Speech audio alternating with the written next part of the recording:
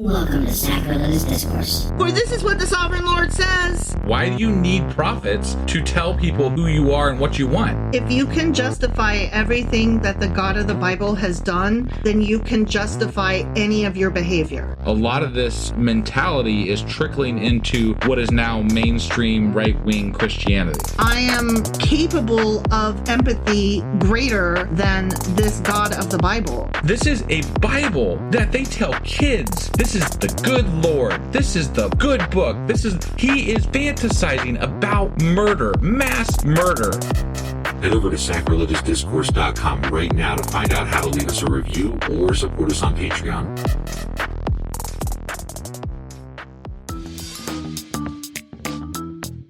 Hey there, sinners and saints. It's your favorite Bible-bashing duo from Sacrilegious Discourse, and we need your help. That's right, folks. We're raising funds for some heavenly equipment and a studio that doesn't sound like it's in the depths of hell. Our current setup, let's just say it's more apocalypse than audiophile. So if you want to hear us dissect the Bible without the background noise of demonic squirrels, chip in a few bucks. We're aiming for $5,000 to upgrade our audio and build a studio worthy of blasphemous banter. Donate today and help us spread the good word of atheism. You can find a link right on our homepage, sacrilegiousdiscourse.com. Every dollar counts. Even if it's from your collection plate. Husband! Wife! Do you know where we are and how the hell we got here? Well, we are on Amos chapter 6. We are. Which means that we just got done reading Amos chapter 5. Yes, that is correct. Just meaning last week. I do want to mention before we get into this too much, though, I on the weekly wrap-up, I did not include a special episode that we did the week prior, which was about the post-election. No, it was the pre-election one that we did. The one about how, the 13 ways or whatever. But seeing as Kamala had lost the election, I felt like it was a little irrelevant by the time I got to the posting of the weekly wrap-up. So if you wanted to listen to that one, it is just a standalone for you if you normally will listen to the weekly wrap-up. So got it. Just had to say that for anybody. It was the 13 Keys one? Yeah. The one where I was trying to have hope and you were poo-pooing me? Yeah. Turns out I was right. Yeah. And I hate you. Yeah, no, I mean, I hate me too. So, So on Amos chapter 5. Yeah, what happened? Well, God wasn't happy with the Israelites. Let me guess. I know we're all shocked here. Let me guess. He's going to get you. Not just me, but like whole cities and stuff. He's going to get them. It's all kinds of judgment. He's coming down with that hard. Yeah. And he doesn't give a fuck who you are as long as you're in that group of people that are bad. So, yeah, he's not happy with the Israelites. He's never happy with the Israelites. He's still not happy with the Israelites. I don't fucking know if this guy could ever be made happy. It doesn't seem that way. Well, I mean, his people are pretty stupid, too, on top of that. Yeah, are they, though? Because I don't really feel like they are. I feel like they are being told a million different things from a million different people. I mean early back, like from the beginning. What do you mean by that? Like, I don't know what you mean. Straight out the gate, they were kind of stupid. Are you talking about like during Exodus when they didn't even have Exodus and it was just a story made up by some fucking human back 3,000 years ago? Yeah. Exactly. So, I mean, how can you be stupid if you're a fucking fictional character? I mean, but you're saying God is a fictional character and you're defending him? Wait, I'm defending God? When was I defending God? Just now. What did I do? I'm trying to defend the people. If you're not defending the people, you're defending God. No, none of it's real. You think I'm saying all none of them it's are real. Stupid. Yeah. Okay. It's all whoever wrote it was stupid. Okay. And somebody wrote it. Got it. Okay. That's all I was saying. Why would I defend God? I don't know. I mean, God is a dick. Yeah. No, because in real life, there is no God to be a dick. It's just man is a dick. Yes, that is true. And we've learned that real, viscerally here in the last week or so. Particularly the majority of American men and the women who love them. I was going to say specifically men. Specifically men are dicks. Yeah. And the women who love those men. Sure. Right. If you are a woman and you voted for Trump, you're a dick. If you are a woman and you voted for Trump because your husband told you to, you're a dick. We are so nice to our audience. You know that? Look, here's the thing.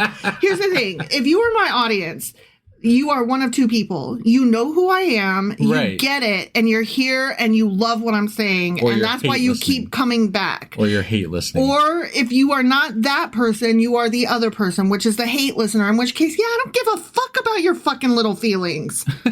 Seriously. You're here hate listening? Fuck the fuck off. You're a dick, and you and your God can eat my whole entire ass. I guess I hold out some hope of redemption for people. So whatever. That's all. I don't.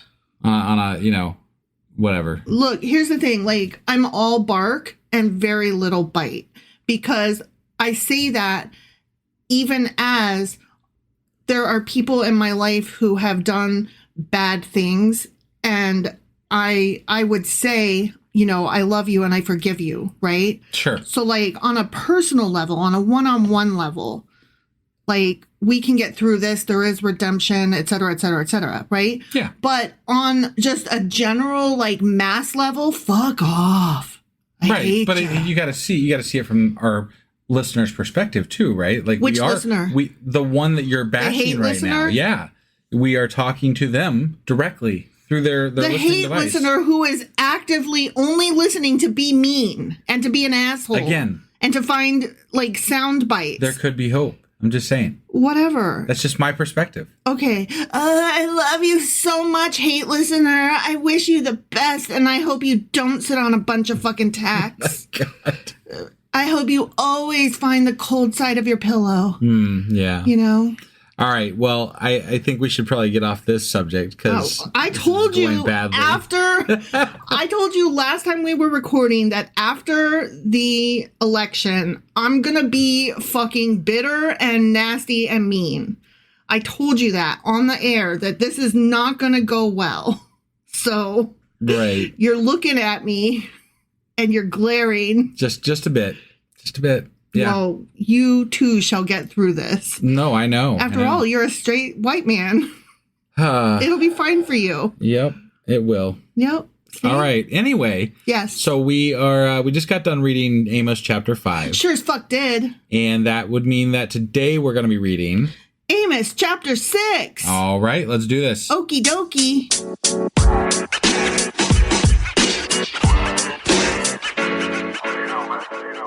All right, so we had a bit of a discussion during the break. Yes, we did. And we had what I thought was some important stuff to say. Husband wasn't necessarily for this because he's not sure how this discussion will go. But well, moreover, I don't want to turn this into a special episode about this. Right.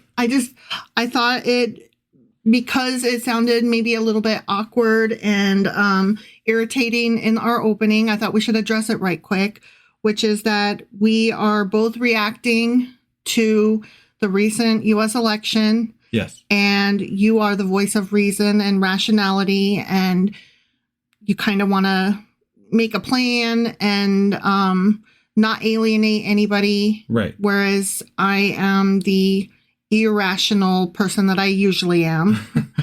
Out of control, very emotional, very angry and hurt and I'm not frustrated. saying there's not a place for that. No, and that's why I thought we should discuss this real quick. Not going to take a lot of time here. Just wanted to say that if our interaction made you uncomfortable, kind of good, because that's what's happening, I think, across America right now in living rooms and with friends and family, is people trying to figure out the right way to feel and the right way to react. Sure. And there is no right way to feel, and however you're feeling is okay.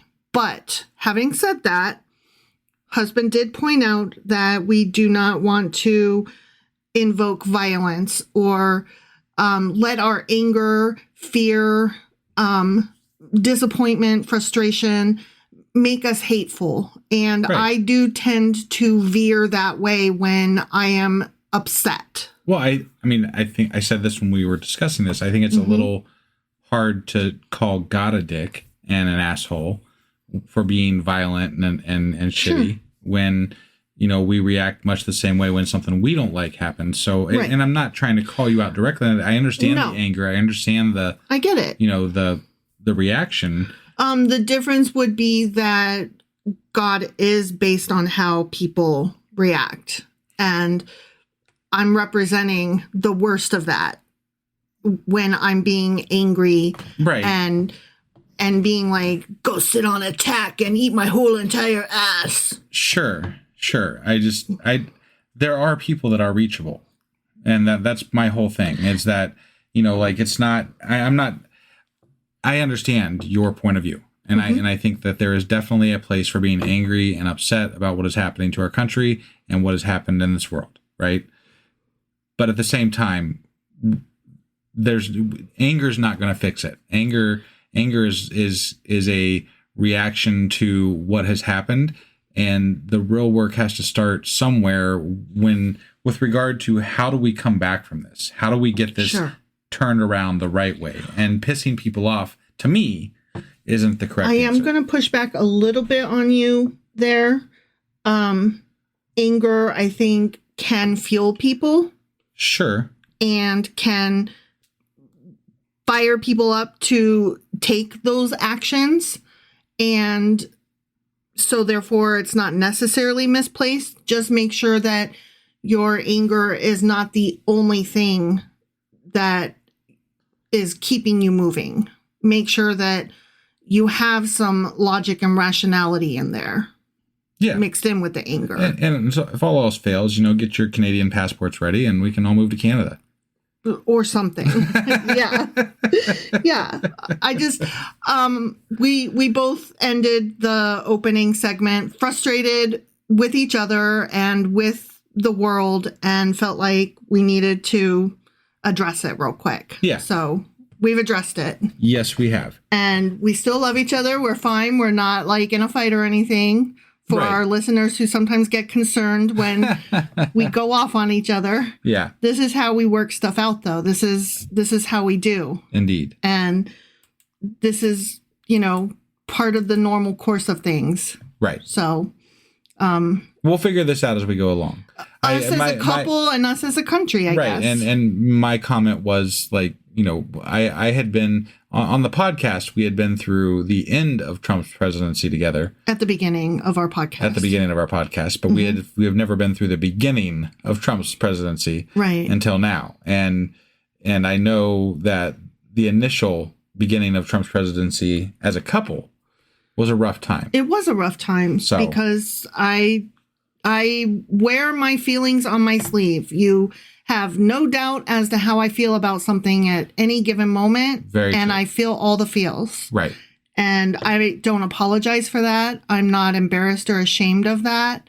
But it is something to be noted. Right. And if you are like me, you understand how hard it is to operate in this world where you can't just give sway to those feelings.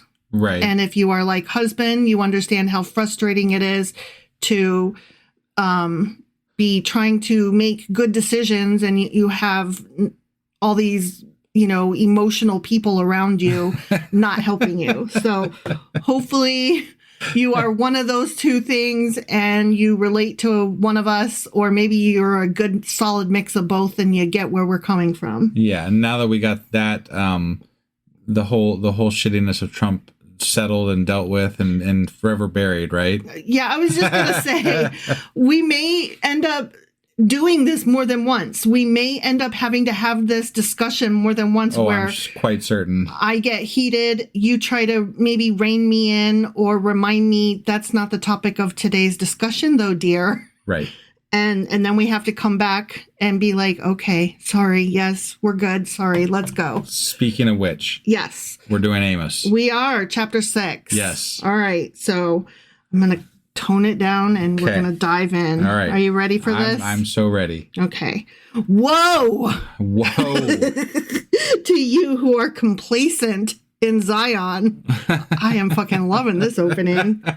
And to you who feel secure. Wait. What? I don't advocate being complacent. No. Okay. I didn't say you did. I'm just want to be clear here. I absolutely advocate evidence or not evidence, action. Yeah, I know. Okay. I'm not reading. I'm just reading the Bible. Okay. I'm just reading the Bible. The fact that I'm looking at you while I'm reading it means nothing. I'm just kidding. I'm so kidding. Oh my God, I'm kidding. You're not complacent. Okay. Oh my God. That's exactly the antithesis of what I am. I know. You're not complacent. You are Okay. an action taker. You just are a smart action taker, whereas I'm a off the chain action. This is going to be a rough episode, guys. All right, I'm starting over. Ready? Let's have our editor edit some of this out. No. Kidding. No. You're the editor. I know. I'm not editing it. No. Woe to you who are complacent in Zion, and to you who feel secure on Mount Samaria, ye notable men of the foremost nation to whom the people of Israel come! Exclamation mark. Okay. Okay. Yeah. Go to Calna and look at it. Go from there to Great Hamath, and then go down to Gath in Philistia. Yeah, bitches. Maybe I didn't want to travel all over the fucking place. I really didn't. Right? I mean, if I was going to travel anywhere right now, it would not be the Middle East because they got war going on over there. They do. They do. And I would maybe, I don't know, maybe somewhere like Scandinavian countries. They got some really happy people there. Iceland. I think people leave people in Iceland alone for the most part. Yeah. Yeah. Yeah. Seems like a good place to go. Yeah. The only thing that I'm not, like, if I was going to travel somewhere, I wouldn't necessarily want to get closer to Russia. Like, there's no safe place on this planet, honestly. Yeah. Yeah. Are they better off than your two kingdoms? I don't. Are they? I guess Do you not. know? I don't know. Is their land larger than yours? What about their dicks? Are their The dicks Egyptians' larger? dicks are definitely bigger. Oh, I remember that. Yeah, That's yeah. what they said anyways. Somebody said that, yeah. Yeah. They were like elephant size or something. I kind of feel like that was racist, but in a positive way. I mean, if I was the Egyptians, I'd be like, goddamn right okay. they are. But I just, like, I don't know. Is good racism still, it's still racism, you know? I don't know that was meant as who knows? I mean, There's were no like way to tell. Them big dicked Egyptians, Yeah. you know how they be. Yeah. No, we talked about it at the time. We did. And it bears probably, repeating. It did sound like an insult. It's just like, of all the insults, like, Yeah, really? That's a weird one. Yeah. Yeah. Let's just, I don't know. Everybody has a big dick. Wee! There, okay? You put off the day of disaster and bring near a reign of terror. Reign of terror. You lie on beds adorned with ivory and lounge on your couches. Yeah, I do. You dine on choice lambs. No, I don't. And fattened calves. Got it. Well, okay, so my brain was saying fatted calves, but it reads fattened calves. And so I was stumbling over, is it fatted or fattened? Got it. It's fattened. Is fatted a word? Yeah. Okay. I've fattened is how I would have always said that. Well, good, because that's what it says. Yeah, Those yeah. calves be fattened. Okay. You strum away on your harps like David. Huh? Well, that's a callback. Is that a bad thing? No. David's like one of those, He's a harpist. godly hero people. He's a harpy. Right. He's a harper. And improvise on musical instruments. Oh my God, I hate it when people improvise on Goddamn musical. jazz. I was just going to say fucking Modest Mouse. That's not jazz. It's not jazz, but they do make some noise in their music. It's beautiful noise. I hate it I love so it. much. That, and when going back to jazz, like one of my favorite jazz artists is Charles Mingus. It's such great music. Like, if you want to look up some good jazz, in my opinion, look up the album Oh Yeah by Charles Mingus. Okay, so I'm about to turn off the majority of our listeners when I say that I don't like jazz. Now, It's too disorganized. I like organized things, and it's too messy. Jazz is messy, and I understand that it serves a place, and I respect it as an art, and I understand that people enjoy it, and I get why, and I would never take it away from anybody. I just don't want to listen to it ever. okay. Ever. Not even once. Yeah. No. So I love jazz. I hate it when you want to play jazz. Yeah. And I'm like, how about if you put your earbuds in? And you're like, what if you put yours in? And I'm like, what if we both put our earbuds in and you listen to jazz in your earbuds and I you listen to Britney Spears. Britney Spears, podcasts, audiobooks, whatever. Sure. Yeah. So anyway, no jazz. Don't be like a David person doing shit on your harp. Jazz. Yeah. Don't do your harp. Don't do the harp jazz. Yeah, harp jazz. That's kind of fun. Yeah.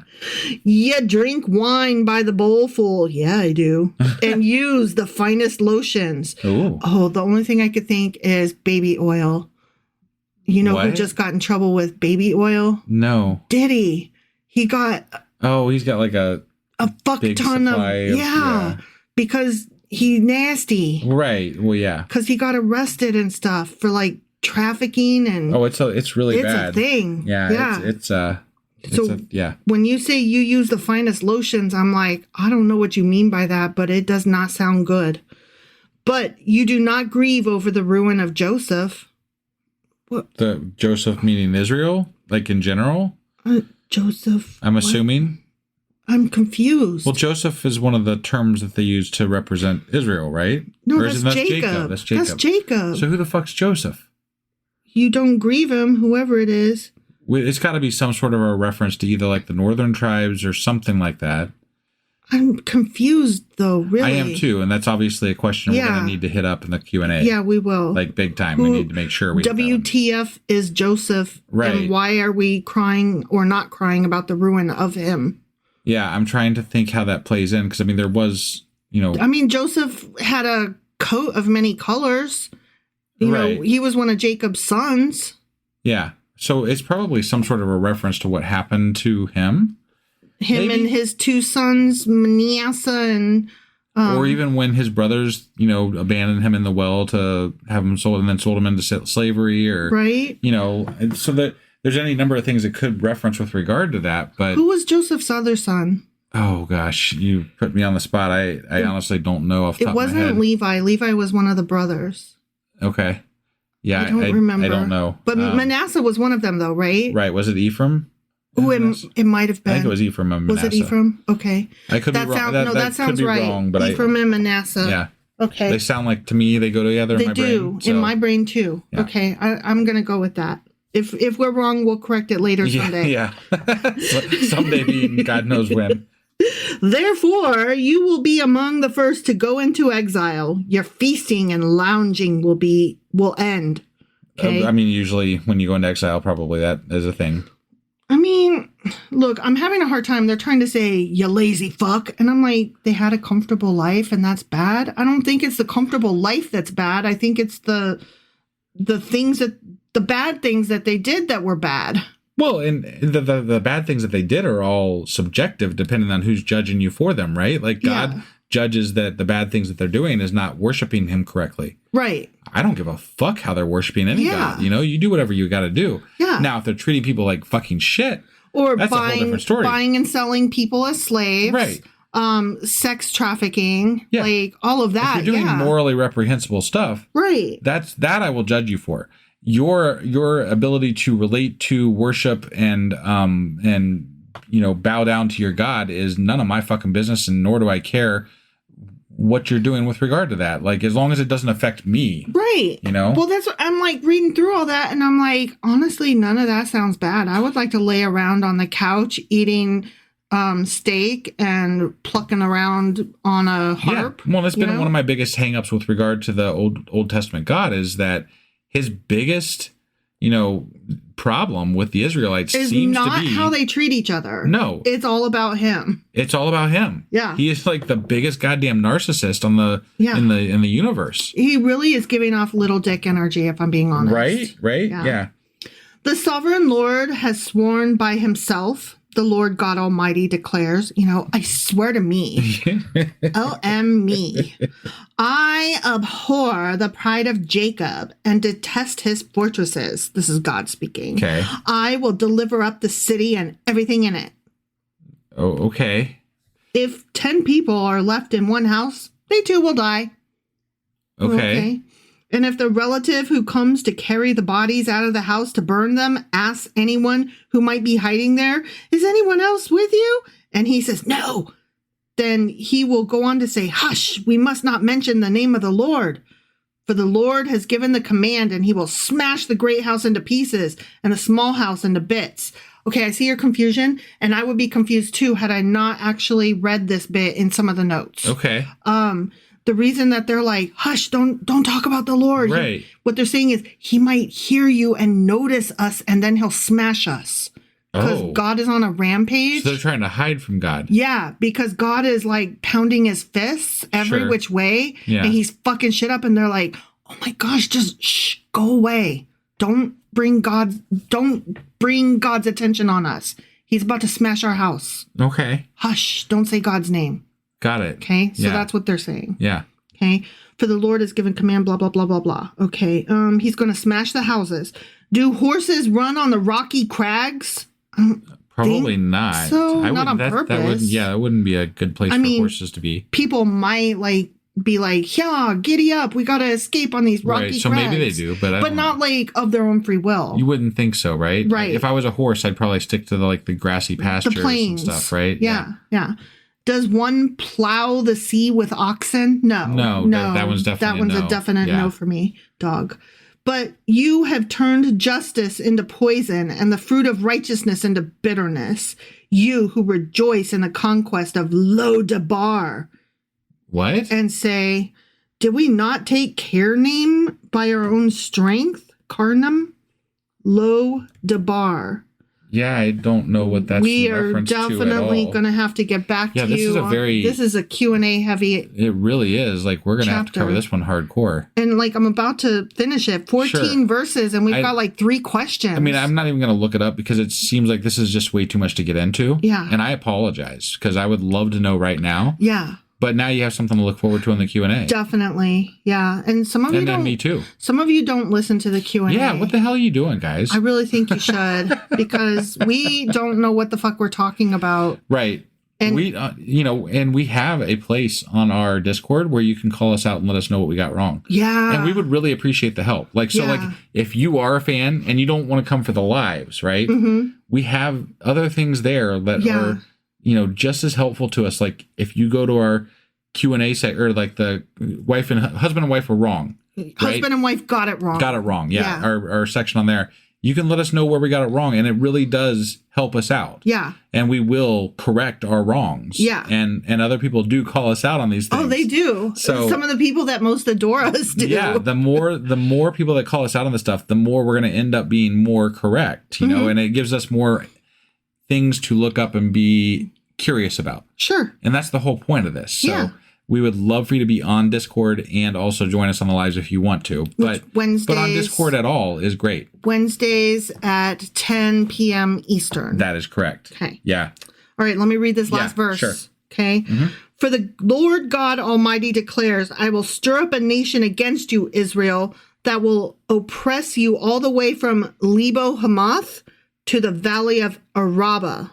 Or Araba. If we run further than that, we're okay? Yes. Okay. Yes. Just so you can hide. You just got to go further than that. Yes. Okay. Which back then would have been an issue because they did not have airplanes and helicopters yet.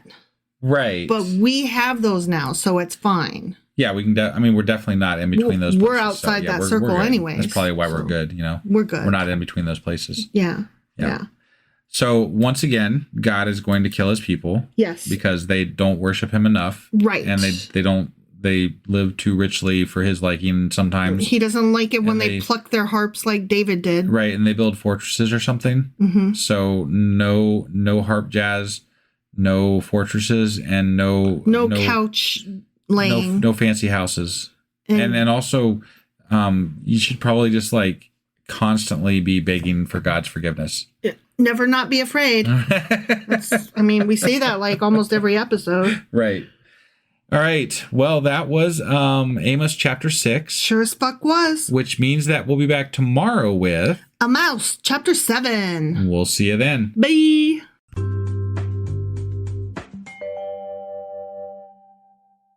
Husband. Wife. Do you know where we are today? Well, we just got done reading Amos chapter 6. Yes, we did. That is correct. We did. And in that chapter, God was mad at the complacent. The people, complacent. the people who were just the layabouts. They weren't doing all the they wanted the wine and the drinks and the things and the ivory walls and the whatevers. And them thick babes that be laying on the couch eating bonbons. Sounds pretty nice to me, actually. Right? You know, like you're there, harps. You're there, like, you know, in that area with like the figs and the olives and the laying about and the ivory and not that ivory's good. Ivory's bad. I don't want the ivory because I don't want the elephants to die, and I think that's horrible. But, you know, back then they didn't know, and they. Oh my God. I'm just saying, you know. Anyway, so there was more God's going to kill people for being, you know, not the way he wants them to be, and right. and they're bad and horrible and did pretty much the expected way things go with God. Would you say that God hates them? That's a good question. I mean, he's bringing all kinds of calamity on them. He does. But I feel like, okay, I feel like it's the parent who is the one who says they love their kids and they're doing this because they love their kids, but it turns out it's horrible for their kids because they're abusive. Yeah. And they don't know most people would interpret as hate or, you know, something along those lines.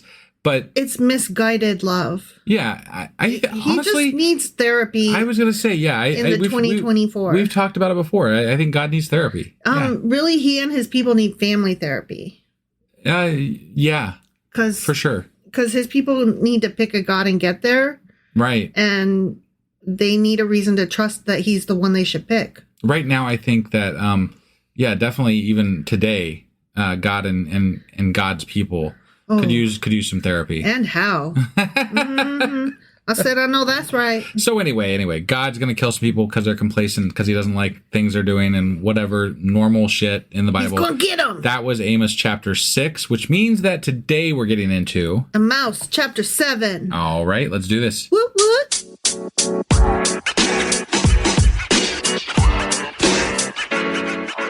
All right, let's read Amos chapter 7. All right. This is what the sovereign Lord showed me. Showed you? He showed it to me. Didn't say it. He showed. This is show and tell. He showed me something. This is God.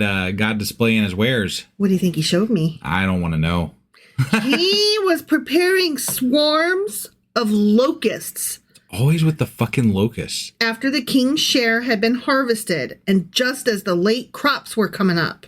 When they had stripped the land clean, I cried out, Sovereign Lord, forgive! How can Jacob survive? He is so small. Yeah. I mean, that's a good question, I guess. You're destroying all their crops, except for the king's share, apparently. Yeah, the king got his, and there was nothing left. That seems really unfair, right? I mean, he punishes everybody except the king? From what I understand, tariffs will set us all free. And tariffs are merely taxes. And taxes are beautiful things that are, somebody pays them, but it's not the rich. Yeah, it gets translated down to the cost of goods because tariffs they tax other countries for importing goods. So therefore, when those goods come in. The only thing I could hear is that I am rich and I don't have to pay them. And no, they have to pay them, but it doesn't affect them nearly as much. But I'm the king. And I get everything good. If you're rich, a raise of $25 in the price of a washing machine doesn't hurt you as much as if your income is $30,000 a year. All I can hear you saying is that I'm rich and my taxes are not going up. That's all I can hear. Okay. And my eggs will be affordable. Got it. That's what I hear. Your eggs won't be affordable. That's what I'm hearing, though. That's the only thing I can hear you say. Okay. We're talking about God. Why? Okay, for those of you who don't know, Trump got elected. I don't know how you wouldn't know that, but there it is. And wife is on a Trump tear. So it's not my fault. Everything for the next 6 months possibly has a, I would say 20% chance of reminding wife of something about Trump. Okay, look. You're like, it doesn't seem fair that the king gets his share first. And I'm like, doesn't it? That's what we do in America. That's literally what we just elected. So, I mean, it's not my fault. It's not my fault. I mean, my mind didn't go there, but, Well, you are not a small woman in America. So there it is. I know you hate it when I go there, but that's how it goes. Right. That's how it be. Okay. Fucking eggs. Get the fuck out of here. Anyway, it's so small. So the Lord relented. Well, that was lucky. Wow. This will not happen, the Lord said. Nice. Wait, what? So, cool. Did this, I'm assuming this is Amos, that's like, hey, dude, like, can you not? But, like, how did he know he was going to send locusts? Maybe did he, like, have, like, a locust plague that he just, like, showed him from the clouds? Like, hey, what do you think, He's man? Like, I thought I saw a locust today, Lord. Can you not? Send him this. And the Lord was like, all right, this will not happen. Amos is like, we did this in the last book, man. Don't do it again. Don't do it. This is what the sovereign Lord showed me. The sovereign Lord was calling for judgment by fire. So first there were locusts, then there was fire. Can we go back to the locusts, maybe? No. Also, I read that by fire, he may or may not have actually meant drought. Oh. Fire, drought, whatever. That's not confusing at all. No. Okay. It dried up the great deep and devoured the land. Then I cried out, Sovereign Lord, I beg you, stop! How can Jacob survive? He is so small. Yeah. So the Lord relented. You know how it be.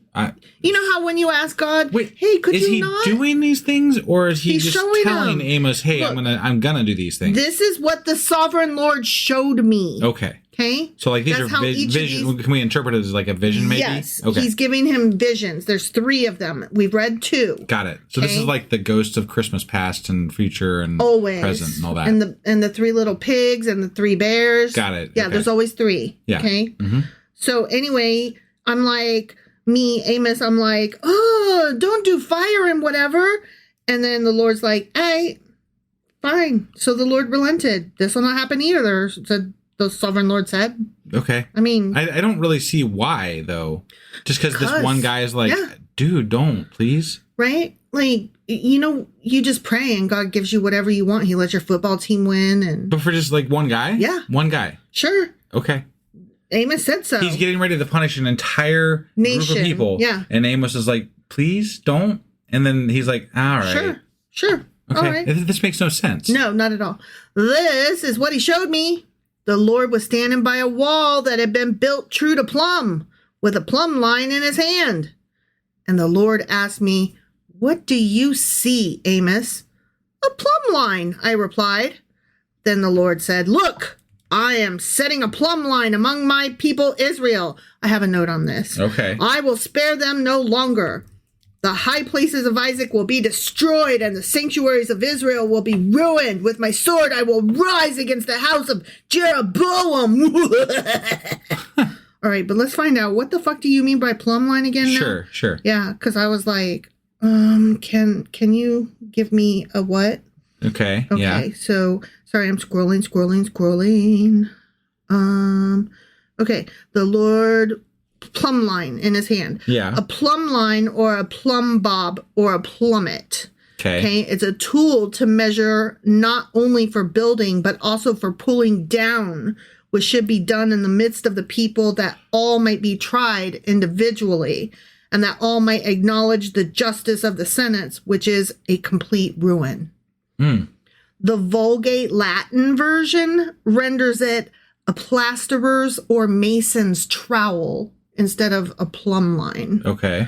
With which they lay their plaster and mortar on in a building.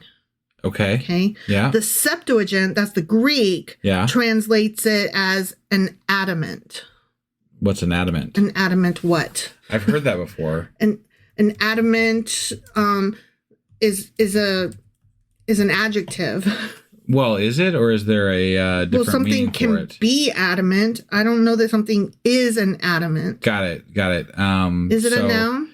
It's a mythical substance, apparently, a stone or metal believed to be indestructible. Like adamantium. Yeah, or like vibranium or whatever, yeah. Yeah, like from Wakanda. Yeah. Okay. And it's often associated with like diamonds and things like that. Yeah. So. Like, isn't that like what Wolverine's claws are made out of or some shit like that? Yeah. Yeah. Okay.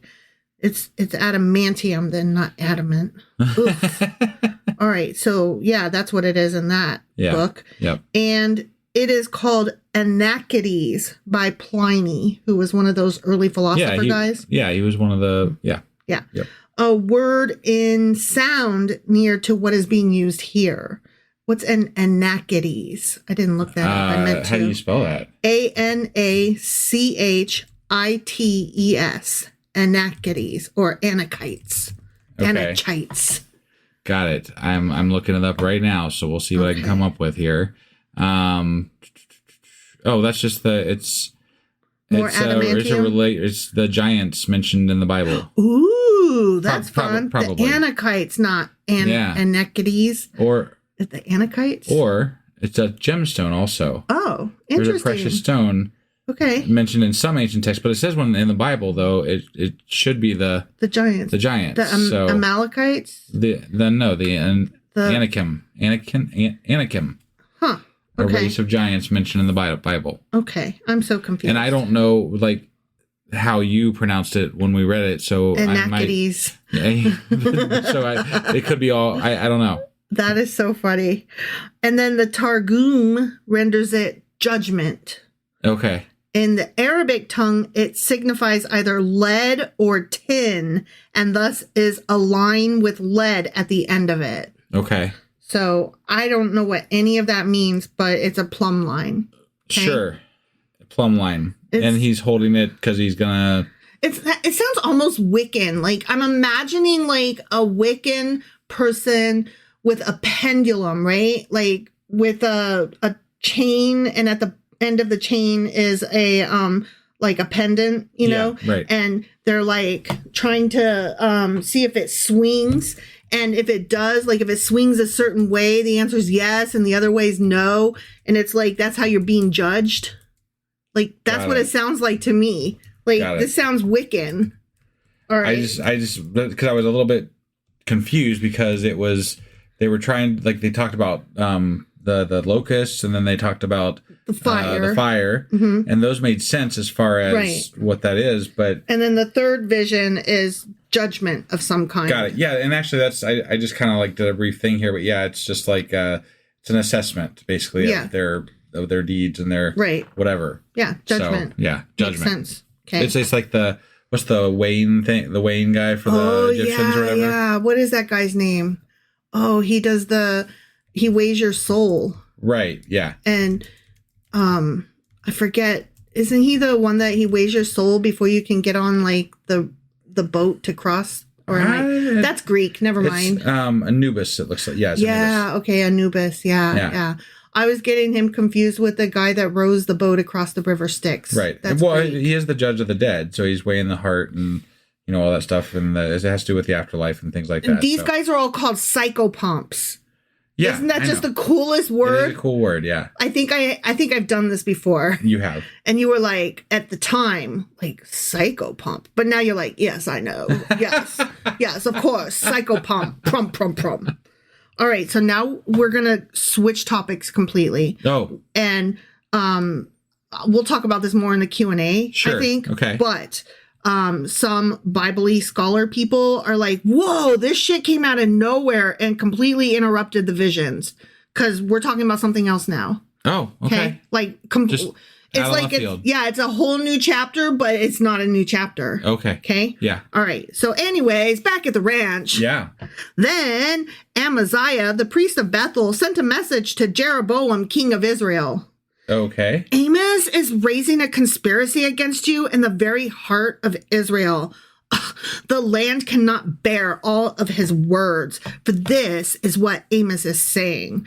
Jeroboam will die by the sword, and Israel will surely go into exile away from their native land. Ugh. Yeah, this is very misplaced. Right? Yeah. Yeah. Then Amaziah, this is like so like high school girls. You know what I mean? Yeah. Then Amaziah goes to Amos, get out, you seer. Ugh. Go back to the land of Judah.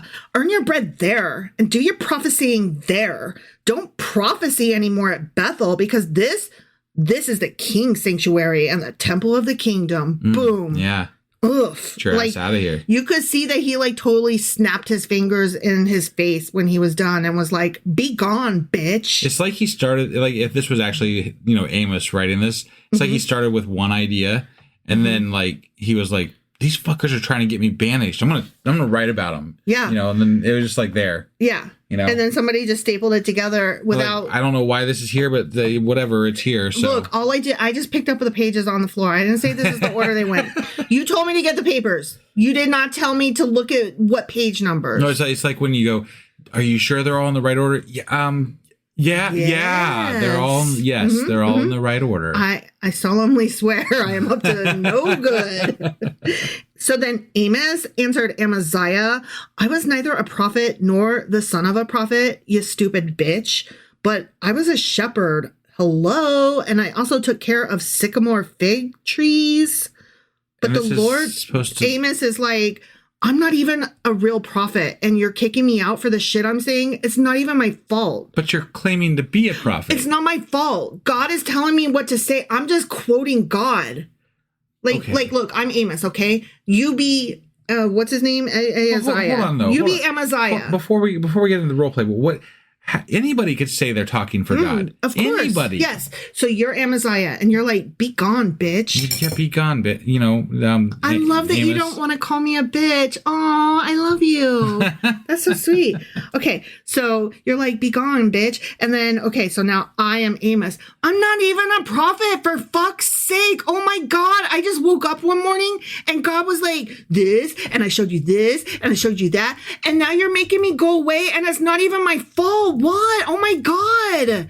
And then, okay, now you be Amazon. Stop whining. Yeah, stop whining. I'm not whining. It's just that this is my house. I just want to live here. Can't I just live? Can't I just live my life? Oh my God. He sounds like the guy from Clerks, Dante, that he's like, I'm not even supposed to be here today. Oh my God.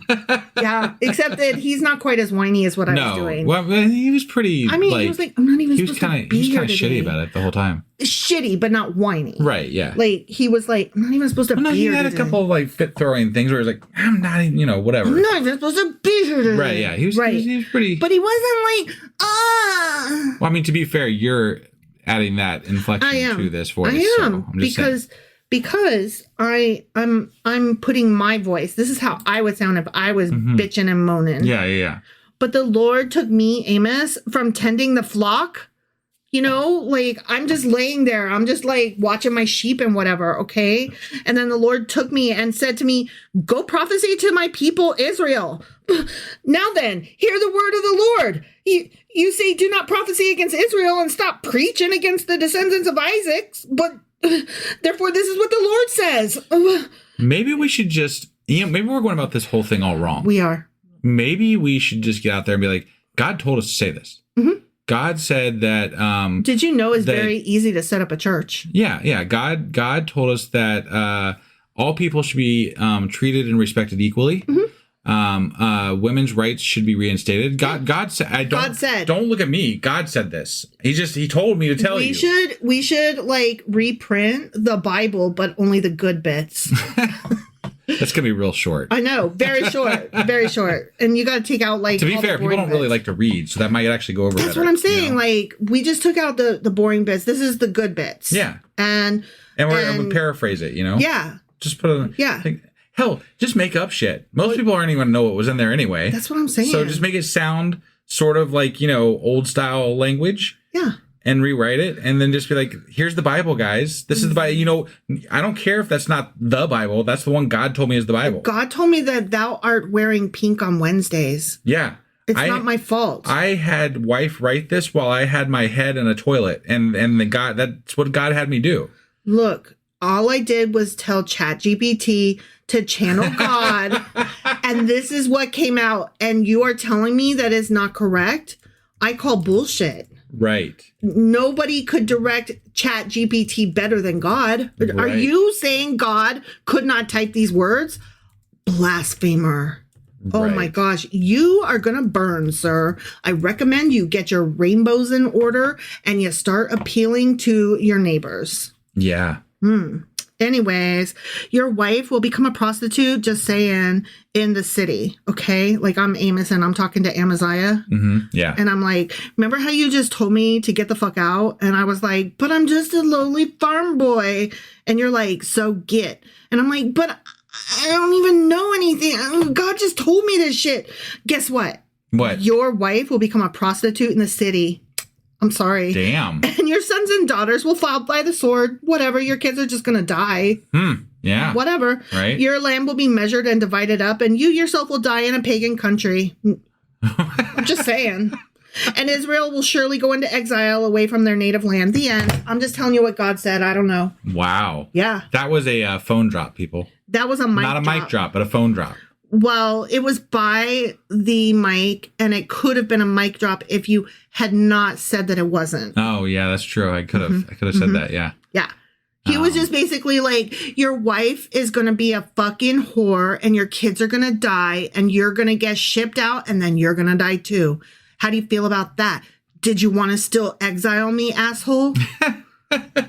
Take it back. Take it back. I had AI write a short version of the Bible. You want to hear it? I do. You do? What did God tell you? So this is AI channeling God to write a short version of the Bible. Oh, well, first you got to read your prompt. So my prompt was channel God and write a short version of the Bible in a 5th grade wording. Oh, I love it. That's exactly how I would have done it too. So here's what it says. The big story of the Bible. In the beginning, there was nothing. Then God said, let there be light. And bam, the whole universe was born. He made the stars, the sun, the moon, earth, and all the awesome animals. He even made special humans, Adam and Eve, to live in a beautiful garden. But Adam and Eve broke a rule, and that messed things up. Life got harder, and people started making bad choices, but God still loved them. He promised to send someone special to help. Meanwhile, God chose a guy named Abraham and his family to become a special group. He gave them rules to follow and promised to bless them. They had some wild adventures, like when Moses led them out of Egypt and Joseph saved them from a famine. I can't with this. I hate it so much. Go on. Finally, God sent his son, Jesus, to earth. Jesus was super kind and taught everyone about God's love. He even did miracles like healing sick people and making blind people see. The way you spoke, it sounded like you said killing blind people instead of healing. Healing. Yes. Sorry, not the best reader in the world. I don't. Keep going. But some people didn't like Jesus and were mean to him. Yeah, because kindness never sells. We only like hate and Nazism in this world. They even put him on a cross. Yes, they did. Yeah. But guess what? What? Jesus rose from the dead. No way. He showed everyone that he was stronger than death and promised to always be there with them after that. Oh, I'm sorry. Always be there with them. After that, his friends spread his message of love and forgiveness all over the world. His friends, huh? Yeah. Okay. The Bible's 2 main parts. Old Testament. Stories are about creation, Adam and Eve, Noah's Ark, Moses, and the 10 Commandments. It's all about God's promises and how he chose a special group of people. That's what it's all about. New Testament. All about Jesus' life, his teachings, his death on the cross, and his amazing resurrection. It also tells how his friends shared his message with everyone. The main point. God loves everyone so much. He wants us to be kind to each other, follow his rules, and trust in Jesus. If we do that, we can be friends with God forever and ever. What if we don't end. What if we don't do that? Then we can't be friends with God? Apparently. Who's going to tell the Nazis? Who's going to tell Trump? Oh, I'm so sad for these. They don't get to be friends with God forever we and ever. really need to finish our version of the we've started kind of writing our version of the Bible. Yeah. We really need to get that done. We do need to get that done. Because I'm so looking. We're gonna. So we plan on writing one for ourselves, and we're gonna do it like book by book. So like Genesis, and then so on and so forth. But and incorporate stuff from our podcast and. Yeah, it's going to be a really fun project, I think, by the time we're done with it. But it's going to take a long time. So, an undertaking. Yeah, don't have any illusions that it's coming out like next week or even next month or probably even in the next year. Right. But at some point. It's something we want to do. Yeah. Because it just seems like fun. It seems like we should. It seems like we should. If we've come this far. If there's anybody that was meant to do that, it was us. God has spoken. What can you do? We were just out there tending our sheep, and then one day God was like, go read the Bible. and talk about how much of a dick I am. Honestly, I think it was more like we have spoken. Yeah. You and I have spoken. Oh, yeah. Actually, specifically about doing this. So. Actually, if you want to be real clear, I have spoken because I said, husband, let's read the Bible. And you were like, I'm sorry, what? You're talking about initially when we started this whole thing. Yeah. Okay. And you were like, I'm sorry, what? And I was like, you wanted to do a podcast. Yeah. Let's read the Bible. It's material for, like, it's turtles all the way down. We'll never run out. Yeah, it's yeah. And you were like, I don't want to read the Bible. I was like, I don't either. That's why it'll be fun. Right. And it is. It's the funnest. It's so horrible. I hate it. It's so horrible, but fun. I mean, I made this is fun. Yeah. Today was fun because it's so fucking stupid. Right. Yeah. I'm not even a prophet. Like, what? Not even supposed to be here today. All right. That was Amos chapter 7. It sure as fuck was. Oh my God, I missed a Ghostbusters reference. What? Oh my God. It's totally Winston Zedmore when they're in jail and Winston Zedmore's like, I wasn't even there. I just work for these guys. Oh, yeah. Yeah. I can't believe you missed it. I mean, you didn't miss I it almost completely. missed You it. almost missed it. Yeah. Yeah. That would have been tragic. It would have been tragic. You probably would have had to start the next episode with that. If it occurred to you after we got done. Yeah. Okay. So it's a good thing it didn't. Right. Yes. I got it in. Whew. Yeah. So that was Amos chapter 7. And a Ghostbusters reference. Yes. Which means we'll be back tomorrow with... Not a Ghostbusters reference unless there's a new one. And a Mouse chapter 8. Amos chapter 8. A mouse. See you guys. Bye.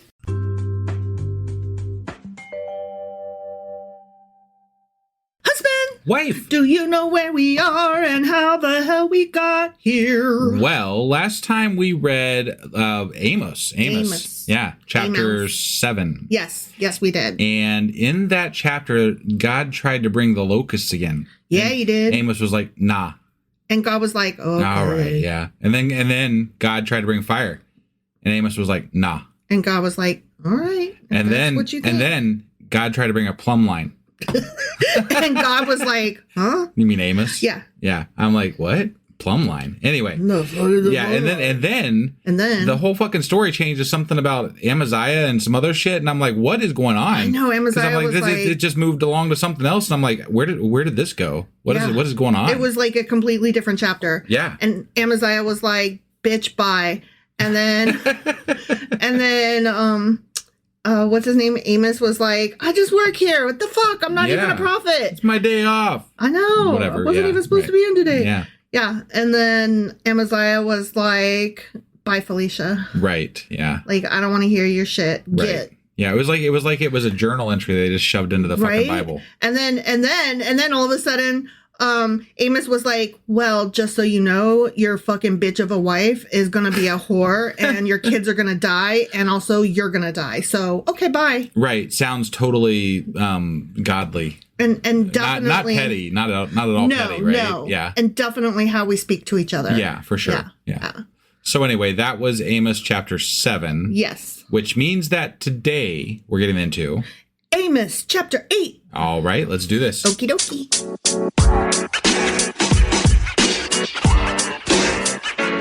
Okay, before we jump into this fruits basket episode. Okay, which I'll explain that in a minute. Sure. When we were talking in the opening just now about how we don't actually say, hey, bye, and then the other one goes, oh, okay, well, you're gonna die. Like, wait, what? Just now in the opening. Yeah. When Amaziah was like, bye, leave. Oh. And then Amos was like, no, by the way, your wife is going to die. So fuck off. Sure. Right? Yeah. Okay. So it reminded me of this time when a mutual friend on Facebook and I got a mutual friend of a friend, right? Uh-huh. Me and this guy got into an argument. Right? Sure. And then the mutual friend was like, you guys stop arguing and oh no, and this is so, and don't. And I was like, I'm just trying to point out, like, he doesn't have to agree with me. I'm not trying to back him into a corner here. I'm just voicing my opinion. Like, I feel like what he said was sexist and I laid out my reasons why, and I wasn't antagonistic. And he's like saying, no, it wasn't. And I'm like, I'm not here to argue if it was or wasn't. I'm here to tell you why I felt like it was to me. Right. And why other people might feel the same way. Yeah. Right. Yeah. And then the dude goes die mad. And then, like, I have never had somebody tell me that before. And I was so taken aback. I was just like, what? Right. Like, that's so, like, over the top. Like, oh my God. And then the mutual friend, he goes, you know, I really wish you guys weren't arguing like this. I feel like you would be friends if you knew each other in real life. And all I could think was, none of the friends that I have, either in real life or on Facebook, to my knowledge, would say something so egregious, even to somebody they hate. Right. Right? Die mad. Like, that's the kind of shit that I expect from, say, hateful Christians or, like, Republicans that are, like, evangelical out there, MAGA, you know, like, those kind of people, right? Like, I have a very specific image in my head of who might say something like that. Right. And my friends do not fall into that crowd. And I was just like, die mad. Wow. And that's, like, what Amos made me think of. Got it. He's like, die mad. And your wife, who's a whore, and your kids. I just find it funny that the Bible gets so petty about shit. Yeah. Right? Like, I mean, there's nothing that makes it so obvious that the Bible is written by man and created by man and not anything stapled to do together with the fucking by man. God. Yeah. More so than the pettiness of some of the shit that they talk about. Yeah, it's so fucking small-minded and so just... Like, why would a God concern themselves with some of this shit? You know, like, it doesn't make any sense. Yeah. I can't understand why a God would care about just the small beans of everything. And if they did, why would they no longer care about how the daily, you know, ins and outs of the world are taking place? Like, why is this God no longer present in these small things, but was back then? Yeah, back then when it didn't really matter and now could, like, blow up the planet. Right. Like, I think you're doing it backwards, God. Yeah, right. Your plan is not ineffable. Yeah. It's very effable. Definitely. All right, I'm so sorry. Let's read about fruit baskets. Yes. Or there's a manga called Fruits Basket. Got it. And that's where I got that from. Anyway, okay. So this... Did you want to tell them why it's like I saw that there's a no, we're going to get into it. Okay. Okay? All right. And so we're going to do this. Got it. And this is another vision, okay? Got it. Back to vision. Okay, so we had the pettiness out of we got the locusts and the fire and the plumb lines out of the way. Vision. And then we got the pettiness out of the way where he's going to kill his wife. Chapter of the entry in the diary. Vision. And now vision. Okay. Yeah. Got it. Okay. This is what the Sovereign Lord showed me. He's showing him again. He's going to show me his bits again. Yeah. A basket of ripe fruit. Oh, boy. He's showing me his fruit. Yeah. I don't want to see his fruits and nuts. Nope. His nuts and berries. Right. What do you see, Amos? He asked. A basket of ripe fruit, I answered. Okay. You know, like I said. I mean, if it's, I saw some fruit. And then God was like, what do you see? And I go, fruit. Yeah. So silly. Okay. Then the Lord said to me, the time is ripe for my people Israel. Oh, that's clever, God. Oh my gosh. You are such a literary motherfucking genius. I will spare them no longer. Yeah, I bet you won't. That strawberry done gone to seed. In that day, declares the sovereign Lord. During the days of the rotted banana Israelites. Which is only 2 days if you're lucky. Fucking bananas. The songs in the temple, says God, will turn to wailing. Okay. Okay. Yeah. Many bodies flung everywhere. Silence. I'm just, the imagery here is great. I love, like, flung. I love that word. Flung is everywhere. A great word. I flung it here. I flung it there. I flung it to and fro. Here. Red fish, one fish, two fish, red fish, blue fish. I'm not sure how that got there, but okay. This one has a little star. This one has a little car. My, how many fish there are. Many bodies flung everywhere. Oh, okay. Yeah. Sorry. Sometimes I don't follow your brain. I think it just kind of goes off on its own little tangents. And my I'm like, tism was showing. What are you doing? Sometimes, see, okay, so one of the things about autism that I've recently learned is that we see patterns that other people don't see. And so we make connections that they are connected, but are they though? But they are. But are they? Right. And they seem very clear and obvious. But then when asked to communicate them clearly to somebody else, can't be done because it's like, can't you just see it? Can't you just see it? Oh my God, what's wrong with you? Right. And is that not me to a T? Yeah. Right? Like, because I spend probably about 5% of the time on our podcast looking at you with a what the fuck face. What the fuck face, indeed. Yeah. That is how you look at me. Yeah. Which is why you really want to get a camera going. Yeah. I don't, because I'm not into that. But right. Yeah, it would probably be funny. It probably sometimes. Would be. Yeah. To watch back and see you just going. Start seeing my head tilt and, like, what are you saying? And what's funny is that since there's no camera, I could just ignore you and keep going. It's true. And I do. You often do. Yeah. I always do. Right. Yeah. That's what you meant by often. Okay. So anyways, now we're moving on to a different portion. Okay. Yeah. Here we go. Hear this, you who trample the needy and do away with the poor of the land, saying, when will the new moon be over that we may sell grain and the Sabbath be ended that we may market wheat? Skimping on the measure, boosting the price and cheating with dishonest scales, buying the poor with silver and the needy with a pair of sandals, selling even the sweepings with the wheat. Okay, here's what all that means. Okay. In case you can't get it. Oh, all right. Okay, so he's saying, y'all are such fuckers. I cannot even stand you because, like, with regard to the new moon and the Sabbath, like, you're such money-hungering assholes that you don't even take the time to actually celebrate the holiday for what it is. Okay. You're like, can we hurry up and open our store again now? Thank you. I need money. Hand over fist. Right. Like, it's all about that bottom line, Sure. And so he's saying, you're wrong. You shouldn't be doing that. Stop.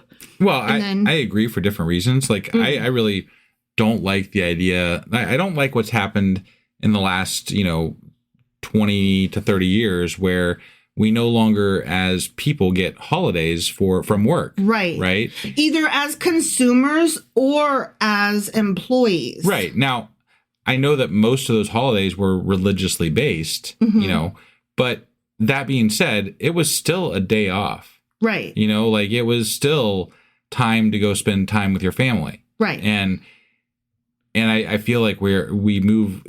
I agree with that sentiment. Like, like generally speaking, the greedy, the rich, the powerful move towards a world where they cannot be open. They can't open their doors at their store long enough because that just means there's going to be less money for them. Which is God so forbid. funny because yet they won't keep their Walmarts and Krogers open 24 hours. Well, because they also have to pay a different shift of people, and it's weighing it against how much they're making. But I'm like, oh, so you want it both ways. You make these people work on Christmas, but you won't let them work the fucking overnight shift. That was the worst thing that came out of COVID, The fact that before COVID, we had a bunch of 24-hour, businesses. We had some Starbucks, Walmarts, and Krogers that stayed open. McDonald's and Taco Bell, they stayed. They're not just the drive-through, the lobbies. Sure. Were open 24 hours. And now nothing. Nothing. There's literally nothing open 24 hours in our area anymore. Particularly, like, if they have a drive-through, the drive-through might be 24 hours, but the lobby's locked up. And you can't tell until you go park and you try to walk in. And that's only McDonald's, and that's only like 2 in the entire city. I think, isn't Taco Bell? Nope, no more. Oh, wow. Yeah, not in this area. What are they like open? They close at 2 a.m. and open at 5. So there's like a 3-hour window that you can't hit the drive-through. I don't know. No, they don't open until like 8 or 9. But are you serious? Yeah. Taco Bell? Yeah. That's insane. That's crazy. Okay, that's just Dayton, Ohio. I want to hear from the rest of you. Tell me what your Taco Bell hours are. Do you want to know Taco Bell hours? I do. I want to know drive-through versus lobby across the U.S. Like, I'm talking like East Coast, West Coast, South, Southwest. Like, we got the Midwest taken care of. Tell us the rest of the country. Hawaii, Alaska. I want to know about your Taco Bells. You don't have to do social media. I'm going to be the one fielding all these Taco Bell answers. I'm helping you. I'm helping you. Like, I'm encouraging engagement. I see. This is your call to action. Politics be damned. I want to know your Taco Bell situation. I also want to know if they know about the green sauce. What's the green sauce? See? No one knows about the green sauce. What's the green sauce? The green sauce is a sauce that they usually keep under the, like, hidden. Like, they don't have, it's not part of the regular thing, I don't think. At least it didn't used to be. I think it was it? It might, I don't remember what it is. It's like a verde sauce or something like that. But there's a green sauce packet you can ask for at Taco Bell. Is it like super hot, like more than fire? I don't remember, honestly. A friend told me about it once, and then he's like, watch. And I'm like, okay. And he's like, can I have the green sauce packet? And I'm like, oh, they got a green sauce packet. Okay, so next time we go to Taco Bell, which admittedly is not very often. Right. But next time we go, I need you to do that. I don't want to eat it, so you have to eat it because I can't have hot stuff. Got it. It will burn my insides and then melt my butthole.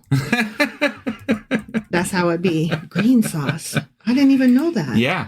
No, it's okay. So it's an avocado verde sauce. I might try it. Is it verde? Verde. Verde. It means hot. Verde salsa. So it's an avocado verde salsa. I would try it. Yeah. And so it's just, but you got to ask for it because it's not like they don't keep it out for everybody. I would try it. Yeah. I can't guarantee I'd eat it, but I would definitely try it. Sure.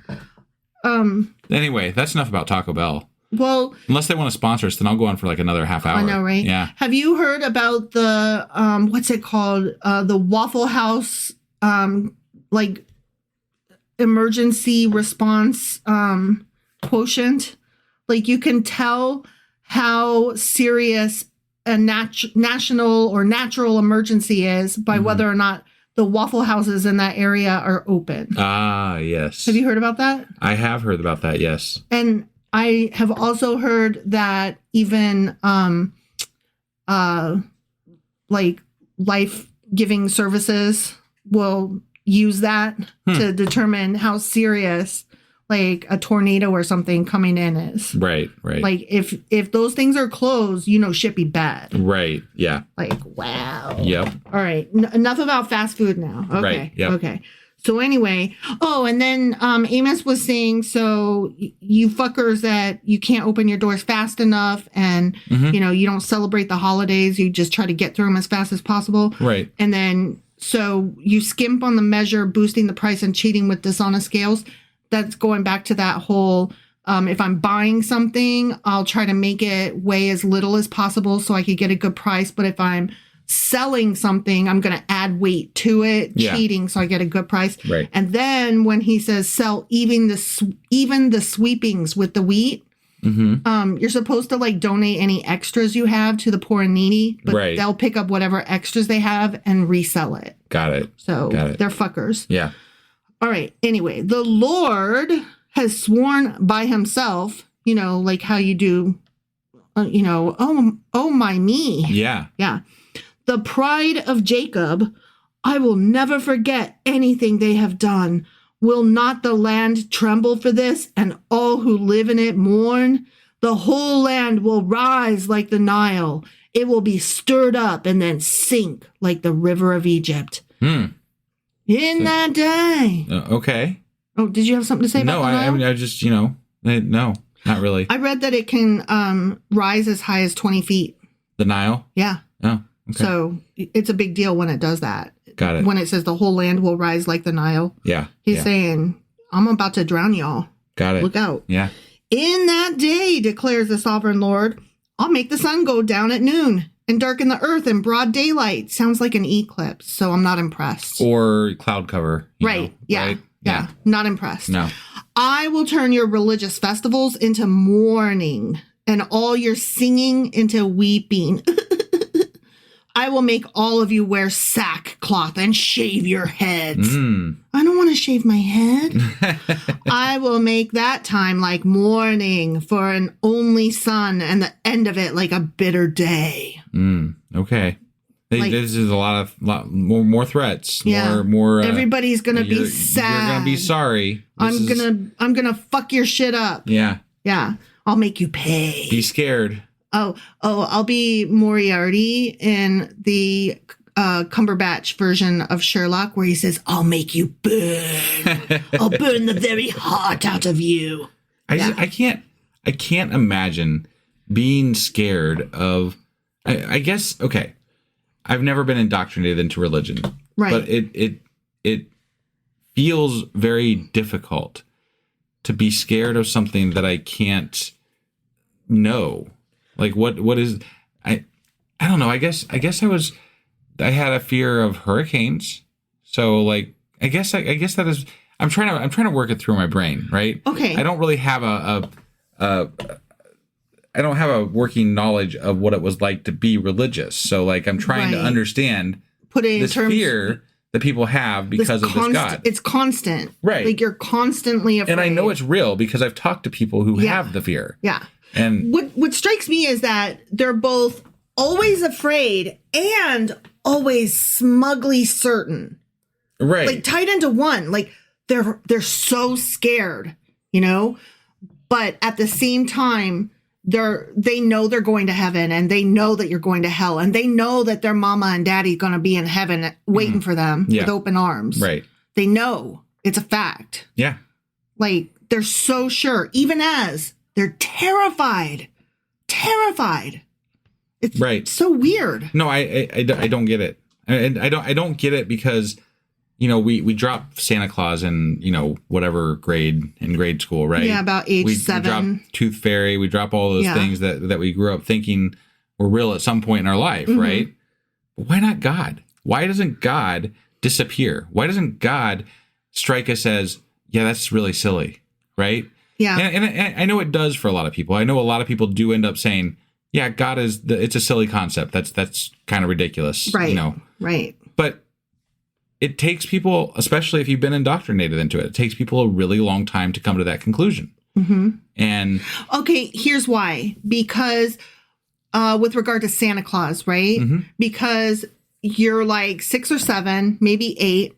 Right. Okay. Yeah. Unless you're your cousin who believed well into her teens. Sure.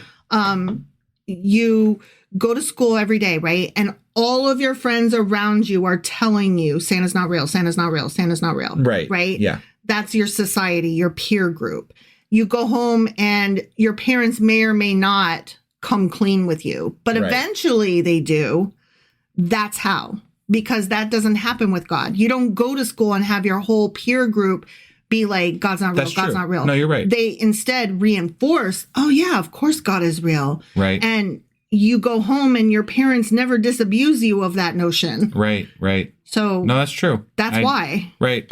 And yeah. Okay.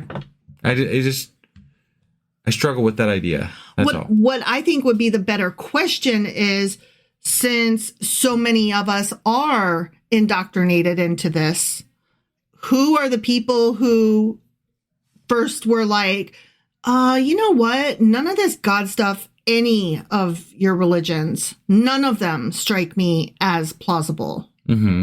Like, how does that get passed on? You know what I mean? How do we make that the same thing? No. How has that even become a thing?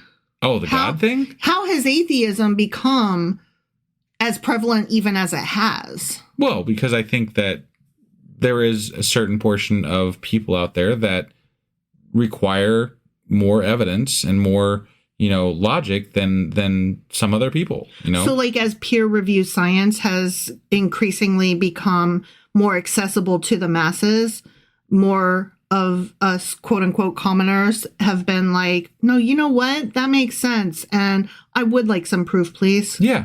No, definitely science has, you know, caused people to think in a different manner than they would have before science was as prevalent as it is now. The microscope and the telescope killed God. Yeah, among other things. But, right. Yeah, I always like the one there's one like, you know, number of miracles before the camera was invented and number after. I think also the number of UFOs decreased. Right, yeah. Once phones became pocket cameras. Right. All right, let's carry on. Yeah. The days are coming, declares the sovereign Lord. Yeah. When I will send a famine through the land. I'm gonna get ya. Always with the famine. And always with he's correcting himself though. Okay. Ready? Yeah. Just so you know, not a famine of food or a thirst for water. Okay. Let me explain this famine to you. Sure. Okay? Yeah, please do. Yeah. A famine of hearing the words of the Lord. He doesn't talk to them. Well, but you're not going to have any access to anybody talking about the laws. You better be good or I'm going to stop talking to that guy down the street that you kind of sort of listen to. But there's going to be a hunger for it and they won't be able to access it. But isn't that exactly when you want to feed them the word of God? Well, like if they're like, I need your help. I'm asking for your help, and I'm willing to, worship you the way you want to be worshiped. And then he's like, nah, fuck you. I'm sending a famine in such a way as that I'm not going to talk to any prophets and you're not going to have access to any spiritual guidance. Here's what I think. I think that what that is a recognition of the fact that when shit goes south, like when there is a war, when there is an actual famine or, whatever is going on that's bad, right? Mm-hmm. When that is happening and people are crying out to their gods and there's not a fucking answer, mm-hmm. they can point to this and say, well, it's because he's angry at you and he's not answering you. Yeah. Right? Were you praying? Yeah. Were you scared? Before this? Were you praying before this? And were you scared every day? But it's too late now. You can't ask for it as it's coming down the pike at you. Yeah. You have to ask for it beforehand. And obviously, even if you mean it wholeheartedly, God's still going to let you die, you fucker. Yeah. It's true. It's true. Probably gleefully because your king sucks. Or something. Right? Yeah. Or he's just fucking in a bad mood that day. An asshole. Yeah. A dick, if you will. Right. Yeah. People, continues God, will stagger from sea to sea and wander from north to east, but not north to south. They take a left. They turn to somewhere. East. They got to take They're going north. They got to turn. They're headed north, so they're going to take a right to go north to eat. Yeah. Yeah, they got to take a right. Yeah. Yeah. They're headed north up the page, and then they take a right. Sure. Yeah. Yeah. Yeah. So people will stagger from sea to sea and wander from up to right, searching for the word of the Lord, but they will not find it. If they would have just gone down and left, I think they could have found it. They could have found it. Yeah. They should have really got some GPS up in there. Totally. In that day, the lovely young women and strong young men will faint because of thirst, but not the ugly ones. Don't worry about that. Yeah, they're good. And the weaklings, they're fine. They're fine. Yep. Yeah. Mm-hmm. Those who swear by the sin of Samaria, who say, as surely as your God lives, Dan, or as surely as the God of Beersheba lives, they will fall, never to rise again. Oh, man. Hate it for Dan and Beersheba. Yeah, what Dan? Ooh. I thought Dan was on the good, team or whatever. Dan with the good hair. Just kidding. I don't know. But all right. We'll probably look into that in our Q&A a little bit. I'm sure. There's a lot of questions that have come up through the reading of Amos here because it's not like there's a lot of really, I don't know, what would you call them? Like deep cuts, right? Right. They're not. It's they're like, not immediately. I feel like I don't have the full story here. What is really being said? Yeah. Yeah. But anyway, it's more of the same shit. God is angry. He's going to kill people. He's going to get you. And that's pretty much every goddamn chapter book of the Bible. Yep. And that was Amos chapter 8. Sure as fuck was. Which means that we'll be back tomorrow with our live. Yeah. Yeah. So if you're hearing this, join us this will be going tonight at 10 p.m. Eastern on the Discord. Yep. Links in the show notes. So click on that link, come over and join us at 10 p.m. Eastern. It is a great time, and we would really, really love to see some new faces in there. So just do it, okay? If I'm not mistaken, this is a Patreon only, so... yes, this will be a Patreon only. If you're not going to listen to us live tonight, and you're not a paying member on Patreon, you will not get access to this. That's right. Yeah, so just do it. Like it doesn't matter whether you're on a computer or a phone. If you click the link, you can get Discord on your phone. You can get it on your computer, whatever. Yep. You can probably even get it on your Chromebook. I don't know, I don't like Chromebooks that much, but you can get it there probably. So just do it. Just do it. All right. That's all we go. No, okay. No, after that, the next day, Thursday, we'll be back with Amos chapter 9. Right. Which guess what? What? That's the end of Amos. Oh, shit. Right? Man, we are trucking right through here. I know. Moving right along. So that means that on Friday, we'll do our Q&A for chapters 5 through 9. Okay. No, 6 through 9. Sorry. Okay. Right? 6 through 9? Does that make sense? Yes. Yes. 6 through 9. And that means that I don't know if we'll do it over the weekend or figure it out, throughout the coming week. We'll have our wrap up and our pop quiz and you're always wrong. Right. And all that. But I do have a question for you. Okay. During our live Discord. Yes. Do you have an idea what we might be talking about for Patreon? Not a fucking clue. We always do this shit last minute. So. I know. I just wondered if we could give people a taste of what they might look forward to. It's so that even we don't know what it is. Yeah. We gotta go check our notes. Yeah. Join us with the surprise of what it's gonna be. I know. Yeah. And we'll find out together. Usually husband does not find out till like right before we hit record. And I'm like, so this is what we're talking about. Right. And he's like, God damn it. All right. So that's everything coming up. And we will be done with Book of the Bible again. And awesome. Yay. All right. We will see you next time. Bye. Bye.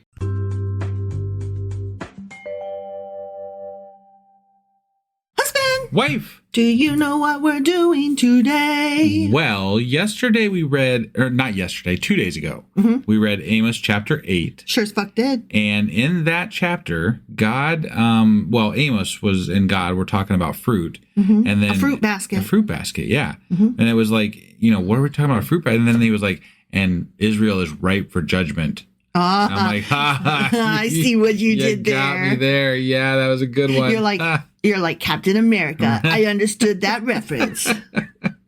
And he talked about the poor and how they worship wrong things and God's. So more of the same, right, except for the fruit. There was one that they were talking about the how the God's gonna withhold His word from them, and He's gonna starve them of His presence and stuff. So I'm like, oh, so you punish people like all the time, and then you're like, and I'm not even going to talk to you, and I'm like, that's a good thing in my book, right? Like more, say less, right? So that was Amos chapter 8. Do you think you said that he's going to withhold? Do you think he'll just give him the tip? Oh, Jesus Christ! What? I'm just curious. I'm just asking questions. So anyway, that was Amos chapter 8. Sure as fuck was. Which means that today we're getting into Amos chapter 9. And guess what that means? That means we're ending this book. This is the last chapter of this book. Yeah. And that's another one that you can mark off, friends, if you've been playing since the beginning. Yeah. Guess what else? You really want me to guess? Because I actually have an answer to it. No. Oh, so no, what else? The next chapter after that is Obadiah. Yeah. And it's only one chapter long. Oh, that's amazing. Right? Actually, I did know that because I did look it up. But you want to know something else? The chapter after that is Jonah, and there's only 4 chapters. Do you want to know something else? What? There's only 11 chapters left in the OT. Oh, wow. And of those 11 chapters, there's only books, 11 books. Okay. Of those 11 books, there's a total of 53 chapters left. Oh, my God. We're almost done, y'all. Yeah. This is crazy. With the OT. Yeah. Yeah. But I mean, that's like, we're going to have to party. Right? Like, I think we ought to do do your podcast drunk celebration. You think? Yeah. Yeah. We might have to do that. Yeah. Because I don't think we've done that. We've done me a little high from a chewable. Edible. I keep saying chewable. Fucking kids' vitamins. God damn it. Edible. Yes. Okay. Yep. So yeah, we're getting close. We're getting close. That's exciting. Just, over 1,000 episodes, probably like closer to 1,500 at this point. And it'll probably be like 5 years by the time we're right. Yeah. By the time we actually finish it out. Yeah. So anyway, that's where we're at, and we're doing the last chapter of Amos today. I feel very motivated. Yeah. Like it can all suck now. I don't care because we're almost through it. Yeah. Before we get into the main part, I do want to say this too. We are going to try to make a big push of getting a lot of things in place and in order. And we're probably going to take a small break between the OT and the New T. Yeah, well, we are. Testament, That's not a might. We are. Sure. But part of that break is going to be getting some things in our podcast in order. Yeah. And there's a lot of things that we don't have time to handle because of our lives, because of all kinds of things. Because you can't do the podcast and also run the podcast. It's a lot of work. Yeah. It's a lot of work. Yeah. And that being said, we really could use your support. Yeah. And I don't ask for this all the time, but honestly, if you give just a minimum amount over on Patreon, it really goes a long way when everybody does it. Yeah. You know, like it, and we've built up a decent following that helps pay for a lot of the things that we utilize right now. But we could use more because we have other aspirations. We have other things that we want to accomplish. And if you have the ability to donate even just $12 a year, right, that is an option on Patreon. I didn't know that. That's so cool. I don't have the yearlies turned on, but I mean, it's $1 a month. So it's $12. That would be a total of $12 a year. Yeah. And, even that amount, based on 20 people that does it. Yeah. That helps us, know? And so we would really love it if you would head over to patreon.com/sacrilegious discourse and support us. We or buy something on the merch shop. Yeah, or buy something on the merch shop. The link's right on our homepage. Any of those things help us. There's also a link that you can shop on Amazon on our homepage. All of these things help us get where we're going. Yeah. And if you just do the littlest things and everybody does them, it really helps us out in the long run. So for those of you who do those things, thank you. Thank you so much. I hope that you know how much we appreciate you. Yeah, we really, really couldn't do this without you. Very obviously. We can barely do it with you. So just imagine without you. Yeah. And for those of you who are thinking about joining, thank you in advance. And for those who are unable to dig in their pockets, we know what that's like. We love you too. We love you too, and you are fam. Yeah. So. And if you this is not a guilt trip. Join us on Discord. You'll meet some of the people who interact with us on a regular basis. And not all of whom are Patreon supporters because not everybody can be, and we recognize that. But we are a family over there. We are fam, and sometimes it gets real. And so usually it's just teasing and fun, but sometimes it gets real, and there's some really good conversations over there that really I'm very grateful to have in my life. Yeah. And I feel like I have made some of the closest relationships over there with people that get me. Yeah. And that I get them, Yeah. Because it's a freeing environment to be around people that have like-minded ideas. Right? Yeah. So come play with us on Wednesdays. The links are always in the show notes. So go do those things. Wednesday on Discord, 10 p.m. Eastern. For the lives. But you can always chat over there. There's always people in there. There are. It's true. All right. That being said, are you ready to get into Amos chapter 9? Yes. Yes, I am. All right. Let's do this. Okie dokie.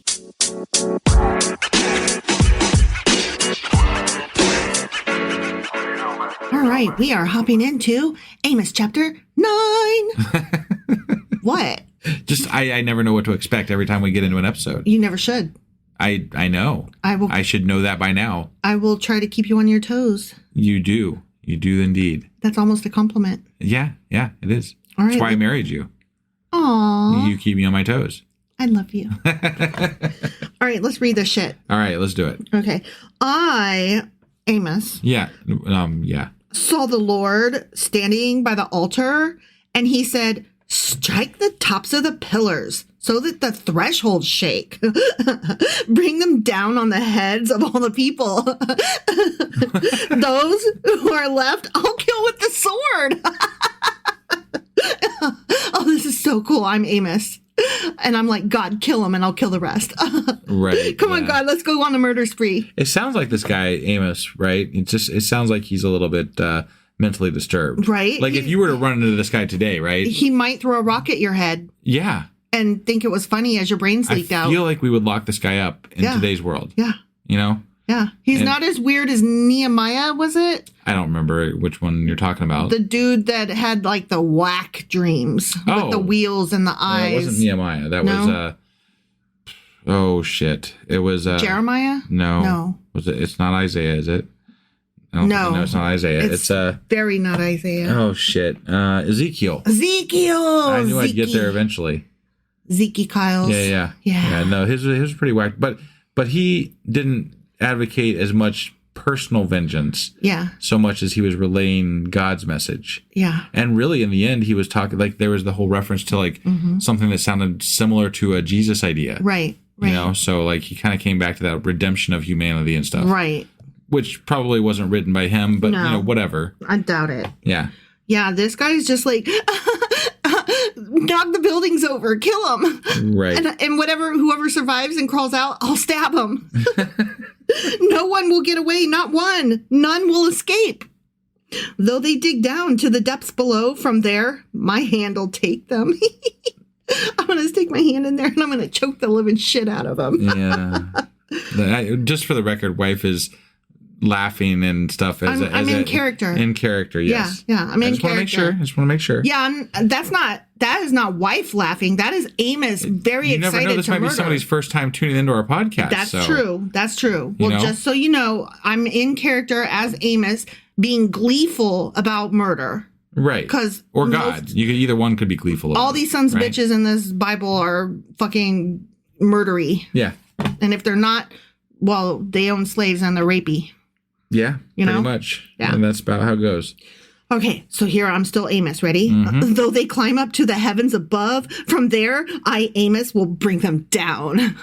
I'm very excited. Wait, how is Amos going to bring people from the heavens above down? I think he's making a metaphor. Okay, it's a metaphor. He's like, it doesn't matter where you go. I will fucking get you. Got it. Don't worry about God. Okay. I will get you. So this guy went from a prophet to now he's a bounty hunter. Yeah. Okay. Yeah. And a murdery fuck. Yeah. It's no wonder the king didn't want him, preaching in his town. Yeah. Sounds like he's a little off kilter here. Yeah. He's like, you need to get gone. And Amos is like, what did I do? This right here. Yeah. This is it. Like, if somebody is talking about doing this and they're, this gleeful, they've probably already done it. Right. Like, okay, how many bodies are buried? Where are they? And who else have you been thinking about murdering? I feel like it would have been a lot harder to catch mass murderers back then. It definitely would have. Because there was just so much more room to do it in. Yeah. And there weren't cameras. And right. Yeah. Witnesses were like 100 miles away. Yeah. Yeah. Spread out, Yeah. But then again, because everybody's so spread out, there might have been less reason to be mentally disturbed and get murdery. Except for that we're reading a bunch of mental disturbedness with regard to how people handle their gods and stuff in this time frame. Maybe he's on drugs. Maybe he's on steroids.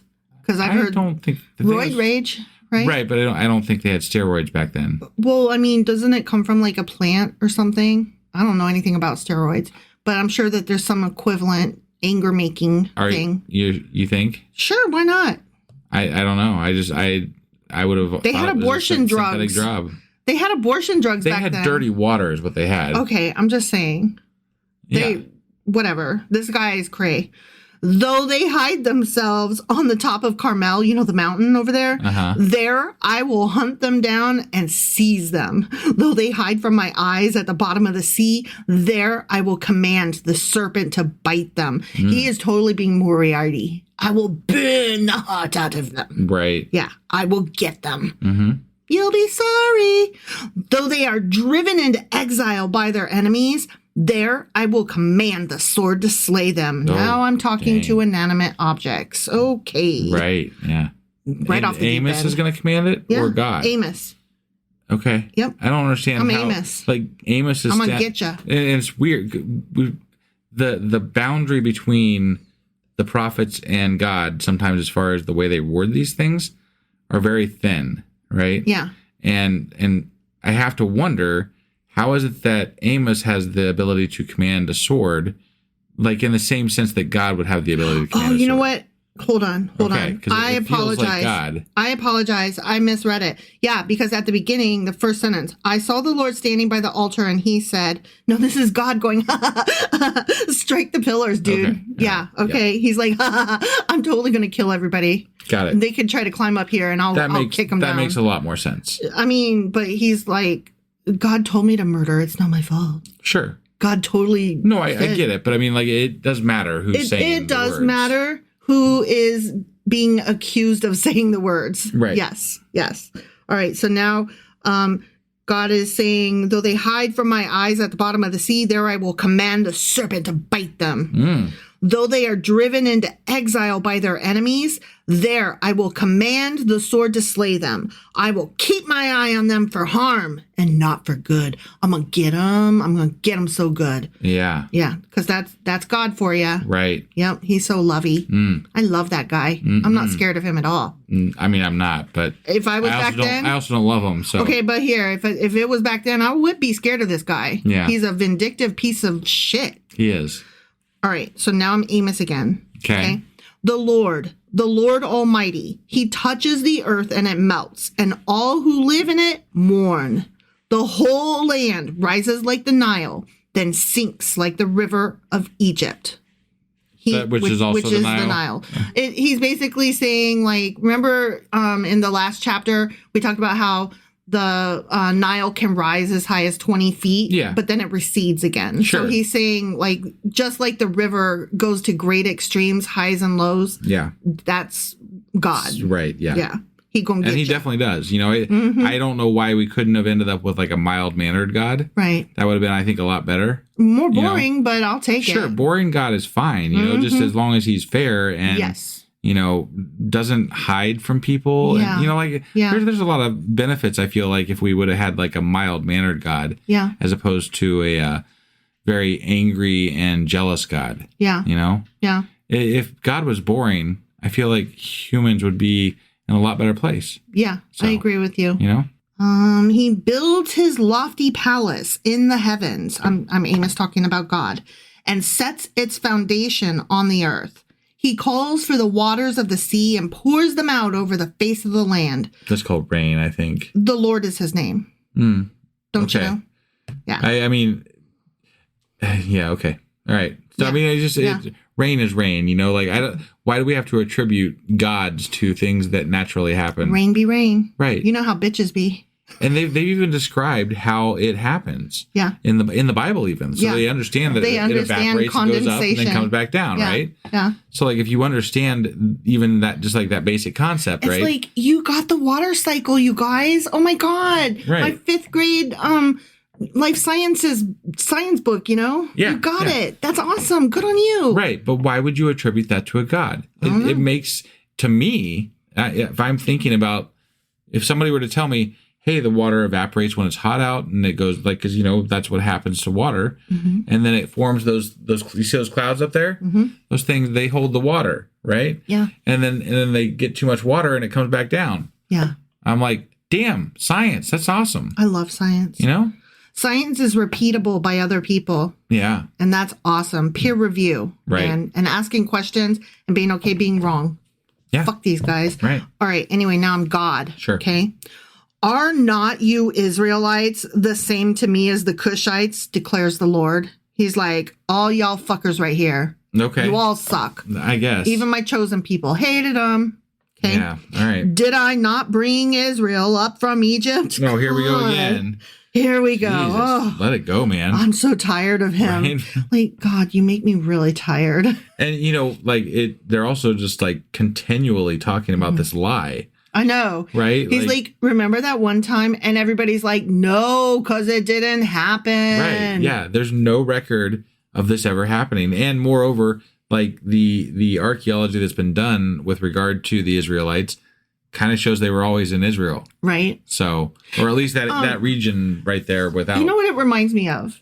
Like, he brings it up all the time saying it totally happened. Right? Yeah. It reminds me of how, like, you and I were just having a talk about Trump and how he has tells where he tells on himself by accusing other people of the thing that he totally actually did. Too much. Yeah. So Trump is like, you know, I could totally, you know, grab women by the pussy and it's because I do. And and oh, that guy over there, he's such a pedo gross guy. And it's like, oh, you're a pedo gross guy. Okay, got it. Yeah. Or, oh, they're probably cheating. And oh, so you're cheating then, sir. Thank you for, honestly, try listening to Trump one time and pick up on some of the things that he's really angry about. The angriest things and that he accuses people of. And then you'll just keep your eye out on the things that he says and you'll see those things as we'll find out later that he was associated with something similar. Yeah.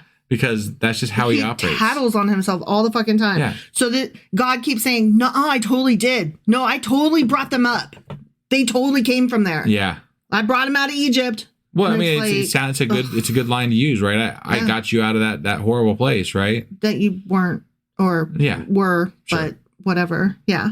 Anyway, did I not bring you up from Egypt, the Philistines from Kamptor, and the Arameans from Kir? I'm really bad with these places. Right. But apparently he brought a lot of people up out of a lot of places. Yeah.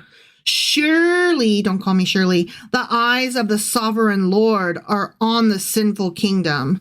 I will destroy it from the face of the earth. Yeah. I'm so excited. I brought you out of Egypt and now I'm going to destroy you. Because that thing that I did was awesome. I was so awesome.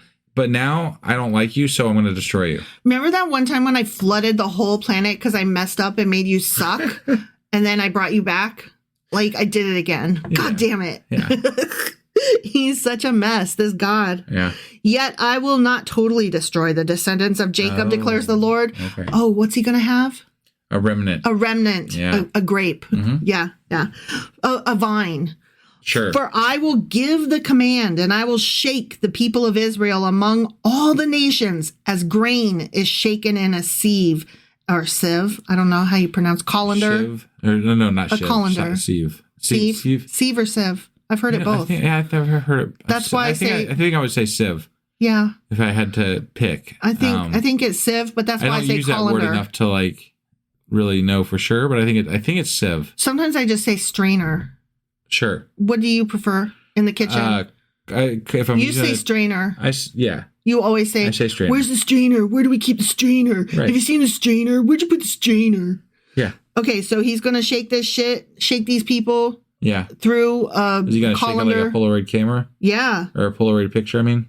Yeah, he's going to shake the camera. You don't shake the camera. No, he's shaking the camera and the people and the nations. He's going to put them in a colander and he's going to sort them out and not a pebble will reach the ground. I see. Okay, you're going to be caught in the strainer. Except for the remnant that he leaves. Yeah, except for the remnant. Got it.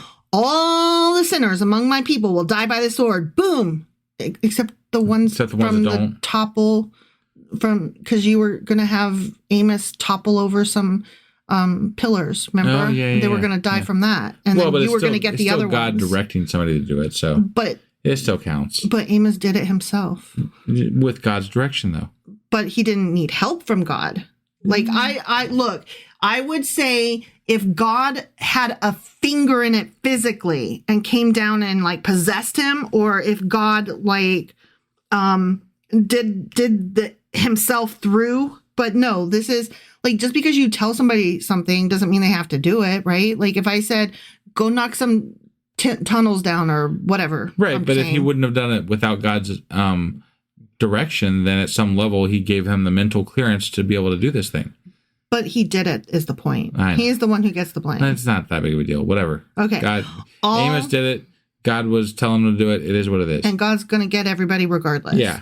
All the sinners among my people will die by the sword.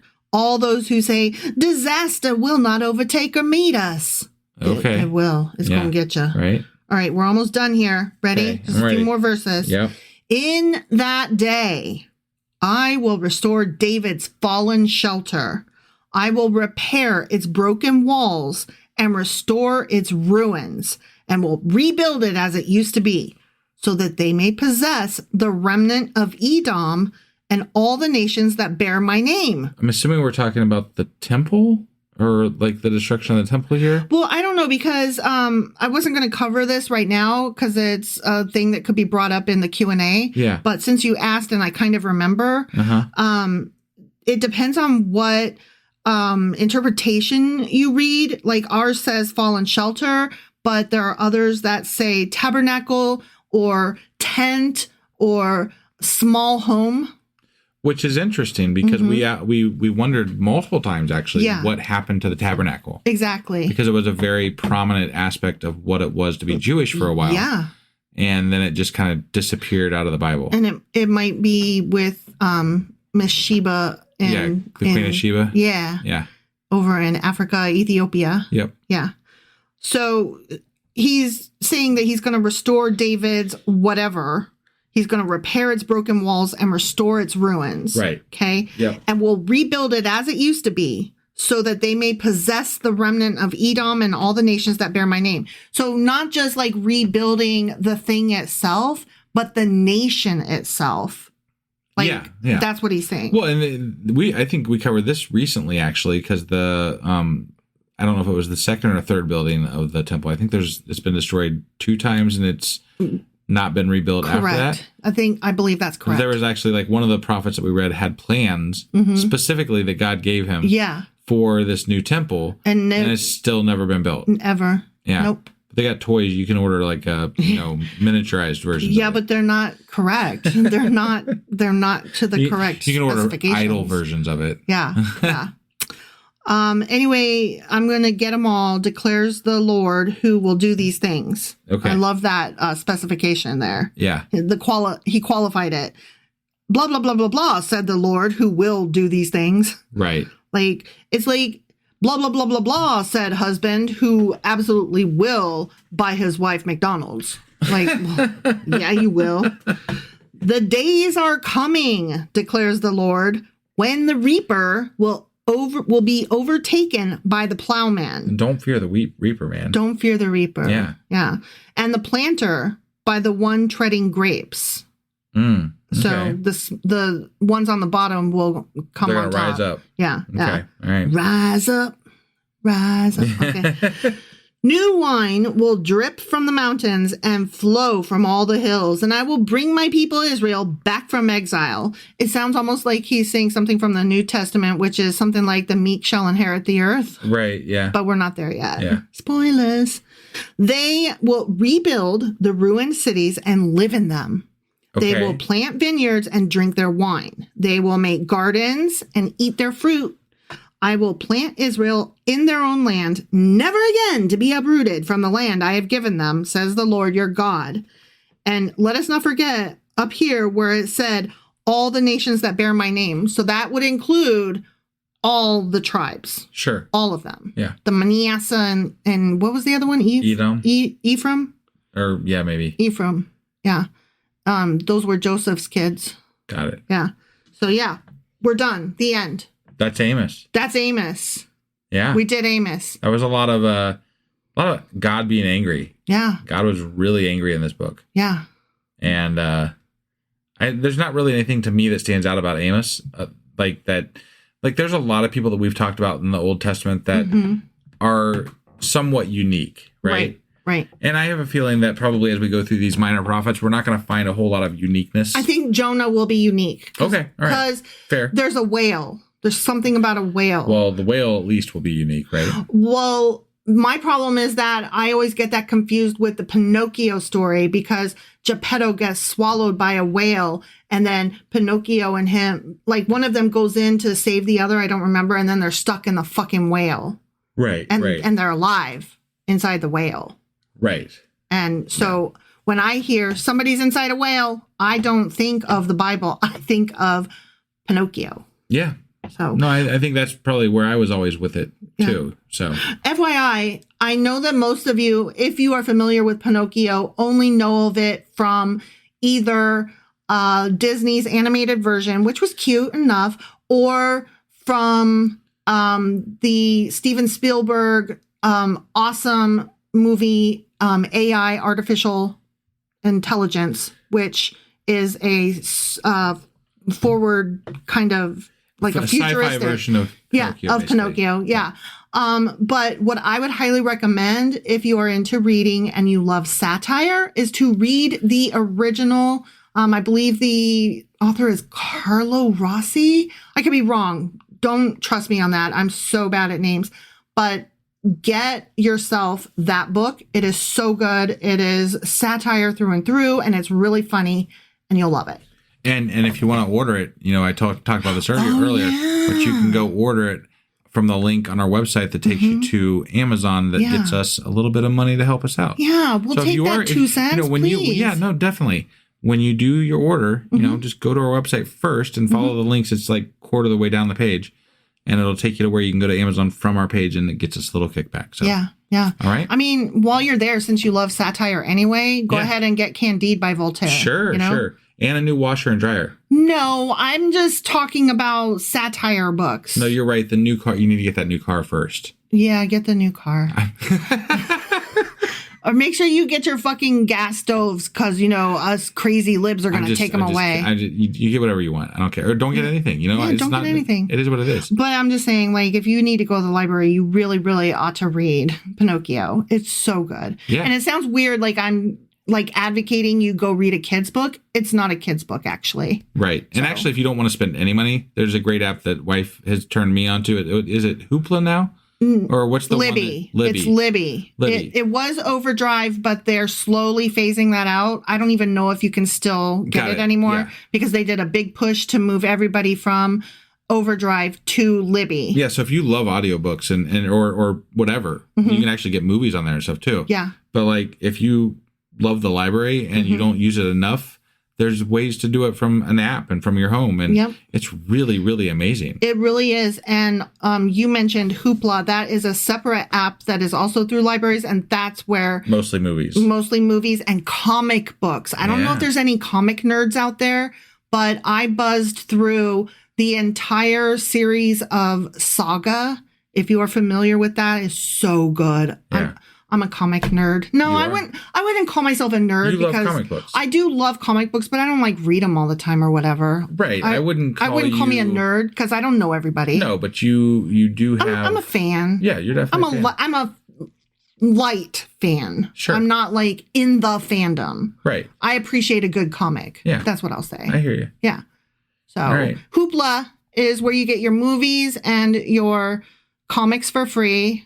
And then Libby is where you get your ebooks or audiobooks. Yeah. And, you know, if you just need to get lost in news over the next 4 years, right, you can do that right there on that Libby app. Yeah. And this is not like a sponsored ad or anything. No, I just fucking love the them. library. Yeah. Yeah. And we support librarians and we think that it's an amazing service. And it is actually one of the very big prominent reasons that we one of the big guardians of our freedom of speech and and they are the front line access to information of the First Amendment. Yeah. I fucking love me a library. So if you're a librarian, thank you for your service. Oh my God, yeah, thank you. And we really appreciate what you do out there because these last 6 to 8 years have been pretty rough. I know they've been rough for y'all, and they're only going to get tougher. So, sorry, I libraries. feel for you in advance. Yeah. Because it is going to get bad. Yeah. Again. Worse. Probably. Yeah. Because it's not like it ever got better. Right.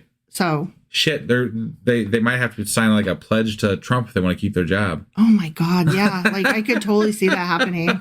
That's so ridiculous, but not beyond the realm of possibility. Right, yeah. So, anyway, we've gone off on a whole list of crazy tangents here. Yeah. So if you're still with us, awesome. And congratulations for having finished yet another book of the Old Testament. Yeah. We will be back with a Q&A for these last 4 chapters, and then we will do a wrap-up of the entire book of Amos, all 9 chapters. And then I'll get the weekly wrap-up out, or weekly... No, I'm sorry. We will do You're Always Wrong. See, I was just wrong just then. Yep. Yeah. Yep. And then... And that will include a pop quiz where we will both be wrong.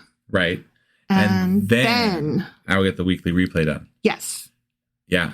And then a lot of that might happen over Monday or over the weekend. I'm not really sure how because we're going to have to do that next book that's only 1 chapter. I was thinking that since the book after that has only 4 chapters, we might kind of lump them all together. Well, what do you think? I try to keep the certain things in their own little category with regard to the weekly replays and stuff. Okay. So I don't know how we're going to play that exactly. Maybe we'll do some, we still have the Jewish fairy tales to finish up. We do. And we could actually drag the remaining episodes we have right now into next week. So that would help us out a little bit. So maybe we won't do a lot of it over the weekend and we'll just let things slide through next week. Yeah. Stay tuned. You just never know what the fuck we're doing. Yeah, we'll release things when we release things. So you'll get We've been doing better though. We have been doing better. I should knock on no. I'm not superstitious. No, you're not. So whatever. Nope.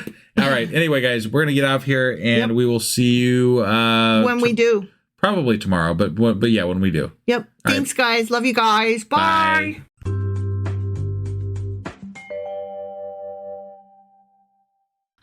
Wife. Guess what happened to us? We didn't do an episode? No, we finished Amos. Oh, that bit. Yeah.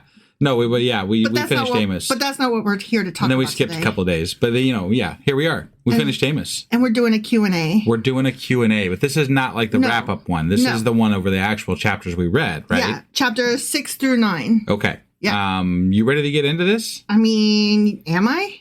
Yes, you are. Yes, I am. All right, let's do this. Okie dokie.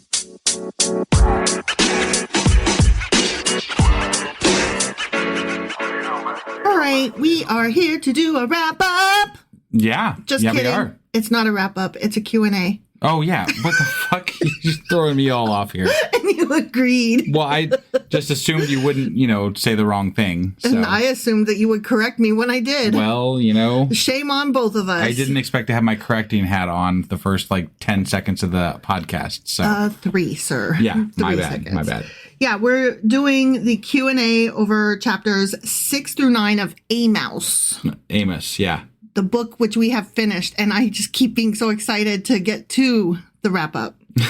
But no, we're doing a Q&A. Yes, we're doing a Q&A. Chapter 6 starts out with whoa, to the pride of Jacob. Yeah. And the destruction of Israel. Okay? Okay. So here's the thing. Whereas chapter 5 was condemning the conduct of worship in Israel without justice. In chapter 6, we're taken from the public worship of the people to the private banquets of the rich.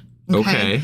But only in order to have their security and extravagance contrasted with the pestilence, the war, and the captivity that are rapidly approaching. I see. So you guys are living in real fancy stuff now, but it's about to get not good for you. You better enjoy those grapes and those bonbons or whatever. Because shit be coming. Yeah. I mean, it's always coming because it's God. It's right. Right? Obviously.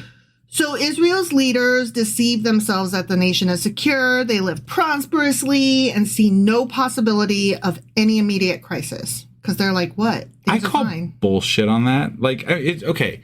To say that they don't see any crisis on the horizon with these warring factions out there seems a little over the top when you're saying that they don't have any idea. But to live, the way you live in the meantime is also not unusual. Like, hey, well, they're coming, but still going to have my parties. I'm going to push back on that. Okay. Because we literally just lived through people in today with social media even not having a fucking clue the difference between Harris and Trump, right? They had no idea what's going on. They're not paying attention to the news. They don't know. Okay. And they're just living their lives. They're going to work. They're going out to the movies, whatever the fuck they're doing that lets them not be watching the news. Right. To where...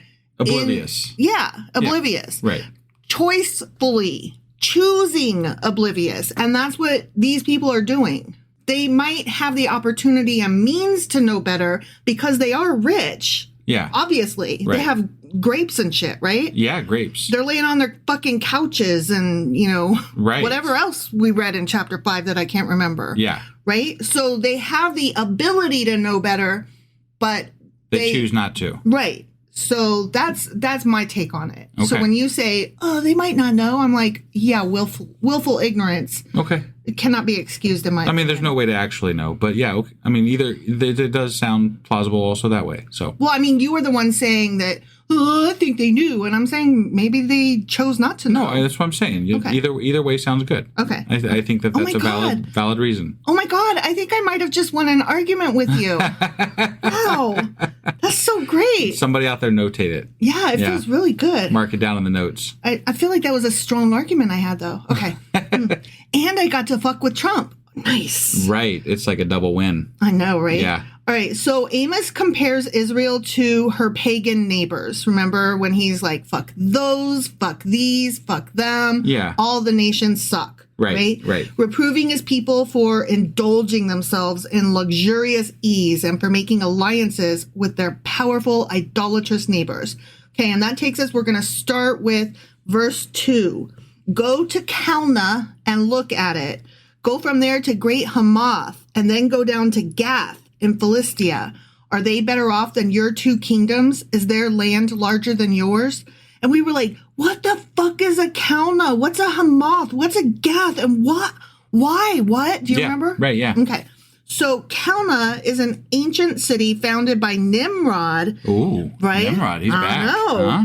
He always pops Nimrod. up when you least expect it. Yeah, that's what Nimrods do. That is true. That is true.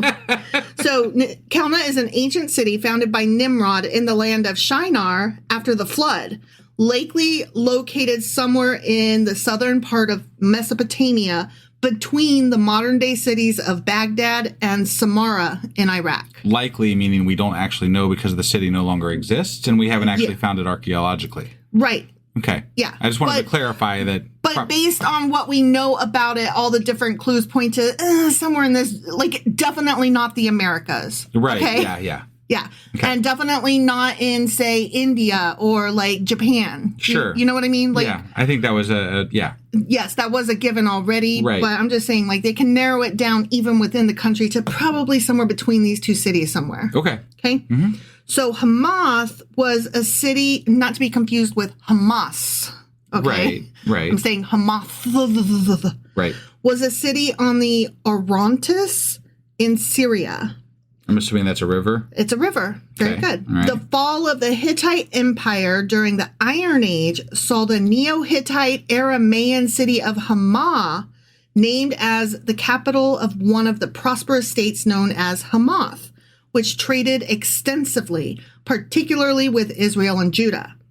Hama today is a city on the banks of the Orontes River in west central Syria. It is located 132 miles north of Damascus, and it is the provincial capital, city of Hama Governorate.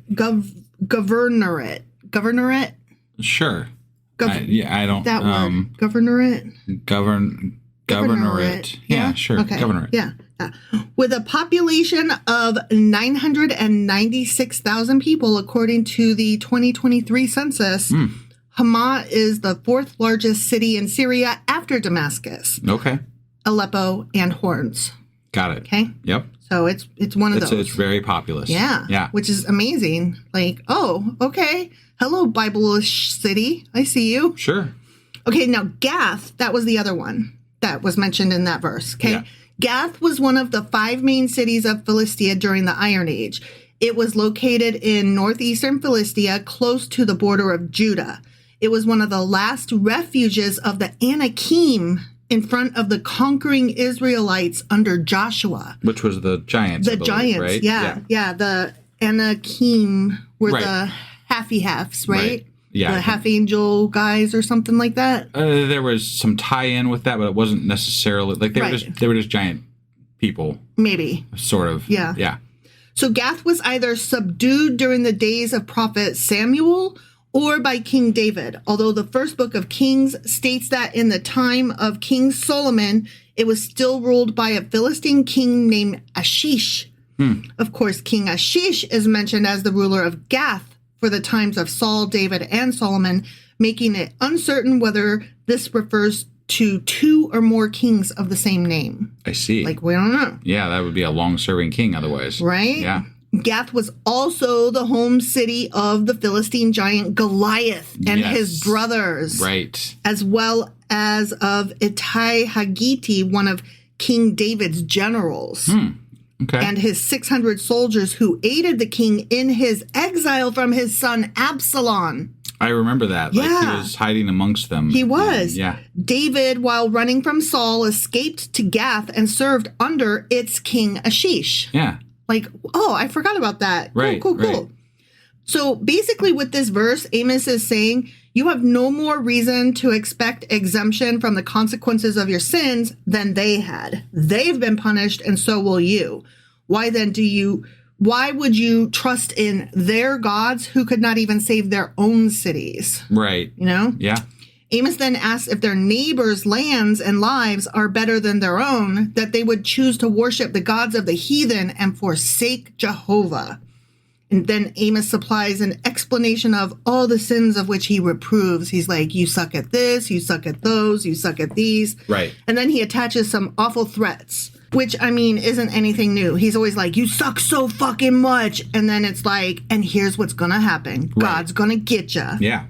The upper class people live in luxury without any concern of consequences, what I was trying to say, for the injustice that is ruining the nation. When Israel is conquered, they will be the first in the group taken into captivity, is what he's saying. Well, and that's usually true, right? Like, I mean, we've talked about this even with the Babylonian exile. Whoever conquers usually takes the brain trust first, or the rich and the powerful and the people who have skills and all that, because they usually take them in order to either enslave them or something, use them as collateral or whatever. Right. Or if they can't do any of those, to do away with them altogether, because at the very worst case scenario, it leaves the city defenseless and stupid. Leadershipless. Yeah. Yeah. Like basically a chicken running around with its head cut off. Yeah. Yeah. So Amos states that the high-standing people in Israel will soon be brought low, and reminds them that other nations were stronger than Israel and other cities were more prosperous than Samaria. But even they still fell to enemy armies. They must not have a very good God if there's all these other places that are more powerful than them. You know, that's the way I see it. That's the way I would see it too. Yeah. I would be like, oh, they are? Right? Oh, they were? Like, why aren't they you have the God. Right. As your God, right? Why aren't you guys the most powerful people out there? Because God's not real. Right. All right, so let's move on to verse 5.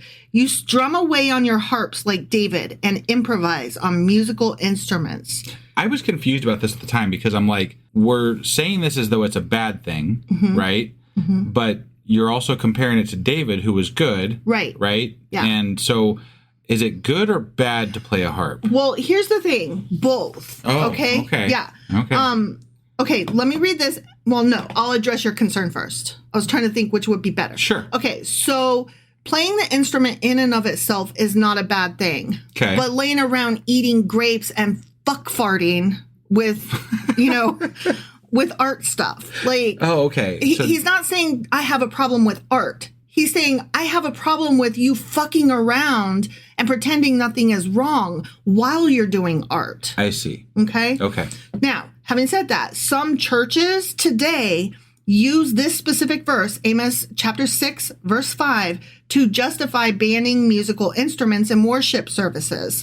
However, when read in context, Amos's warning was directed at the complacent and prideful people of Israel and Judah who were enjoying leisure while forgetting God and disobeying his laws, which is basically what I said. Stop fucking around with your art. Yeah, God forbid you have time to do leisurely activities that are fun Again, but not while you're fucking over the poor. Not while there are starving people next to you. I get it. Not while you're owning slaves. But at the same time, there is like this whole thing, like we say the Protestant work ethic, right? Yes, we do. Because they don't like the idea of art and leisure and like you must work hard for everything that you get in this life, right? Like idle hands are the devil's tools or something like that. Sure, but my consternation with that thought is that the idea that art and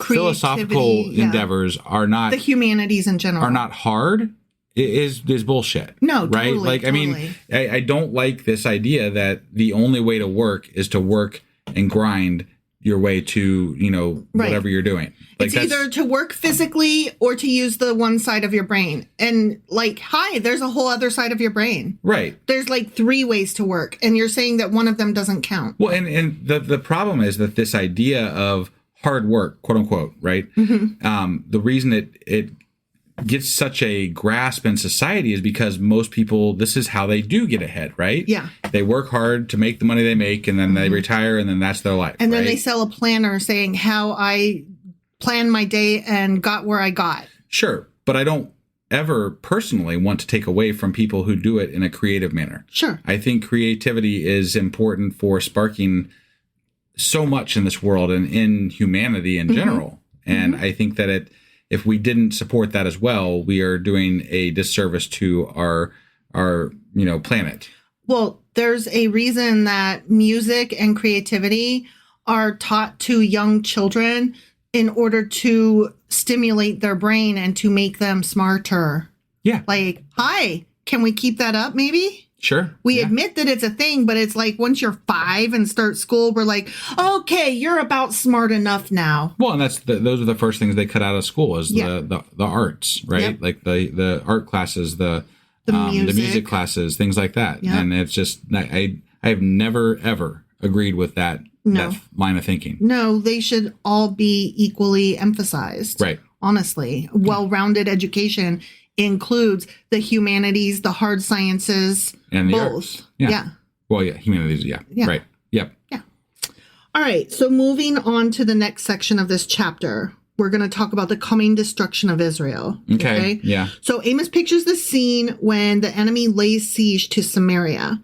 The city is delivered to destruction, and the people die in thousands because of famine and plague. Blah. Yeah. When a person comes to a house to take away the corpse of a relative to burn it up, the lone survivor in the house warns him, do not speak, and certainly don't mention the name of Yahweh.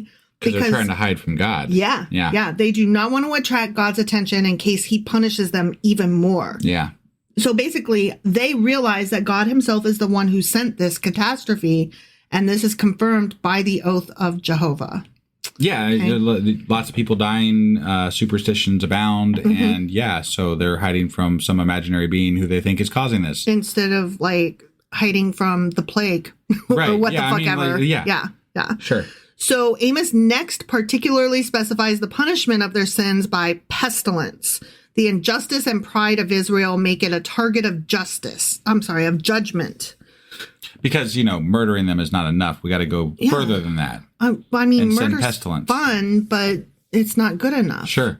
Amos further specifies the punishment of their sins by famine or a drought that should harden the earth so that it could not be tilled. Right. Okay, so let's move on to verse 12. Do horses run on the rocky crags? Does one plow the sea with oxen? But you have turned justice into poison and the fruit of righteousness into bitterness. And we kind of like almost understood that, but not quite. We were like, what? Yeah. So this is what it's saying. A horse cannot run up a rocky cliff, and a farmer cannot plow the sea. Obviously. Yet the people of Israel have done what seems equally impossible. So he was giving examples of impossible things and saying, you're trying to do something impossible, such as plow the sea. I got okay. It. Yeah. They have turned justice into injustice and right into wrong. They're living in the upside down. They made Trump president. I'm sorry. I keep going there, don't I? They have also foolishly boasted of their military strength because they have overrun 2 small towns. Womp womp. God tells them that he will send an army to overrun their whole country from north to south. God told Amos. I'm just saying. Well, God is telling Amos to tell them. Right. No, that's what I'm saying. He didn't tell them. He told Amos is saying, tell them God told me to tell you this. Right. Yeah. Right. I always like to clarify that because people always, when you're talking to somebody who is Christian or whatever, they're like, well, God told them to. Like, no, but not exactly. Right. Amos said that God told them. Yeah. Right. Yeah. And whether or not Amos was told by God, that's the part we're arguing about. Yeah. Yeah. All right. So verse 13 says, you who rejoice in the conquest of Lo-Debar and say, did we not take Karnaim by our own strength? And we were like, I have no idea what any of that means. Right. Okay. So the name Lo-Debar can be translated to mean nothing or no thing in Hebrew. It was likely a small, insignificant town in the region of Gilead. So the Israelites are sarcastically boasting about their conquest, quote unquote, of this teeny tiny place, which Amos highlights as meaningless or unimpressive. He's like, why are you bragging that you stepped on a fucking anthill? Right. Like, that's not even anything. Well, and just to throw this out there, it's also meaningless to anybody reading this now. Sure. Right? Sure. And this is the quote-unquote Word of God. This is the Bible. And one of my biggest questions about the Bible in general is, why do we learn about things like Lo-Debar that have no significance to anybody today? And moreover, just the mere act of trying to interpret what that is for most people is going to be an exercise in futility because it's such a nuanced thing that happened or occurred, right? And as we get further along in history, another 100, 200,000 years down the road, these things are going to be even more obscure and less relevant. Right. But yet we're supposed to take this as the word of God. Okay. I totally 100% agree with you, but I think that argument is not best made by this example because the name of the city is unimportant here. I understand, but it makes that section somewhat unreadable because you don't know exactly what they're talking about. And they don't really, if God is God, why hasn't it been updated in the last 500 years? No, I totally agree with you. To be more relevant to the people today, there should be some prophet out there that wrote down this new version of the Bible to be relevant to whatever is happening now. I mean, we talked about being the new prophets. No, but yet we're left with this idea of this book from 2,000, 3,000 years ago, and the stories that are built into that book. These are canon. These are the things that we're supposed to accept as forever the word of God. Mm-hmm. And it just doesn't make any sense as to some of the writing, some of this stuff just doesn't make any sense. Yeah. So that's all. No, I totally agree. And you're right. It's a good question. Yeah. So that was low bar, but what is car name? Did we not take car name by our own strength? Was the rest of that question? Yeah. Car name means horns. And in some translations, it actually says horns instead of car name. Oh, okay. Mm-hmm. In Hebrew, symbolizing strength or power. It was another town located in Bashan, Og of Bashan, which was a region known for its wealth and strength. Taking Karnaim by force would be a more significant accomplishment, ... But the boast by our own strength shows their arrogance and failure to attribute their success to God. Oh, I see. So they were able to do something greater, just they didn't give it to God. Yeah. Okay. Yeah. Got it. Here's the thing. If you crush somebody weak, you're a piece of shit and it doesn't count. If you crush somebody strong, you're still a piece of shit because it wasn't you, it was God. But if they weren't giving it to God, right? Mm-hmm. And they went to go conquer this town that was going to be stronger, in the past, God has made them fail because they didn't, bring God into it. Yeah. Why didn't he stop them from conquering that city? Mm-hmm. That if it's not a boast, if it's not something that, then why didn't God help them win over the Israelites that weren't accepting them? Ours is not to question God. No, actually, that's exactly what we're doing here. I was being a Christian robot. I know, but I'm just saying that our entire our podcast, this podcast, right, that's us. We're to questioning these things because why not? I got a question for you. Do you? Preguntas. Okay. So anyway, that verse ties into the larger theme of Amos, which is a warning against arrogance, complacency, and ignoring God's justice. And thus concludes chapter 6. Okay. Mm-hmm. So chapter 7 now, Yep. is about visions of judgment and the power of the prophet's prayer. Mm-hmm. So the 7th, 8th, and 9th chapters of Amos contain visions and their explanations. Okay. So now we're going back to, visions and stuff. Right. In this chapter, God represents to Amos by 3 separate visions the judgments he is about to bring on Israel: the locust, the fire or drought, and the plumb line. Remember those? Yes, I do. The visions are then, quote unquote, interrupted by a narrative about Amos and his listeners in Bethel. Remember, Amaziah's like, you need to leave, bro. So fucking out of place. Right? Yeah. Before they continue on with the visions in chapter 8. Right. Okay. Yeah. So, but we're still in chapter 7. So let's read about that. Okay. Yeah. So, God's patience before judgment and judgment seen in 3 visions of destruction. And that happens in verses 1 through 9. Okay. Mm-hmm. So the first vision is a plague of locusts threatening to cut off the hopes of the harvest by attacking it in the time of the second growth. And the second growth means they cut the first part off to give to the king and then keep the second one and then so whatever. King gets his bit. Regardless. The first luxuries of the crop being mowed for the king's horses. Right. So it wasn't just the king, it was the king's horses. And all the king's men? Not the king's men. They get the second bit.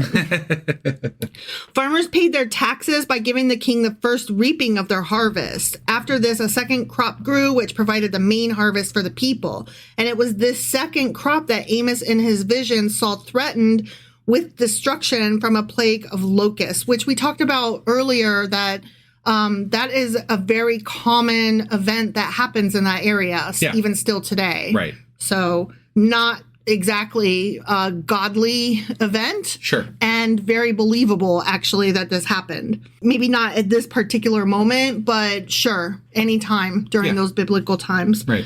So if God judged Israel in this way, it might never recover. If those locusts came and ate up all the... I see. Yeah. Except for that they have had locust attacks in the past. So, and they've managed to recover. Right. So. But I mean, back then they had no idea, like, what's going to happen tomorrow if all of our fucking grains are gone. Yeah. You know? No, I get it. So when Amos pleaded on behalf of Israel for God's mercy, God answered his prayer, if you recall. Yeah.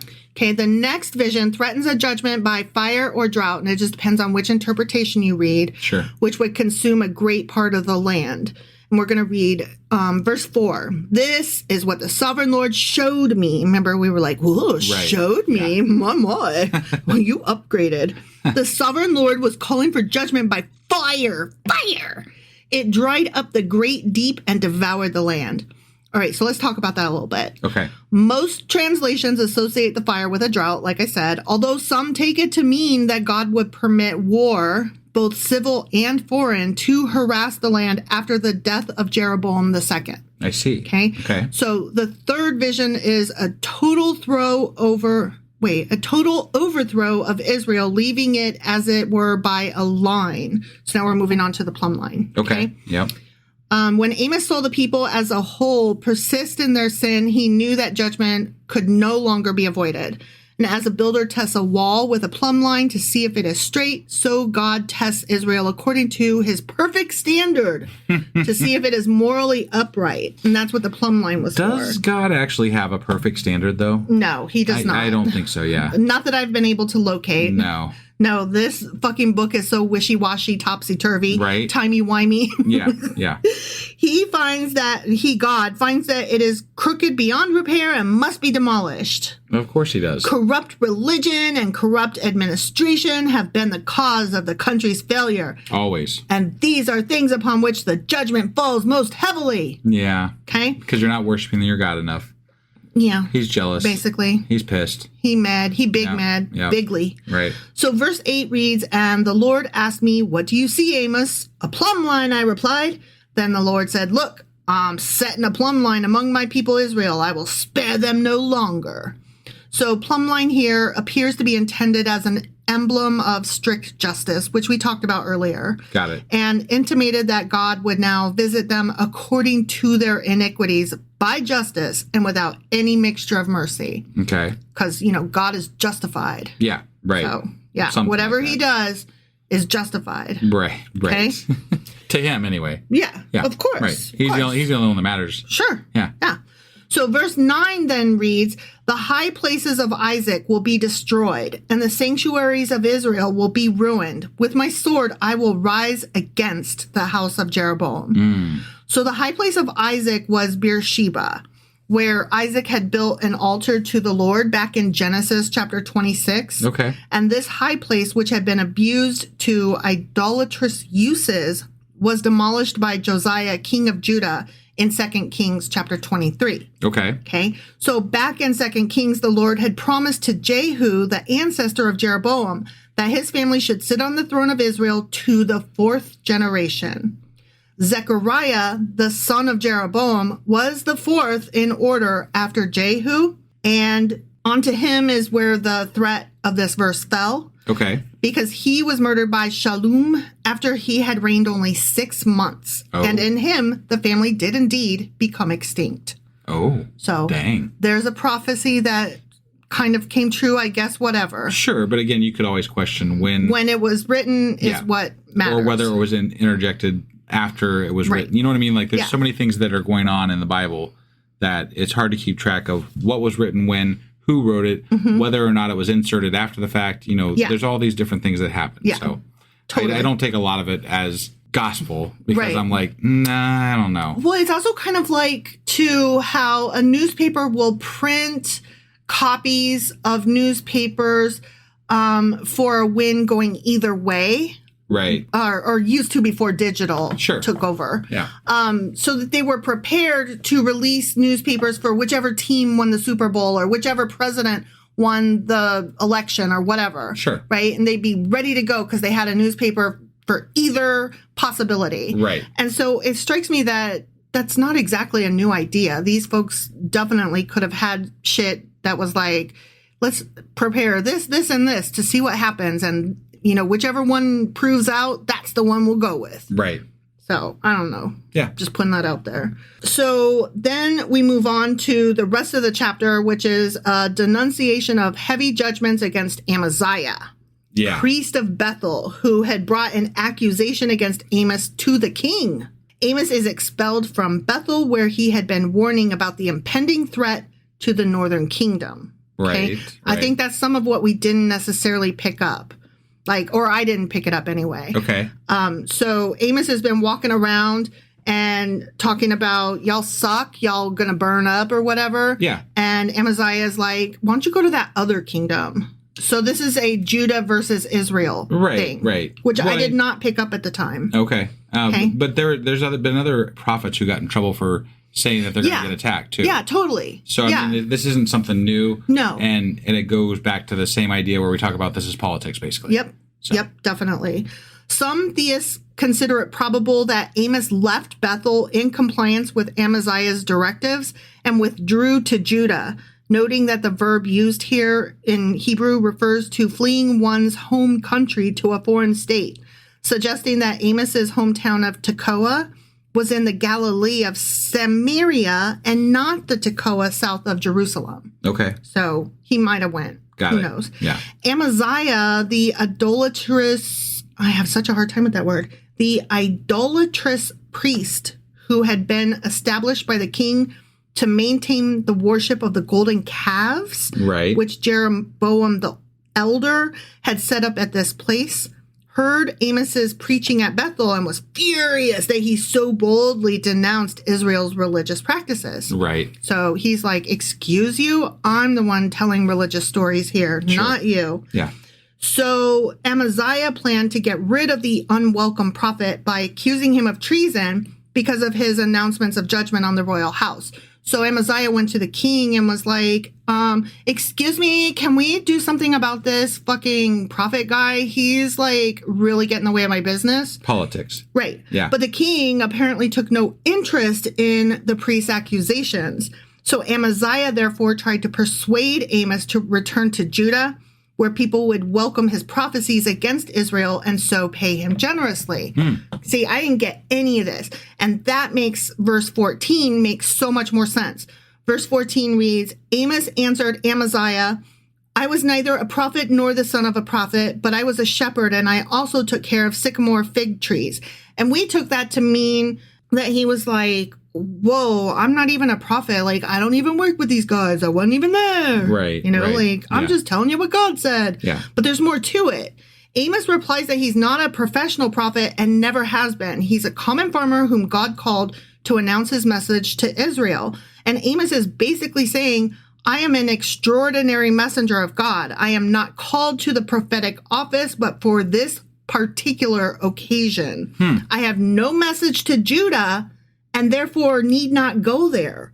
I only have a message to Israel alone, and I must faithfully deliver it. I see. That's interesting, right? Yeah. Like, oh, okay, I get it. He's like saying, you know, I'm not actually a prophet. I'm just here to deliver this one message, and you're telling me to go sell my story somewhere else, but my story isn't for them. Right. It's for y'all. Yeah.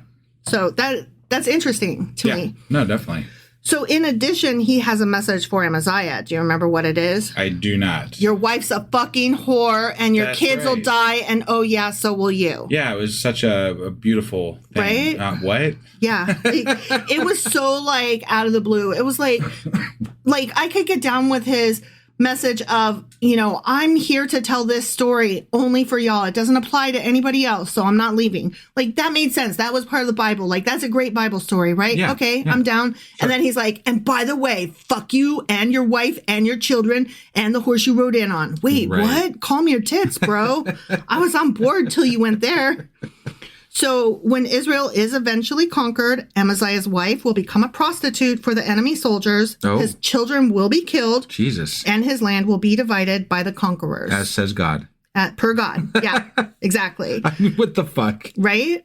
And there's some question, some quote unquote scholars wonder if Amaziah's wife wasn't already an under the table prostitute because she was, the wife of part of the uppity muck schmuck, what is he? He's like a religious leader. He's a priest dude, right? Amaziah? Oh, yeah, I think so. And so like the temple priestess or whatever, or something like that? Yeah, okay. So some scholars are like, she probably already was a prostitute, but the fact that, and that's kind of embarrassing enough, although maybe not because of religious practices. And their rights and all that. Right, yeah. But her being a prostitute to the enemy soldiers, that changes everything. Right, yeah. Because then... then it has nothing to do with their it's God not or a anything. choice. Right. She's not making a choice in it, and he's not making a choice. Right. So yeah, that's gross all the way around. Sure. And your kids will die too is pretty not cool. That's pretty awful. So that concludes chapter 7, and we move on to chapter 8. Okay.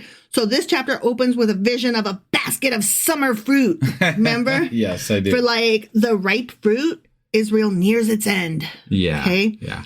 So we're going to talk about the rotting and corruption. The time was ripe. The time was ripe. Israel's destruction. Yeah. And you were like, I see what you did there. I understood that reference. Yeah. So Amos is given a fourth vision denoting the certainty and nearness of the destruction of Israel. Just as the harvest comes to an end and the fruit is gathered into baskets, so Israel has come to its end and will be punished. Celebration will be turned into mourning, and hope will be replaced by despair. Right. When the enemy attacks, the slaughter will be so extensive that bodies will lie unburied in the streets and fields for days. Let the bodies hit the floor. Let the bodies hit the floor. I mean, this is a very angry, destructive, murderous God that they have. Let the bodies hit the floor. I don't, it doesn't make, like, this is so contrary to what, the New Testament God gets pushed as, right? Yeah. And I know things change, but this is still the God. Yeah, it's the same God. It's still the same God. It's still Yahweh. It's still Jehovah. You can't tell me it's not, because it's the same fucking book. You're saying this is your God. Yeah.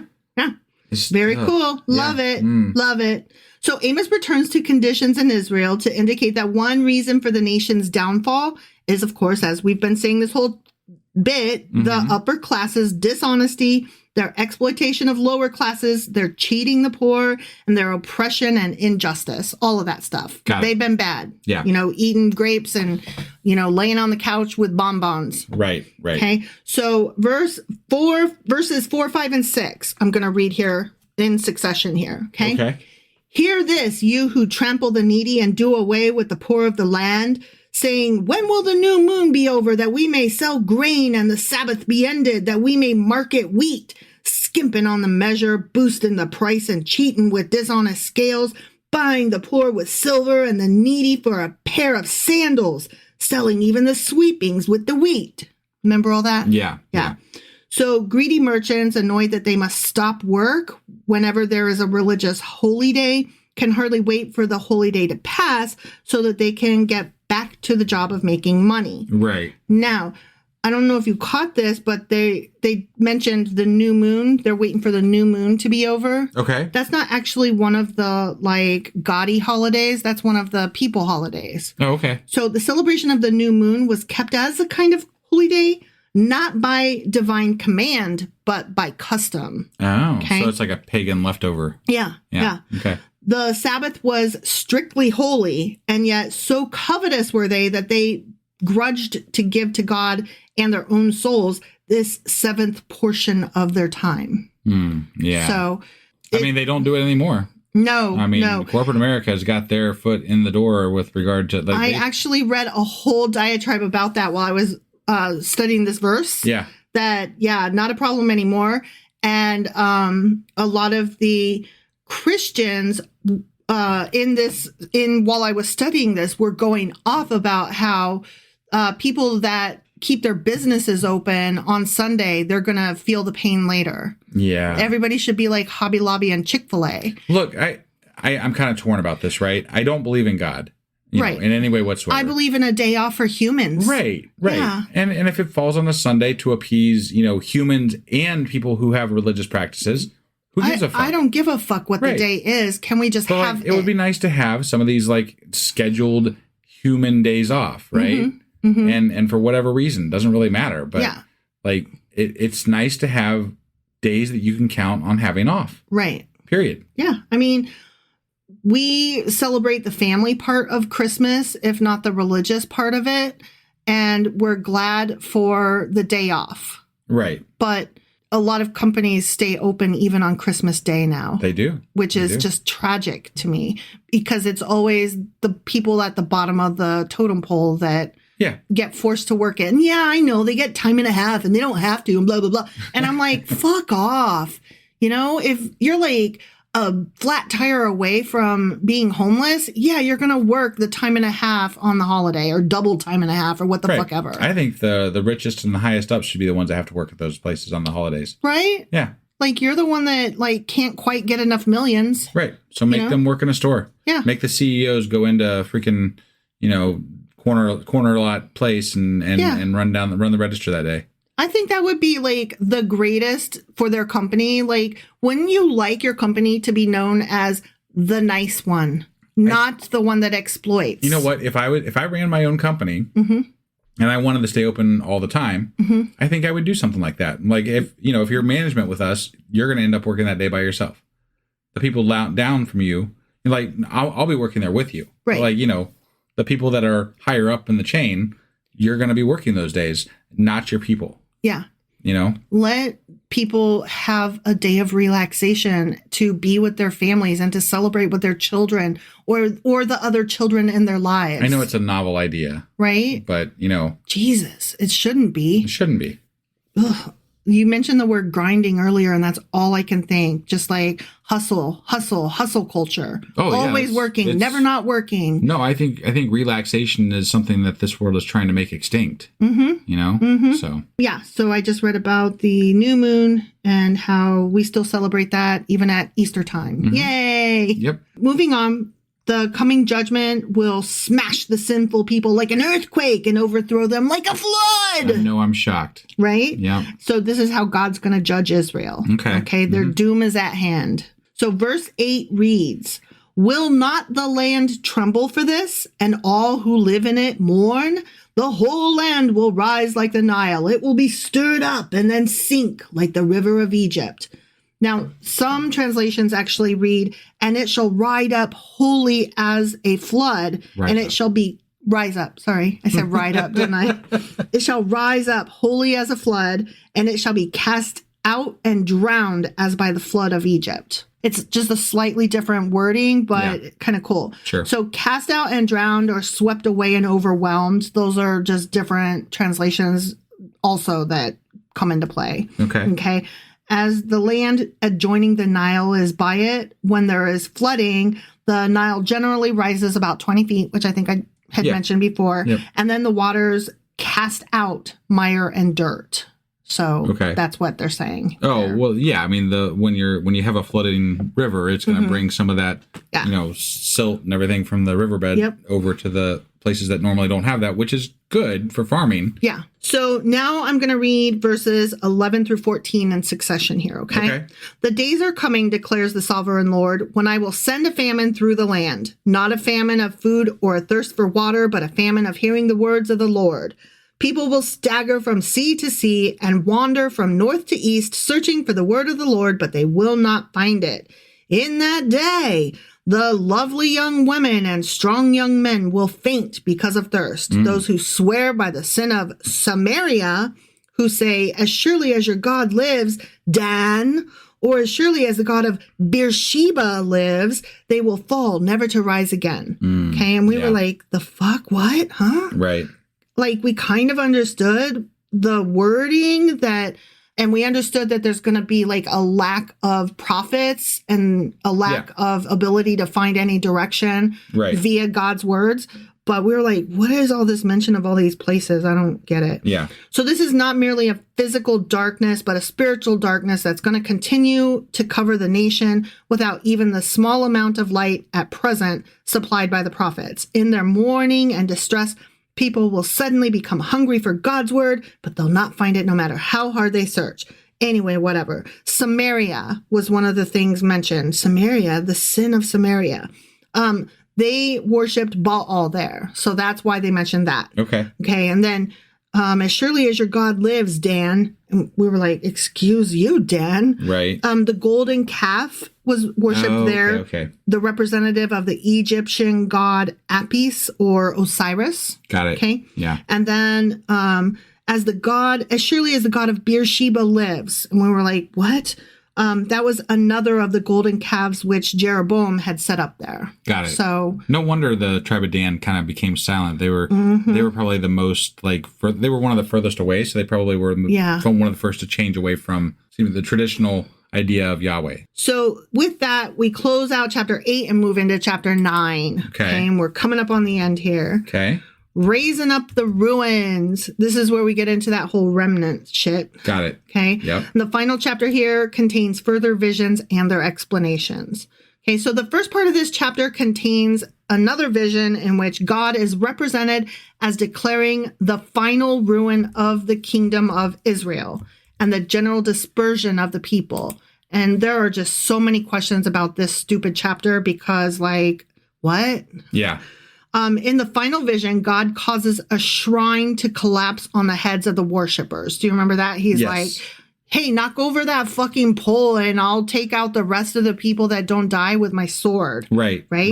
So the picture is that of God's judgment on the people of Israel because of their false religion. So that's why he's specifically saying, knock over the pole of that building. Got it. The church building. Okay. Like it's both symbolic and very specific. Got it. Okay. In verse 1, there's different interpretations of it, of course. One says, I saw the Lord standing by the altar, and he said, strike the tops of the pillars so that the thresholds shake. Bring them down on the heads of all the people. Those who are left I will kill with the sword. Not one will get away, none will escape. And we were like, oh, gross. Yeah. Okay. Now, another way it can be read is strike the doorposts that the thresholds may shake and break them on the heads of them all and cut them in the head is another way of even reading it. Okay. I will slay the last of them with the sword. Okay. So we've got all these different translations. Now, this is a continuation of the preceding prophecy. The altar here being likely one of those either at Dan or Beersheba. Okay. Okay. Mm-hmm. Which that kind of, okay, we get it. Got it. Okay. It's one of the bad places, the high places. Sure. What he's saying is let all the lintels of all the doors of all those temples be thus cut as a sign that the whole shall be thrown down and totally demolished. Okay, that's one way of reading this. Okay. Like, we're going to knock down all of these fucking religious places that are being abused and used wrong. Sure. Okay, another way to read this is that this may refer to their the head guys, the chiefs. Okay. Who were principals in these transgressions because they were the ones leading everybody. Mm-hmm. So he's saying, mark their temples, their priests, their prophets, and their princes for destruction. Got it. So it may have been like a, cross on their forehead kind of thing. Like they've got the X, knock them out. Right. So it's hard to know which way it was going. You know? Yeah. Anyway, moving on to verse 5. Uh-huh. The Lord Almighty, he touches the earth and it melts, and all who live in it mourn. The whole land rises like the Nile, then sinks like the river of Egypt. And there we go with the river of the Nile raising 20 feet. And, Miles. Wow. Oh, sorry. My bad. Yeah. But the important part there that we were like, huh? Was that he touches it and it melts. Yeah. Like, the fuck? That's weird. So, okay. So powerful is he that a touch of his hand will melt or dissolve the land and cause all its inhabitants to mourn. Yeah. This is, of course, still a reference to the earthquake previously discussed. Oh, okay. So, some Israelites might object that this could not happen to them because, they're Israelites. Yeah, and they're like, sure. the fuck? I'm one of God's chosen people, right? Right. Because they are God's chosen people. He brought them out of Egypt, and he would not send them into a foreign country again. Amos points out that past blessings are not a guarantee of present safety. God directed the movements of other nations, not just Israel, but when people are sinful, he will punish them regardless of their nationality. I am curious, though, because God says often that he won't do this again to them. Right. Like, it's a thing. I know. Right? And then bad shit keeps happening. I know. So he's like, I'll never do it again unless then I did it again. Right. Yeah. Right. So in this matter, Israelites have no advantage over people of other nationalities, such as Ethiopians, Philistines, or Syrians. God will destroy Israel, but he will preserve the minority within Israel who are faithful to him and remain so. That's nice of him, I guess. Right. Through these, he will fulfill his purposes. I don't really know what his fucking purposes are. They're not yours to know. They seem really shitty. They're not yours to know. I don't know that I want to know that.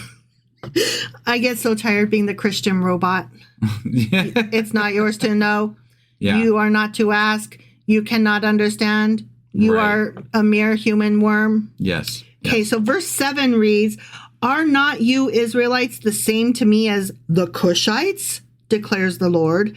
Did I not bring Israel up from Egypt, the Philistines from Caphtor, and the Arameans from Ker?" And we were like, what the fuck are all these place names again? Right, and who and why? Why should we care?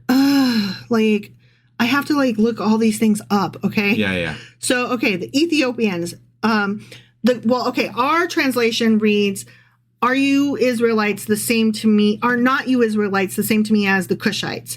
But in other translations, it actually reads, "Are you not the same to me as the Ethiopians?" Okay. So the Ethiopians are the Cushites. Got it. Okay. So that's what that is. Sure. Cush was the son of Ham, mentioned back in Genesis chapter 10. Sure. And his descendants inhabited parts of Arabia. And all this stock was universally despised. And I love how we're referring to a man and his descendants as stock.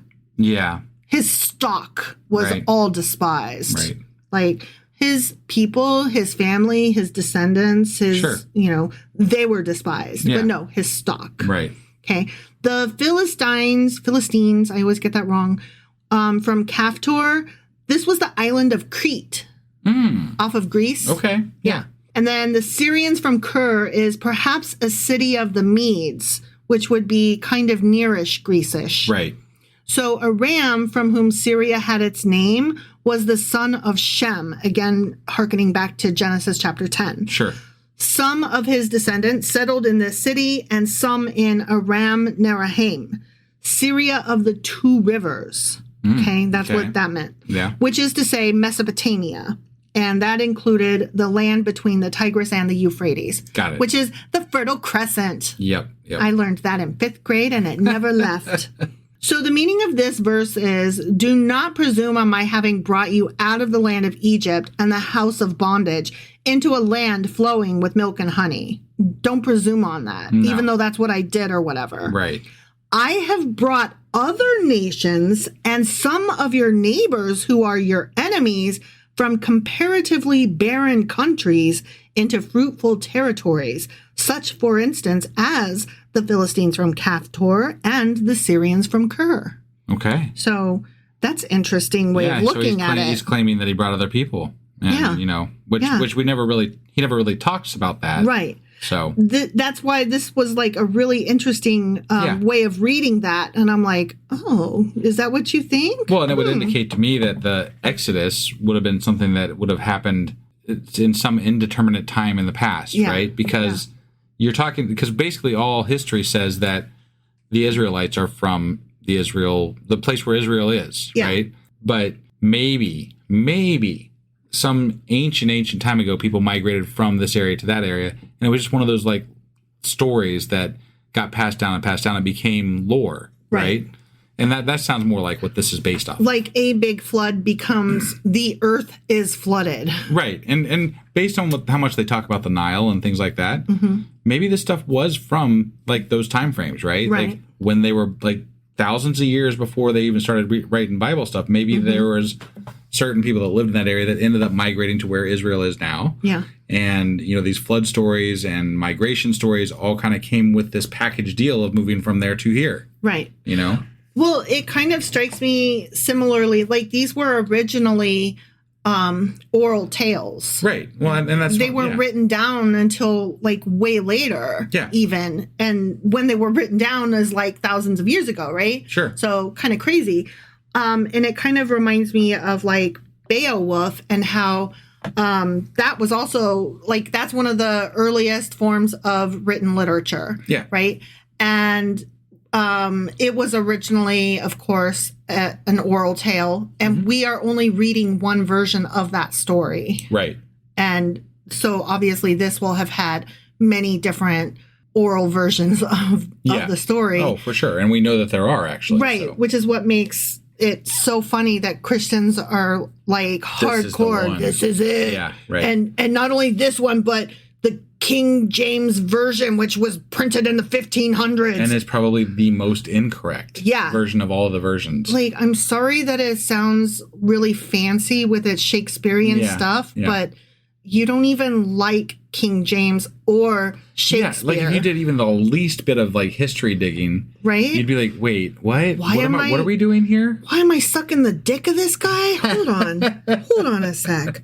Like, that one confounds me, honestly. Right? Yeah. All right, so Amos gives a final picture of the certain judgment that is to fall on the sinful Israelites, as no pebble or other worthless matter falls through a sieve, so no sinner will escape God's judgment. If people think that because they are Israelites that they will not experience God's judgment, they are only deceiving themselves. All right, we are cruising into the last bit here, all right? Okay. So we're getting into the restoration of Israel to blessing and abundance. And there's some stuff in here that's going to blow your fucking mind. Okay. All right? Yeah. So the prophet then passes to the great blessedness of the people of God under the gospel dispensation. Excuse you? Gospel? That's New Testament. Right. I'm sorry. What the fuck?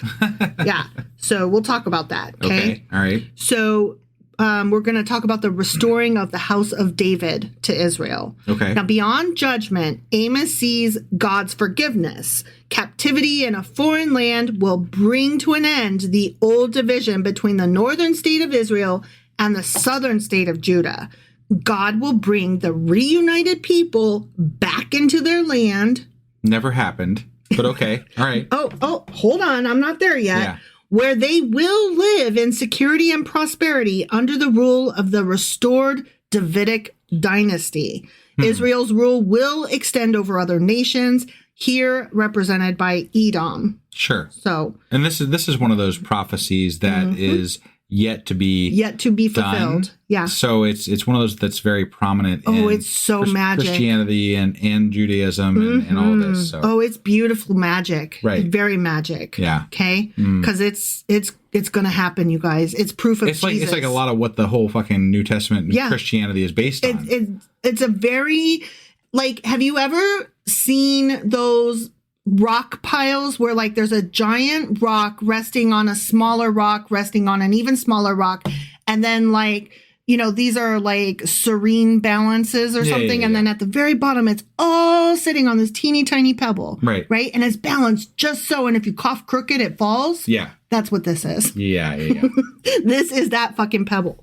Okay, so verses 11 and 12 read, "In that day I will restore David's fallen shelter. I will repair its broken walls and restore its ruins, and will rebuild it as it used to be, so that they may possess the remnant of Edom and all the nations that bear my name, declares the Lord, who will do these things."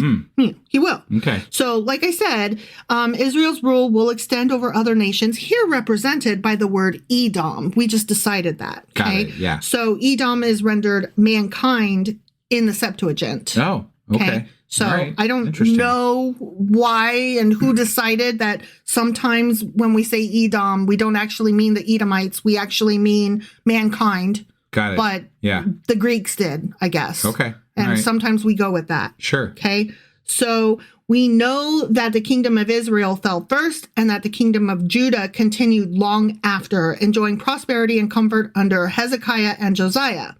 The remnant of the Israelites that were left by the Assyrians became united to the kingdom of Judah, but this comparatively short prosperity and respite previously to the Babylonish captivity could not be that, quote, restored Davidic dynasty that was referred to. That's why I said could not. No, I know. I was just like, why though? Because the Davidic dynasty was not restored. Okay. All right. Yeah. Like it cannot because it was not. Got it. Okay. And it could also not be the closing up of the breaches because the land was still split. Okay. Judah and Israel were still not together. Got it. And since it is acknowledged that nothing of the sort has taken place since, consequently, getting into what you were just saying, most Christians agree that the prophecy remains to be filled in the time to come, which is to say, Christians take this exact text as solid proof that the Jews will eventually be converted and restored. Converted to Christianity. And this is why we have this love-hate relationship with Israel right now. And I had to write under this, the very arrogance is fucking astounding. Yeah. Because I'm, using a Christian source alongside of a Jewish source as I'm researching. Right. And the Christian source is like, and this is a fact that this will happen. And I was just like, I'm sorry, what? Is it now? I have never heard Jewish people say, oh yeah, totally. We're totally going to be converted at some point. Right. Yeah. I'm looking forward to the day when I take Jesus Christ as my Lord and Savior. What? Like, I'm just like, do the Jewish people know this? Did we talk to them about this? What do they think about this? Yeah.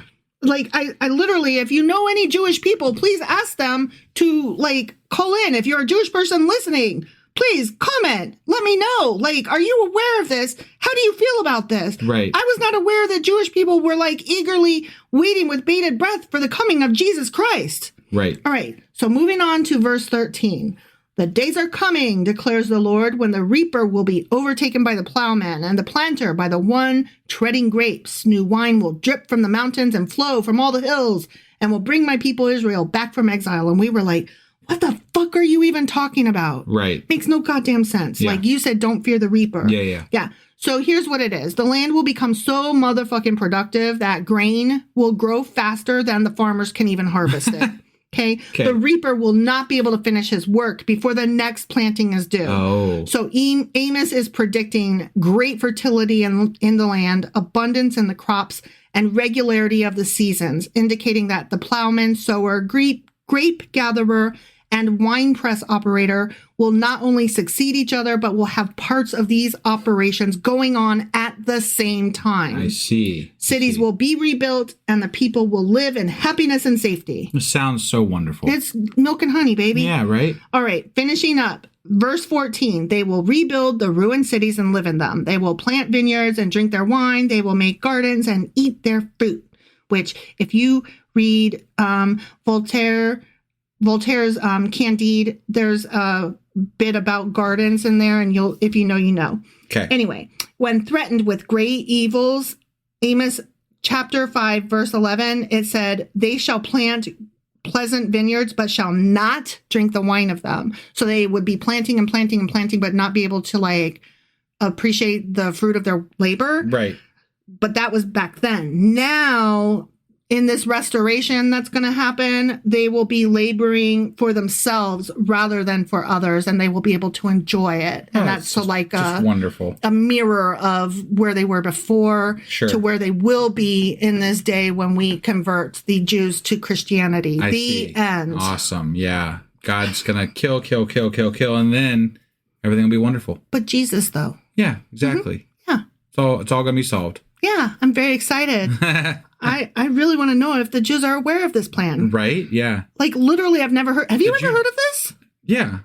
That Jews are going to be converted to Christianity? Well, yeah, all Christians think that. I didn't know that. I mean, like, at some base level, yeah. Like, they're either going to be converted or they're part of the heathens that are going to go, to hell. No, I always heard that they are the exception. They're God's chosen people, and God will work that out somehow. No. That's what my mom says. Oh, yeah, they're God's chosen people. But they better fucking convert or they're fucking roasting like the rest of us. I never heard that part of the sentence. Oh. I only ever got... Yeah, that part's usually conveniently left out. Okay, so God's chosen people are not actually chosen unless they convert. No, they're chosen all right. They're chosen to make a choice. And if they don't make the right choice, they're fucked. I don't know if I agree with you on that. I don't know. I want to hear from some Jewish people. I'm like lit up over the this. Jewish people wouldn't be talking about this. This is Christians talking about this. I know, but this is their book, so I want to hear from them. I don't give a fuck about the Christians. They don't know or care what a Christian wants them to do. But I want to know, like, are you aware of this plan and how do you feel about it? Okay. That's all. That's fair. All right. Well, anyway, that was our Q&A for chapters 6 through 9 of Amos. Mm-hmm. And we will be back probably tomorrow with the wrap up. Yeah. The one you were so excited about earlier. Yeah, sorry. Yeah, that one. That was like 5 hours ago. Right. And then after that, we will have our... You're always wrong. Okay. Along with a pop quiz. Yeah. Mm-hmm. And then I will get the weekly replay up, and then we'll be back starting another book after that. Which I forget already. It was Obadiah, one chapter. Yeah. So and so we might have like our final Jewish folklore thrown in there for good measure. We say that sometimes, but it doesn't. I know. We'll do things. We'll do some things. We're gonna record stuff. And we are going to record stuff. Yeah. Yes. That much we know. Mm-hmm. All right. Very professional. Thanks, guys. Bye.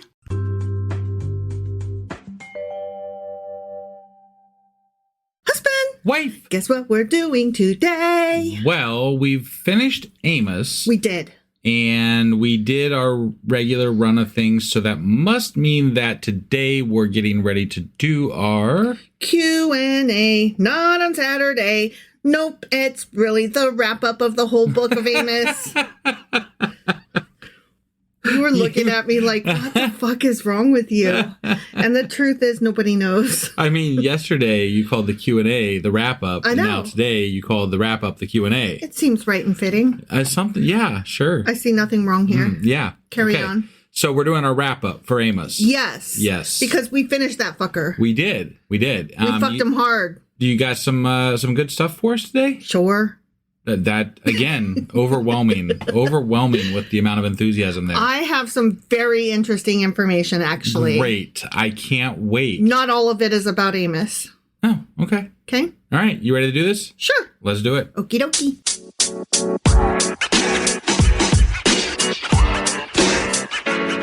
All right. So we are wrapping up this whole book of Amos. We are. This entire 9 chapters that we did. Yeah. I have to tell you, there was not a lot about this dude or about the book itself. I mean, it was pretty unremarkable, right? Yeah, that's exactly, yes.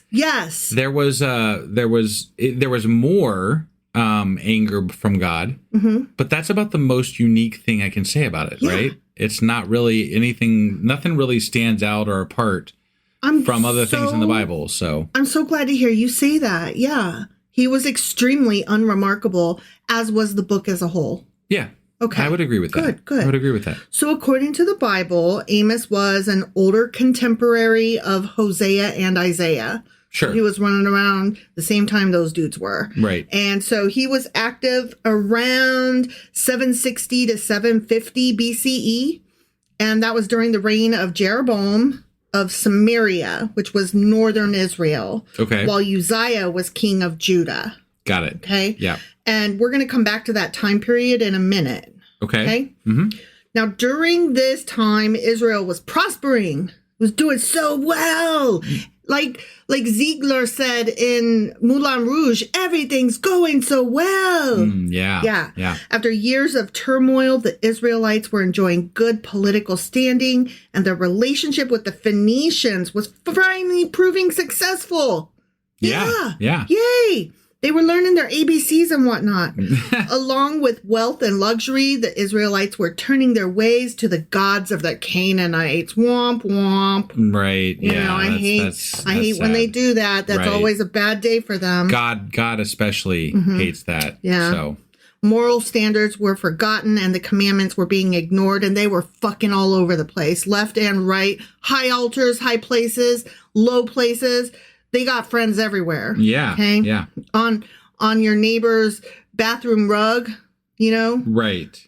It strikes me that they're talking about how they were prosperous and they were doing well, right?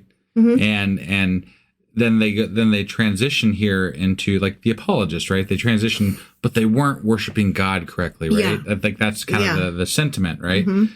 It couldn't possibly be that they're doing well. They're finally becoming something of a noticeable state because they're transacting well. They've got money. They've got wealth. They've got. They were being rewarded for finally, having stuck with God all these years. Sometimes it's not always best to be noticed. Yeah. Like these other places that are like, hey, we could get some quick cash over there. All we got to do is conquer them. Yeah. Like that. That's.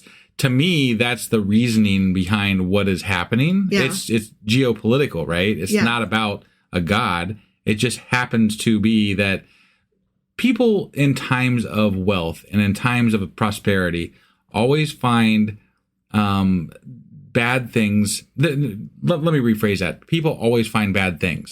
Doesn't matter what time frame it is. Sure. If things are going bad, obviously something's causing it. If things are going good, the thing that's going to happen that's going to go bad later is caused by the people that were doing the things wrong the good way. I'm waiting for the other shoe to drop. Kind of thing. There's never, you can't, no one can ever be fucking happy. Exactly. Ever. Yeah. And so it's just, it's really simple explaining away as to why they got conquered, right? Yeah. Like they're not taking into account the actual reasons. They just like, well, God did it. Everything's God. It makes it easier. It definitely does. Don't have to think things through. Right. So Amos is said to have lived in the kingdom of Judah, but preached in the northern kingdom of Israel with themes of social justice, God's omnipotence, and divine judgment. And those became staples of his prophecy. Got it. Okay. According to the book's superscription, that first verse. Yeah. Where it was like, in the days of blah, blah, blah, this be Amos. Right. He was from Tekoa, a town in Judah, south of Jerusalem. But remember, there was a question about that given kind of where he went and the tense of one of the verbs in the final bout between him and Amaziah, where Amaziah was, don't be selling your shit here, go back to Judah. And he's like, but my message is for you. And then there was a question about whether he left or whether he ran away or whether he returned home or not. Sure. And so there was a question about which Tekoa he was from. Right. So, okay. Anyway, but his prophetic mission was in the northern kingdom. Okay. Got it. So that's where he was selling his wares. Sure. Grifting and shouting. Yeah. He is called a quote unquote shepherd and a quote unquote dresser of sycamore trees. Yes. But the book's literary qualities suggest a man who was more than merely a poor farmer. Farmer boy, fetch me that Bible. Amos did come from a family of prophets, but was not a prophet himself. So, yeah, I didn't catch that. But he was, though. Well, he claimed not to be a prophet because he was not picked to prophet to everybody across the board. He had a specific message for a specific time for a specific people. This sounds okay. He's like, wouldn't me. No, it just like, I'm not a real prophet. I'm a true prophet. Like it's like one of those make semantics prophets great again things. Yeah, you know what I mean? Yeah. Like whatever. Yeah, no, dude. I totally. Yeah. He's like listed as one of the minor prophets in the Bible. So clearly we think of him as a prophet, but somehow like when he was busted by Amaziah, he's like, totally not a prophet, yo. I'm just over here. I'm a farmer. Probably because there was some sort of legalistic stipulation that you had to have, or legalistic denotation that you had to have in order to be an maybe actual you had to prophet, have like maybe? a certificate or a license, and he forgot to like get that checked out. Right. Yeah. Kind of like how you got to get a passport if you're going to travel. Yeah. Or you got to get like a driver's license if you're going to buy a car. Right. Kind of thing. Yeah. So from his writings, though, it's assumed he was an educated man who was also in tune with the oppression of his people. Sure. And in recent years, scholars have grown more skeptical of the Book of Amos's presentation of Amos's biography and background. Okay. Yeah. All right. So the Book of Amos is known for its distinct, sinister tone, as you suggested at the beginning. Right. And his violent portrayal of God. Right. I'm going to kill him. Yeah. The more violent. The more portrayal. violent. Like, yeah. I mean, it's not like the specific. Sure. Yeah. Yeah. I mean, God was specifically violent a lot before this. But so before it seemed like the prophecies were like, this will happen to these people. He looked straight in Amaziah's face and said, your wife is going to be a prostitute and your children are going to get stabbed. And so are you. Yeah. Boom, dead. Yeah. And don't forget, this book came before a lot of what we've already read. But God was specifically targeting, who was the guy that had the prostitute for those? Was it Hosea that had the prostitute for the wife and all that, I couldn't possibly I'm pretty sure it was Hosea. But anyway, he had the prostitute wife and the kids that were named shitty things or whatever. Loser and butt face. Right, basically. Yeah. So, I mean, it's not that God hasn't specifically targeted people before. He definitely has. I think it was just the amount of and the level of anger that he had in this book. Right? Like that seemed like what it was to me more than anything. Okay. Because, I mean, we talked about some really horrendous things multiple times. Yeah. And that's that amount of anger, that amount of destruction was a next level type of, having it that many times throughout the book was a lot. Right. For 9 chapters, you know, so. No, I hear you. Amos announced most, if not all, of his message in Bethel, where, he was told to fuck off. Right.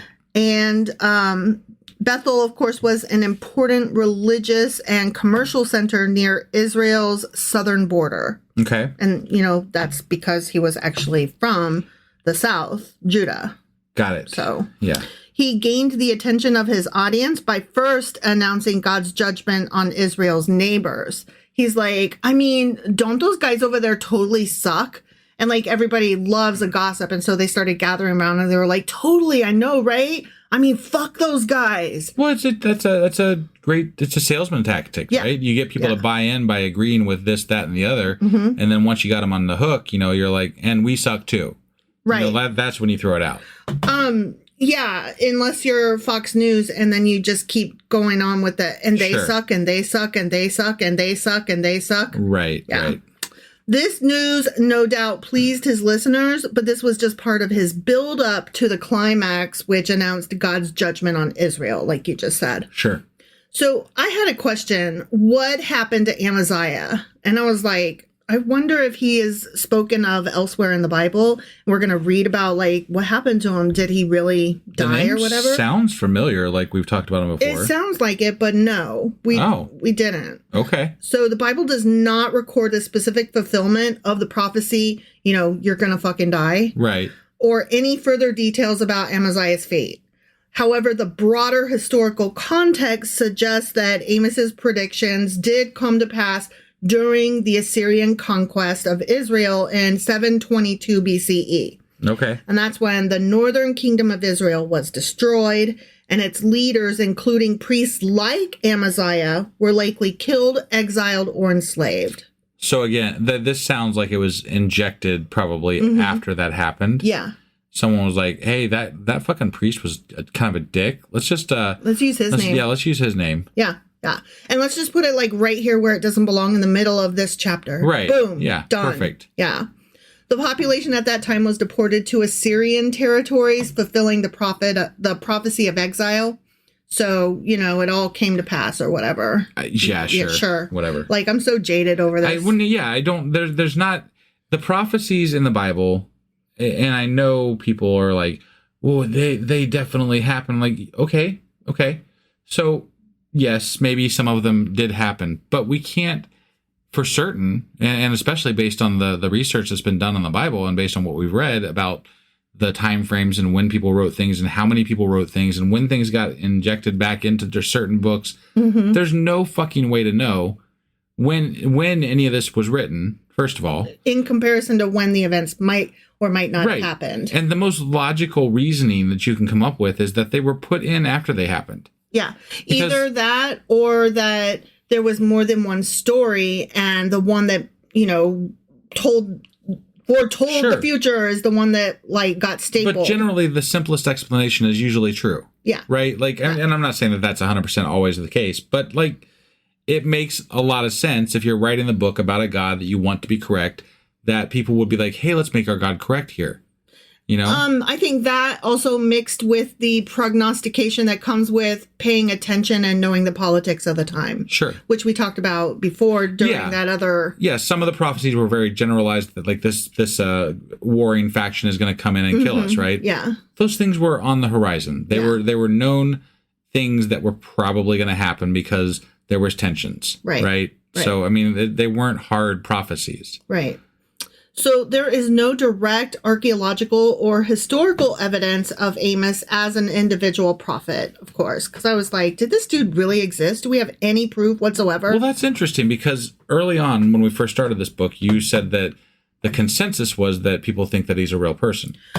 He's a real person or somebody like him. Okay. Like, that's the consensus. But I guess that's my problem, right? I take a little bit of issue with the fact that we don't have any historical record of this person, and yet the consensus is that there was a real person named Amos, possibly. Right. But that's what we go with, right? Sure. Why? Why do we go with that? Because because it's a journal entry that says so. I don't know. No, I get it, right? Mm-hmm. But I mean, especially with the things that are questionable about when things were written, how they were written, who actually wrote them. Mm-hmm. I don't understand why we feel obligated to say, yeah, there probably was an Amos. Because you know what? There probably was a lot of things that we don't know about, but it doesn't mean I'm going to say they're true because I don't know if they're fucking true. No, you're right. You're totally right. As you said, like many figures in the Hebrew Bible, Amos's existence relies on the textual traditions preserved in the Bible itself. Sure. So it's true because the Bible says it's true. Right. And that's just not a valid source for me. However, there are contextual clues and evidence that support the historical setting and themes of the Book of Amos, sure, lending credibility to the time period and environment in which he is said to have lived and preached. That's not the same thing, but right. I appreciate you trying to pretend that it is. Yeah. You know, these things happened is not the same thing as that man lived and wrote these words. Well, and it could have very well have been, written during that time frame that it says it's written during, mm-hmm. but it could have just been a story that somebody wrote about some fictional, prophet that they wanted to, tell a story about. Like, hey, I think this would be a pretty cool thing to have happened, and we need to tell those people what's what. So yeah. And hey, there's no way to know, right? And if we don't know, why are we saying that it's true? Right. I don't know. That's all. I just because religion. No, I know. I know why. I know the answer. I just don't agree with the answer. Well, here is some indirect evidence supporting Amos's context, not his existence, his context. Okay. Okay. Yeah. Number one is historical accuracy of the time period. The book of Amos is set during the reigns of Uzziah, king of Judah, which was circa 783 to 742 BCE, and Jeroboam, king of Israel, which was circa 786 to 746 BCE. Okay. This was a period of relative peace and prosperity for the northern kingdom of Israel, which does align with the societal injustices that Amos critiques, such as the exploitation of the poor by the wealthy elite. Archaeological discoveries such as the wealth disparity evident in 8th century BCE ruins in Israel, by which we mean Samaria and other surrounding cities, sure, do match Amos's descriptions of luxurious living juxtaposed with oppression. Got it. So okay. That lines up. Okay. Number two is Bethel as a religious center. Bethel, where Amos confronted Amaziah, or where I think Amaziah confronted Amos, is right. what it should read, yeah. was a known religious hub in the northern kingdom. Now, that doesn't mean anything. It was a known religious hub, therefore makes sense to place a story there. Yeah, duh. Right. Excavations at Bethel have revealed evidence of cultic activity consistent with the idolatrous worship that Amos denounced. Cultic activity could also be, God worship. When they say specifically idolatrous worship, though, right, that means that they did find like the idols and stuff. Okay. Yeah. So all of that was found there. I take issue with them calling other religions cults. Right. So I'm like, you guys are a cult too, essentially. Yeah. Especially back then, because you were smaller and, very much a, one of many. Yeah, one of many. There was no and this is the big one here. Right. Which, I mean, we've been talking about in our special Patreon episode. We started a series about cult versus religion. We did. Which is actually very relevant to what we're reading now, of course. Christianity is just a cult that stuck, Yeah. That's really how I feel about it. Kind of how I feel about it, too.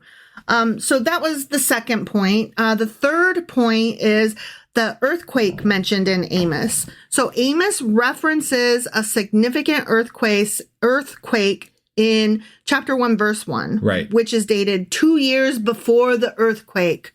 The earthquake.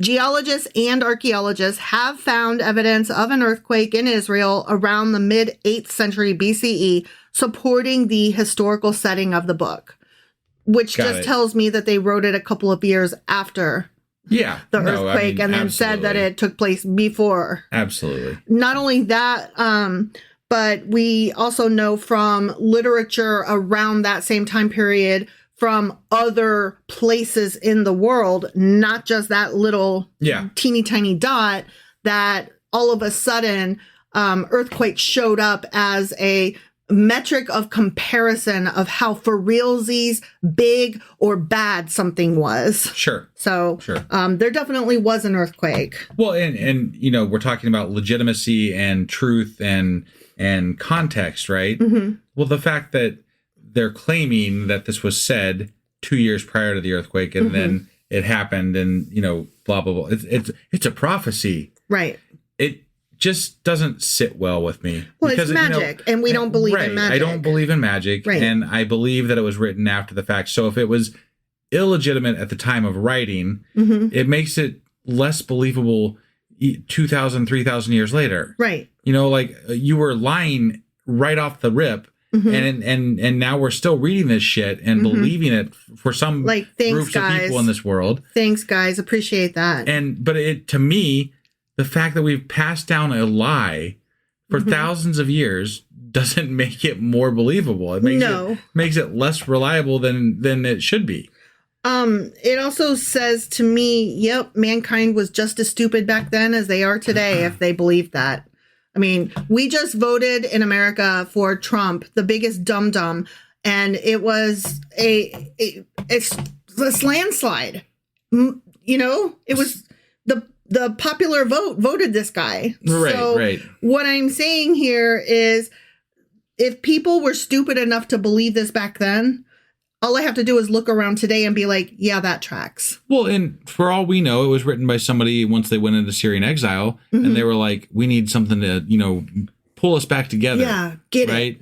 They would still remember what was happening. They would have been somebody that would have still been, understanding the relevance of this king, that time frame, this happening, that happening. But it would have been written with the knowledge of all these things happening. And people didn't read back then unless you were a scholar.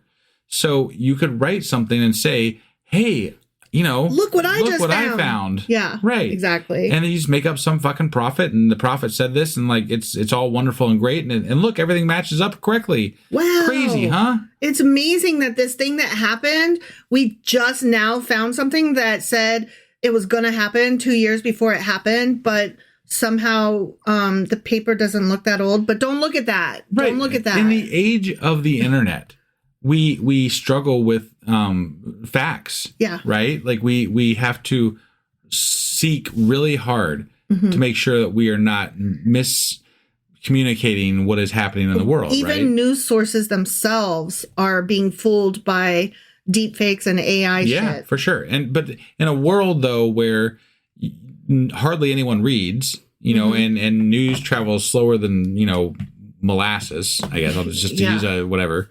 But it would have been so much easier to fool people back then because you just make something up and then say, yep, that's true. Sure.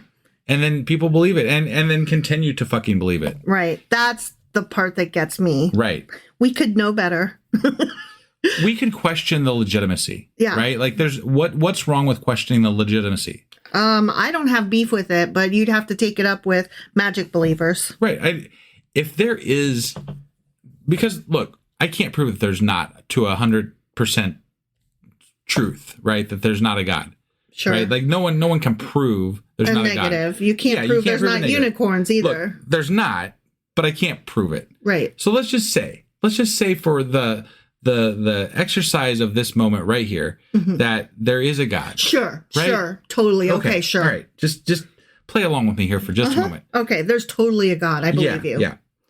Why would this God, why would he give a fuck what's in a book? First of all. Yeah. Let alone why would he care what some, asshole wrote 3,000 years ago? If I was a God, either I'm telling you directly in your heart or in your, whatever the fuck it is that transmits directly. I'm beaming my godness to you in your ear hole, or I'm making my presence known through things that just are unmistakable as signs of God, sure. Right? Or shit, I'm having fucking breakfast with you. I don't know. I mean, you're God. You could probably have breakfast with everybody at the same time. Right. I don't fucking know, man. But why is the texts from 3,000 years ago? That's the important part. All we have to go on. Like, why is that? I will never get over how we just accept that. Right. Because it doesn't make any fucking sense. Like, there's no reason to believe any of this stuff. We're not given any reason to believe any of it. Right? No. And more than that, it's contradictory. It's very shitty behavior with regard to how the God treats his people. Mm-hmm. And we're supposed to accept that this God is real. Sure. I just don't get it. Yeah. You gotta give me something. You gotta give me something other than 'cause I said so. Right. And I'm sorry, I'm looking at the people who are 'cause I said so. And the majority of them are not trustworthy people. I wouldn't trust them to babysit my child, much less to believe that there's a God out there. Right. Well, this is a discussion I think I've had recently with somebody, but there's just so much wrong with the Bible that I just don't understand how you can sit there and take it as truth. Sure. That's all. And I know I went on a long time about the same fucking thing. Did. And I've probably gone on about it before, but have. It still makes me mad. Do it again because you will. Always going to make me mad. Yep, me too. Okay. All right, so moving on. The fourth point is prophetic traditions. Amos is part of a broader tradition of Hebrew prophets who critiqued their societies. So the fact that there were others means that, sure, why not? He could have existed, Sure. His unique emphasis on social justice and condemnation of empty religious rituals does fit with the cultural and religious evolution of Israel at that time.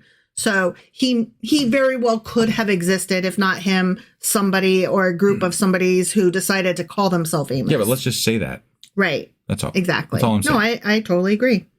So let's look at some scholarly perspectives. Okay. Because, that's more fun. Yeah. While Amos's exact historicity cannot be confirmed, most scholars do agree that the book reflects authentic conditions and concerns of 8th century BCE Israel, suggesting that a figure like Amos, whether as a single individual or a composite representation of prophetic voices, likely existed. Blah, blah, blah, womp, womp. Right. While this era is not associated with groundbreaking... Oh, now we're going to move on to the time period in and of itself. Okay. Because that's pretty much all I could find about Amos and the book thereof. Yeah. Okay. I was like, fuck this guy, fuck this book. No one cares about Amos. Yeah, basically. That was pretty much it. So I was like, but what else was happening around that time? Sure.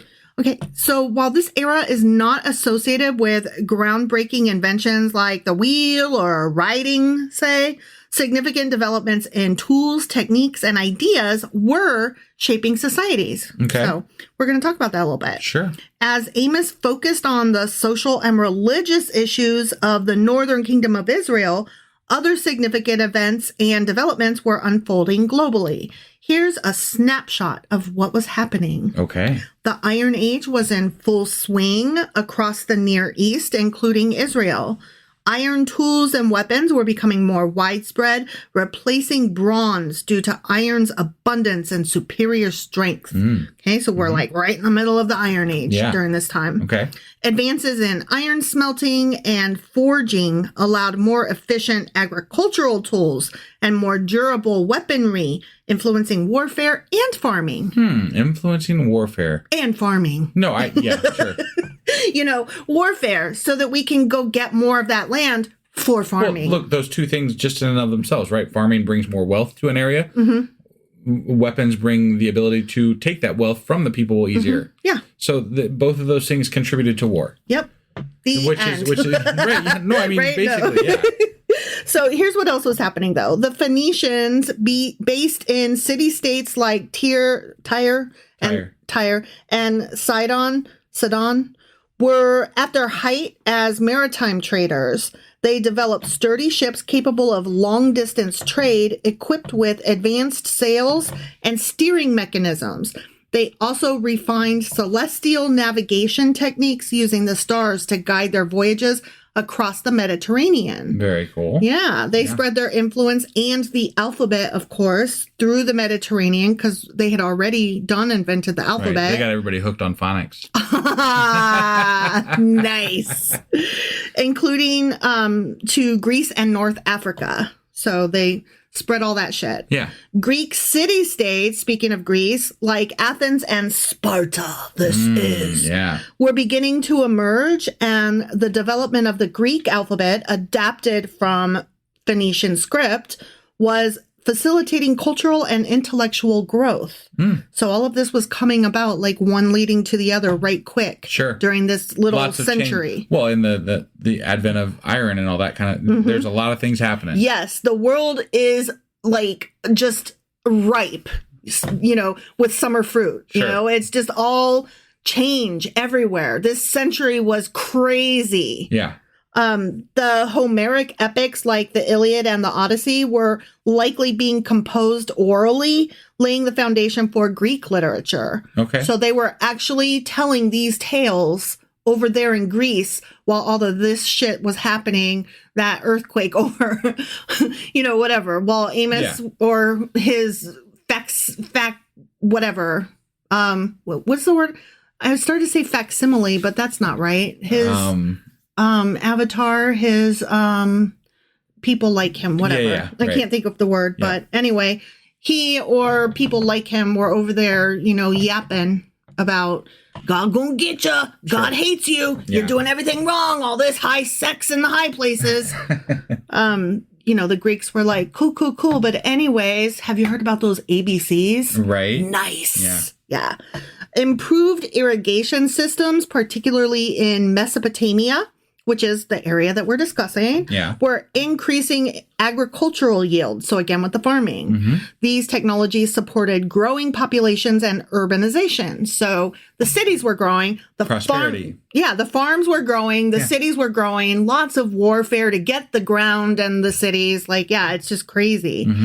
Techniques for crop rotation and fertilization were being refined, enhancing food security, which only led to more cities. Yeah. So, I mean, this is crazy stuff happening. It just it just must have been such an interesting time to be alive. Like the last century, people right now who are 100 years old have seen so much change in their lifetime. This must have been one of those centuries where they just saw so much change. Sure, but the main text that we know from this era, the Bible, right, that we're reading here, it just bitches about things. Right, exactly. Right? Like it's par for the course. It is. People only care about what's going wrong. Yeah. Like in general, right? That's what pushed through as the main idea. It bothers me. Like they're not talking about any of this stuff in the Bible as far as like, look at all these amazing things that are happening to us. Right. But no, God hates you and wants to kill you. Right. That's what we're talking about. I think there needs to be a healthy dose of both because there can be too much celebration of what's going well. For example, let me prove my point here for a second. Whenever I'm at my parents' house and I'm talking about healthcare, and how it's a joke in America and other countries have all these other systems. My dad's like, yeah, but they have their problems too, and blah, blah, blah, and we still have the best, blah, blah, blah, and like, our country can do no wrong. You can't talk about how America sucks in this area, because if you talk about how America sucks in this area, then you're saying that America has a weakness, and that might mean America's penis is small. Yeah. What? Can't have that. Whoa. That was like a leap. Where did that come from? Yeah. Like, so I think there has to be a hand in hand. Nothing is perfect and nothing should be bombed and killed. And, you know, like, can there be a happy medium where we're like, hey, this is the places where we're doing really, really fucking well. But while I was traveling, I saw these cool things that I think we should implement because they're doing it better. Or I also noticed that while we are doing these things well, here's where we're falling short that I would love to see some improvement. Yeah. Like just that happy medium, you know? Right. I think on a personal level, like just, you know, when you're talking about a person trying to find that fine line between self-growth versus acceptance and self-love. You know what I mean? Where are the places that I need to grow and to better myself? And where are the places that I need to accept my flaws and, you know, just kind of love myself, whether I suck or not kind of thing. Sure. You know? Yeah. So it's that, but on a larger grand scale. Right. So early settlements were forming in the region that would later become Rome. So Rome was starting to build. They were building Rome. Yeah. And now look today, Rome is burning. I've seen that going around on Facebook, you know, because Trump. Yeah, you know, no, I got it. And we're Rome. Right. You know, and I we're got burning because like Rome, you know. Okay. I got it. You see what I did? Yeah. Okay. Yes, I got it. The Etruscans, civilization in central Italy, were flourishing and influencing later Roman culture. So that was happening. All right. Okay. I'm going to say this wrong ahead of time. I'm telling you that. The Zhou dynasty, I think it's pronounced Chou. It's Zhou. Okay. I believe it's the Zhou dynasty. Okay. So apologies if I am completely butchering that. Sure. But that dynasty, which lasted from 1046 to 256 BCE. Yeah, that's a crazy length of time. Yeah. It was in its Eastern Chou phase, marked by the spring and autumn period, which is, I don't even know what that means, but it was from 771 to 476 BCE. Okay. So we're like right in the middle of that dynasty. Got it. This era saw the rise of regional states and philosophical developments that would later shape Chinese thought, including early Confucian ideas. So we're seeing the beginnings of Confucius, you know? Got it, yeah. The use of iron for agricultural tools began to spread, improving farming efficiency and productivity.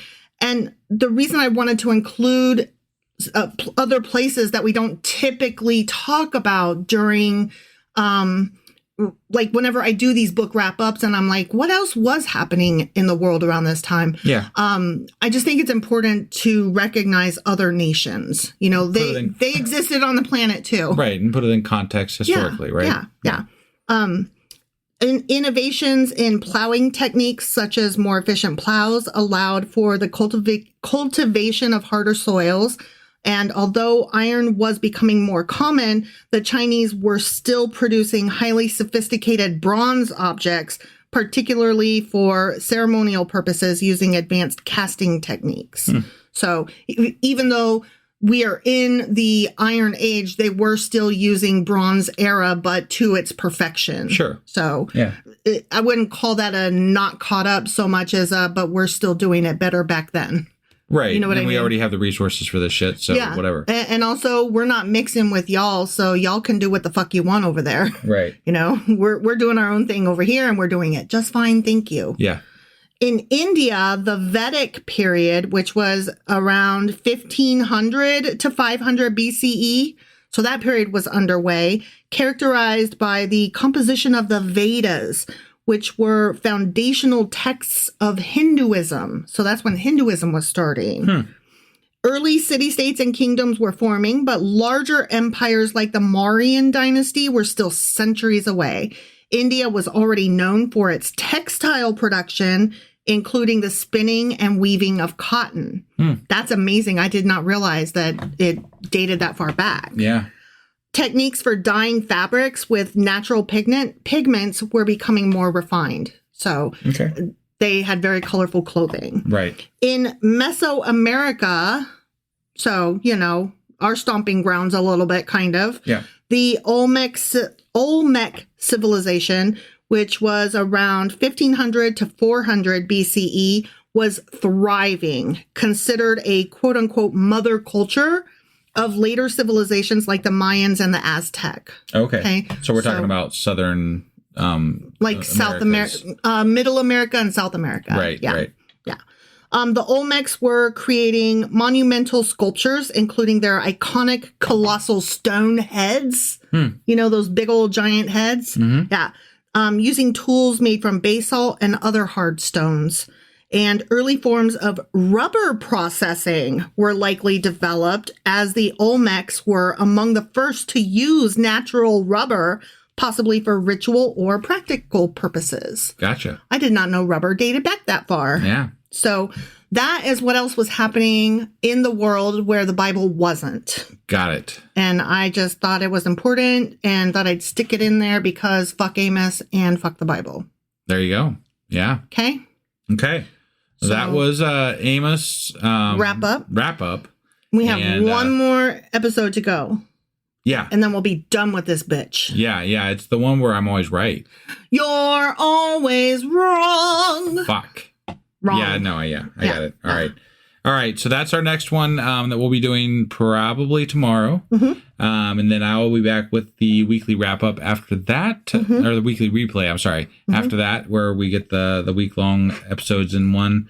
And then we will be back for that one chapter of that one book. That one book. I think it's Obadiah, but I didn't look, and I never do because we're so prepped. We're so ready for this. I mean, it's unbelievable how prepped we get why ahead start of time. now? Being professional. I know, right? Yeah. Somebody asked us last night, like, you guys don't plan ahead, and we were like, fuck no. Yeah. Just so we have some good. I want to mention it on the end of the podcast here, but okay, we have some friends that did that are friends on Discord with us. That we did a interview on their YouTube channel, which it was just a fun get together. It was a chit chat. It was a hangout. Yeah. So if you have the time, you should go check out. It's the channel's called Talk to Your Plants. We revived or resuscitated. Yeah. We had a good time. Yes. So, and it was, there were some good questions and we just chatted for a long time. So it was a lot of fun. It was a lot of fun. So, but we always have fun with them because they come hang out with us in our Discord on Wednesdays at 10 p.m. Eastern. Yeah. And you can too. That's right. All right. So that's all we got for tonight, and we will see you guys next time. Bye.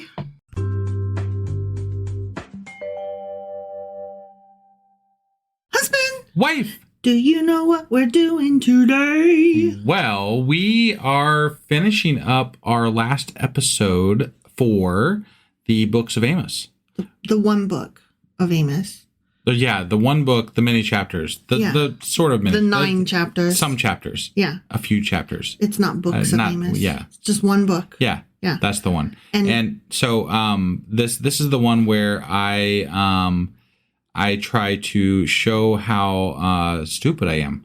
Right, because you're always wrong. Right. Yes. That's the one. And then we get to do a pop quiz where you're even stupider, but that's okay because I'm pretty stupid too. Well, as long as you enjoy the process, that's all that really matters. Actually, I got an 80 on the pop quiz. Did you really? Yeah. Now I'm under some pressure. Mm-hmm. Okay. All right. So are you ready to do some contradictions? Sure as fuck am. All right. Let's do this. Okie dokie.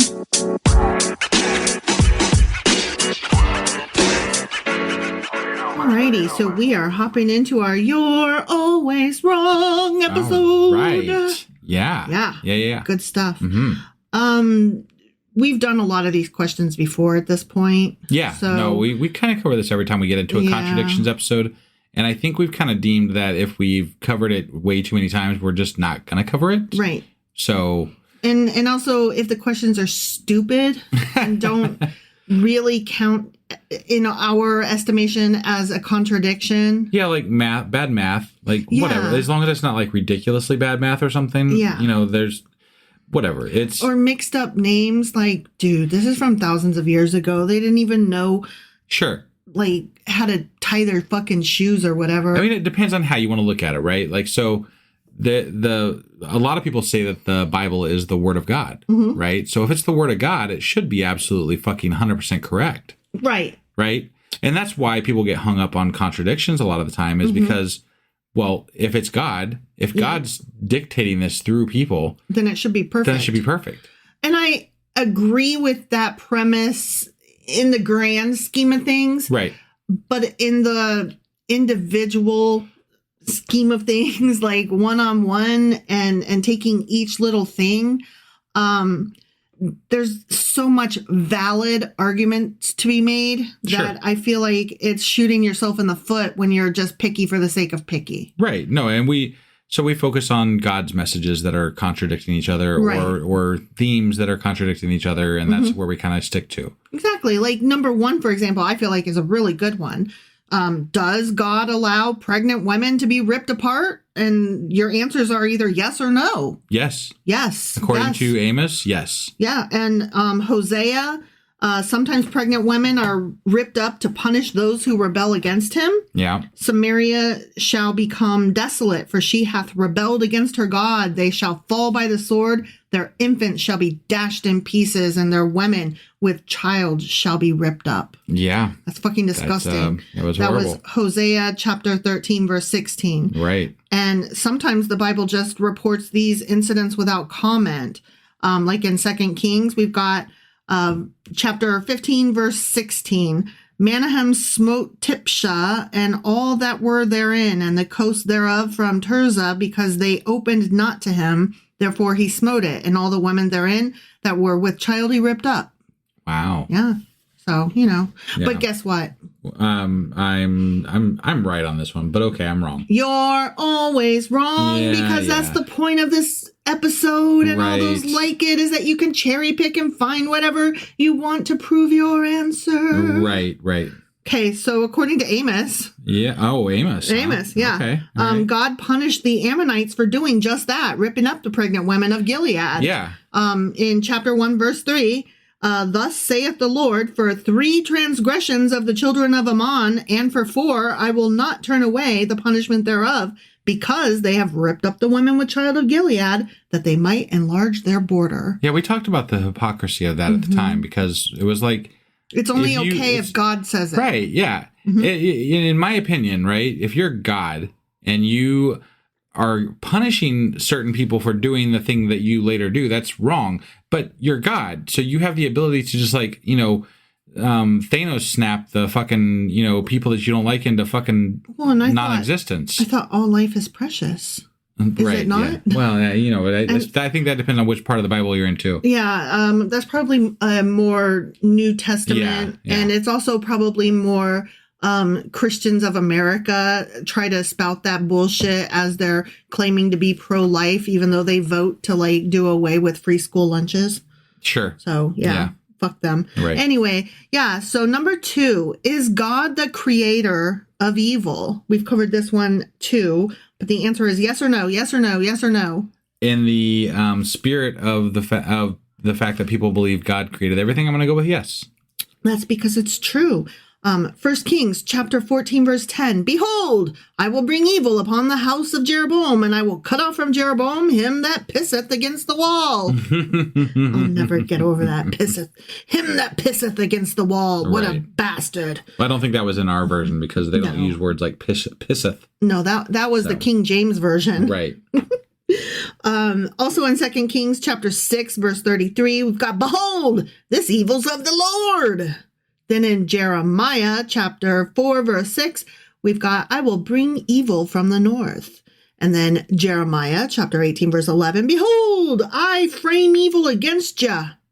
And then in Isaiah chapter 45, verse 7, I create evil. Yeah, wow, straight up right? says it. Yeah. I was going to say the other ones, it was just him bringing it, which could be construed that he didn't create it. But kind of like if I say I'm bringing deviled eggs to the family get-together, doesn't mean I made it. Yeah, it could have been the grocery store. Yeah. In Job chapter 2, verse 10, we've got, what? Shall we receive good at the hand of God, and shall we not receive evil? So, Yeah. And then in Lamentations, chapter 3, verse 38, we've got, out of the mouth of the Most High proceedeth not evil and good. So, yeah, both. Okay. Both. All right. And then one more, Amos, chapter 3, verse 6 says, shall there be evil in a city and the Lord hath not done it? Shall there? No, because the Lord makes everything, just like you said. Yeah. All right. He's in charge of everything, and Got he it. makes all the things. Right. And but guess what? I'm right. You're always wrong. Damn it. Yeah, the answer is no. God doesn't make evil. Ugh, how could you say such a thing? The best example is in Psalm chapter 5, verse 4. For thou art not a God that hath pleasure in wickedness, neither shall evil dwell within thee. Like, ew. God doesn't do evil or make evil. Everything he does is pretty and perfect. Right. He's lollipops and rainbows. But I'm gonna say this because a lot of the Psalms and Proverbs were Just poesy. when people pleading with God for the way Yeah. that they think that God should be. Yeah. Right. So, and I'm not trying to defend that.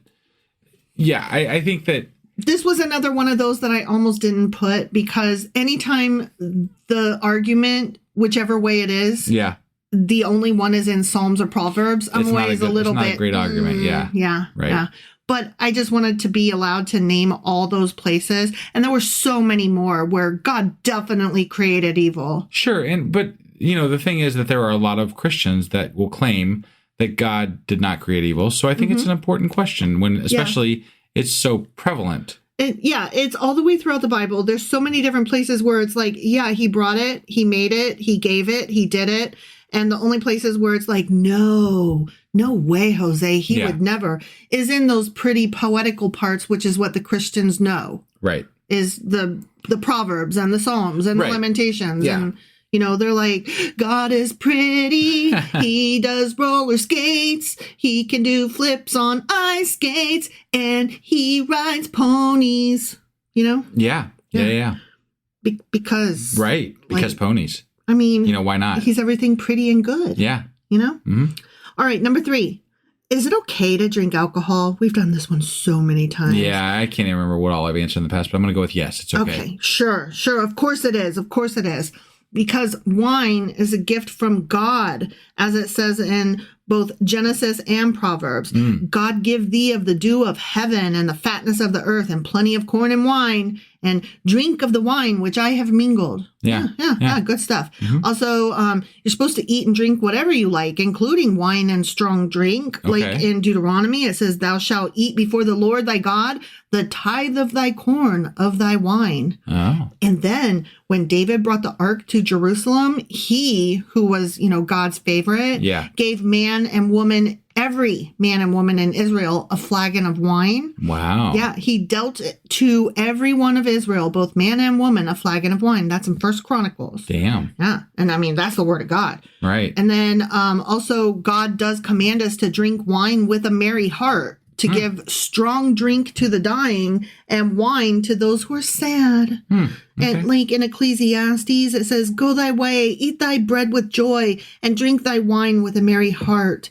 And then in Proverbs, it says, give strong drink unto him that is ready to perish, and wine unto those that be of heavy hearts. Let him drink and forget his poverty, and remember his misery no more. And then in Song of Solomon, it says, I have drunk my wine, O friends. Drink, yea, drink abundantly. But guess what? A quick question, though. Have we read Ecclesiastes? I didn't. Did I say Ecclesiastes? You did. And I was just curious because I don't feel like we've covered that one yet. I don't remember. Okay. All right. I honestly don't remember. Oh, you don't remember that we read it or not? Or I don't remember if we've read it or not, but it's one of the ones that I copied in here and probably shouldn't have. Got it. Because I'm going to bet we didn't. Got it. Ha, oops. Why you got to be calling me out on the microphone? But anyway, guess what? What? The answer is no, because you're always wrong. Okay? You cannot drink wine if you're a Nazirite, priest, or prophet, which doesn't apply to most of us, but still. In Numbers it says, and the Lord spake unto Moses, saying, speak unto the children of Israel, and say unto them, when either man or woman shall separate themselves to vow a vow of a Nazirite, to separate themselves unto the Lord, he shall separate himself from wine and strong drink, and shall drink no vinegar or wine or vinegar of strong drink, neither shall he drink any liquor of grapes, nor eat moist grapes or dried. But this was for the Nazarites, though, right? Yeah. I'm Okay. going to carry on, but right now I'm just referring to only Nazarites, priests, and prophets. Sure. Just an FYI, though, we did read Ecclesiastes. Okay. Yeah. Okay. It's after Proverbs and it's before Song of Solomon. Oh, yeah. It's another one of those poesy ones stuck in there. Yeah. All right, so in Judges, it says, and the angel of the Lord appeared unto the woman, Samson's mother, and said unto her, Behold, now thou art barren, and bearest not, but thou shalt conceive, and bear a son, Samson. Now therefore beware, I pray thee, and drink not wine, nor strong drink. I don't know if that really counts as a no, don't drink to everybody. That's just good practice for a you're mother. You're going to be preggies. Yeah, don't drink. Preggies don't drink. It strikes me that's excellent advice for that long ago, right? Yeah. Like, I mean, how would they knew? Yeah, right. Huh, interesting. Yeah. I didn't know they knew that alcohol was bad for a mother. Right, yeah. Wow, that's interesting considering that people today would argue that sometimes. And then in Isaiah it said, but they also have erred through wine and through strong drink are out of the way. The priest and the prophet have erred through strong drink. They are swallowed up of wine. They are out of the way. Through strong drink, they err in vision, they stumble in judgment. Now, that was just the Nazarites and the priests and whatever. Yeah. You should also not drink if you're going to go to church. Do not drink wine, nor strong drink thou, nor thy sons with thee, when you go into the tabernacle of the congregation, lest you die. Oh, shit. It shall be a statute forever throughout your generations. And that's in Leviticus. Damn. Don't be drinking wine in church. I don't know. Leviticus. I'm kind of thinking like drunken churching would be like a fun thing to do. Right. But I'm thinking, doesn't that like right there make the sacrament, the Holy Sacrament, when you're, the blood of wine, you're not supposed, and they would be like, it's not wine, it's the blood of Christ. And I'm like, bitch, they bought that at the store. Right. They bought that bottle of wine at the store. But they waved their hands over it and they said some magic words. So that's it's blood. So they now. did a magic spell? Yeah. Well, the church does not like magic spells. That's not really a magic spell because it's a Jesus magic spell. I'm just saying, Leviticus says don't drink wine or strong drink. Yeah. Okay, fine. We won't call it wine. I will still call it a strong drink. Are you saying that Jesus' blood ain't a strong drink? No, I don't know. Whatever. Yeah. I'm not the one that made the rule book. I'm just sitting here trying to figure it out, okay? Got it. And also, you can't drink or you shouldn't drink according to these following passages. Okay. In Proverbs, it says, wine is a mocker, strong drink is raging, and whosoever is deceived thereby is not wise.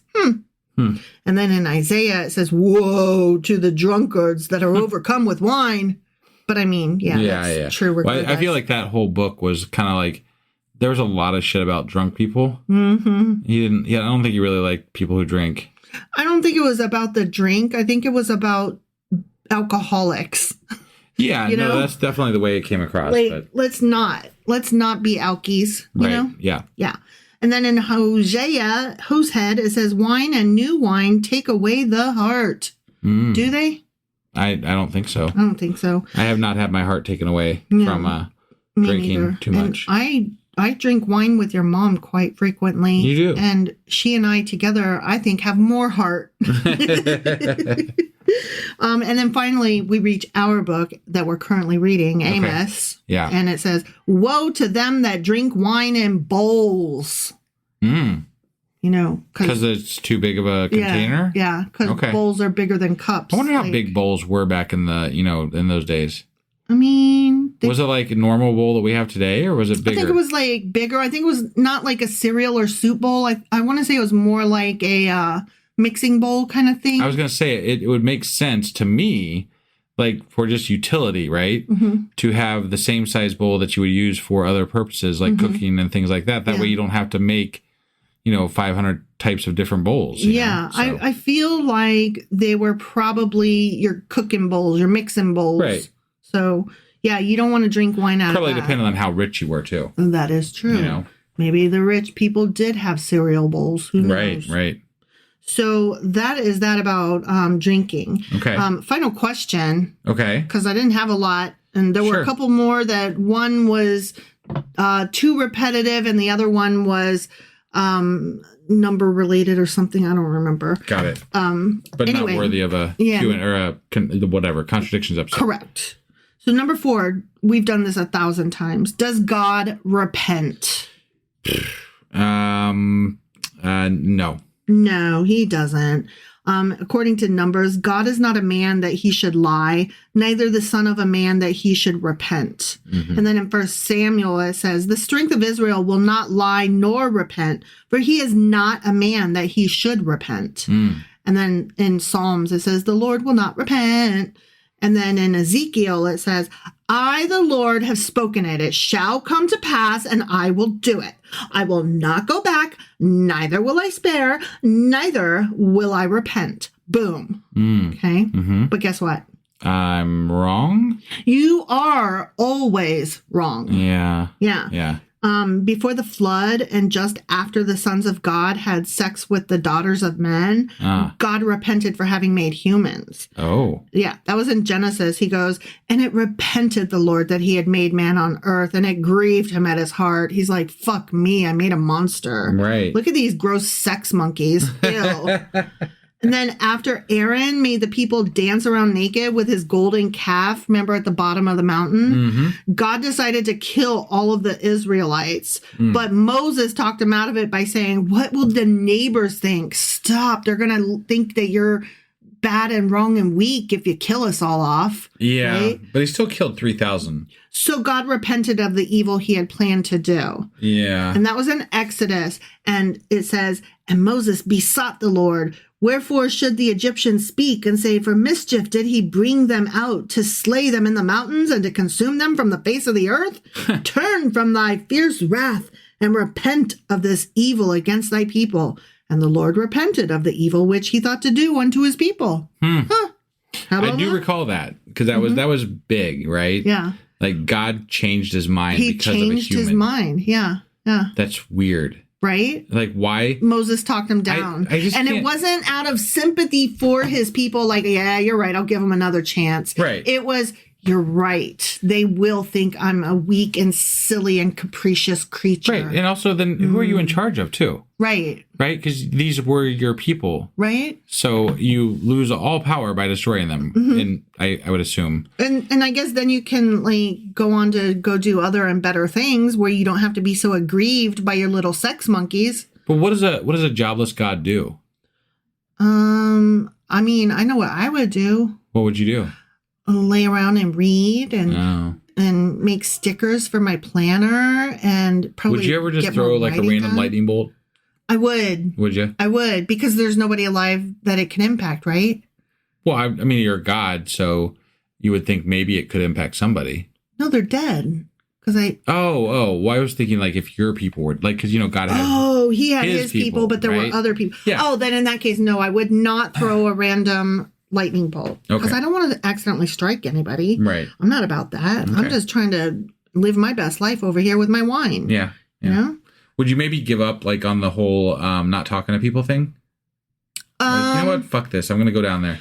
No, I would leave altogether. I want nothing to do with sex monkeys. Okay. Honestly, like if you had the option, wouldn't you be like, no, humans of Earth, what? Right. 2024 and y'all voted for Trump. Get the fuck out of here. I'm done. I'm gone. Bye. Yeah. And I mean, have you seen all of the alien stuff in the news lately? I've caught wind of it. So there's all these hearings going on again still some more. Yeah, because there's apparently aliens in the ocean off the coast of Kuwait or something like that. Yeah, and like nobody's talking about it because who cares? Like the world is falling the fuck apart. Everything's on fire. Rome is burning, you know?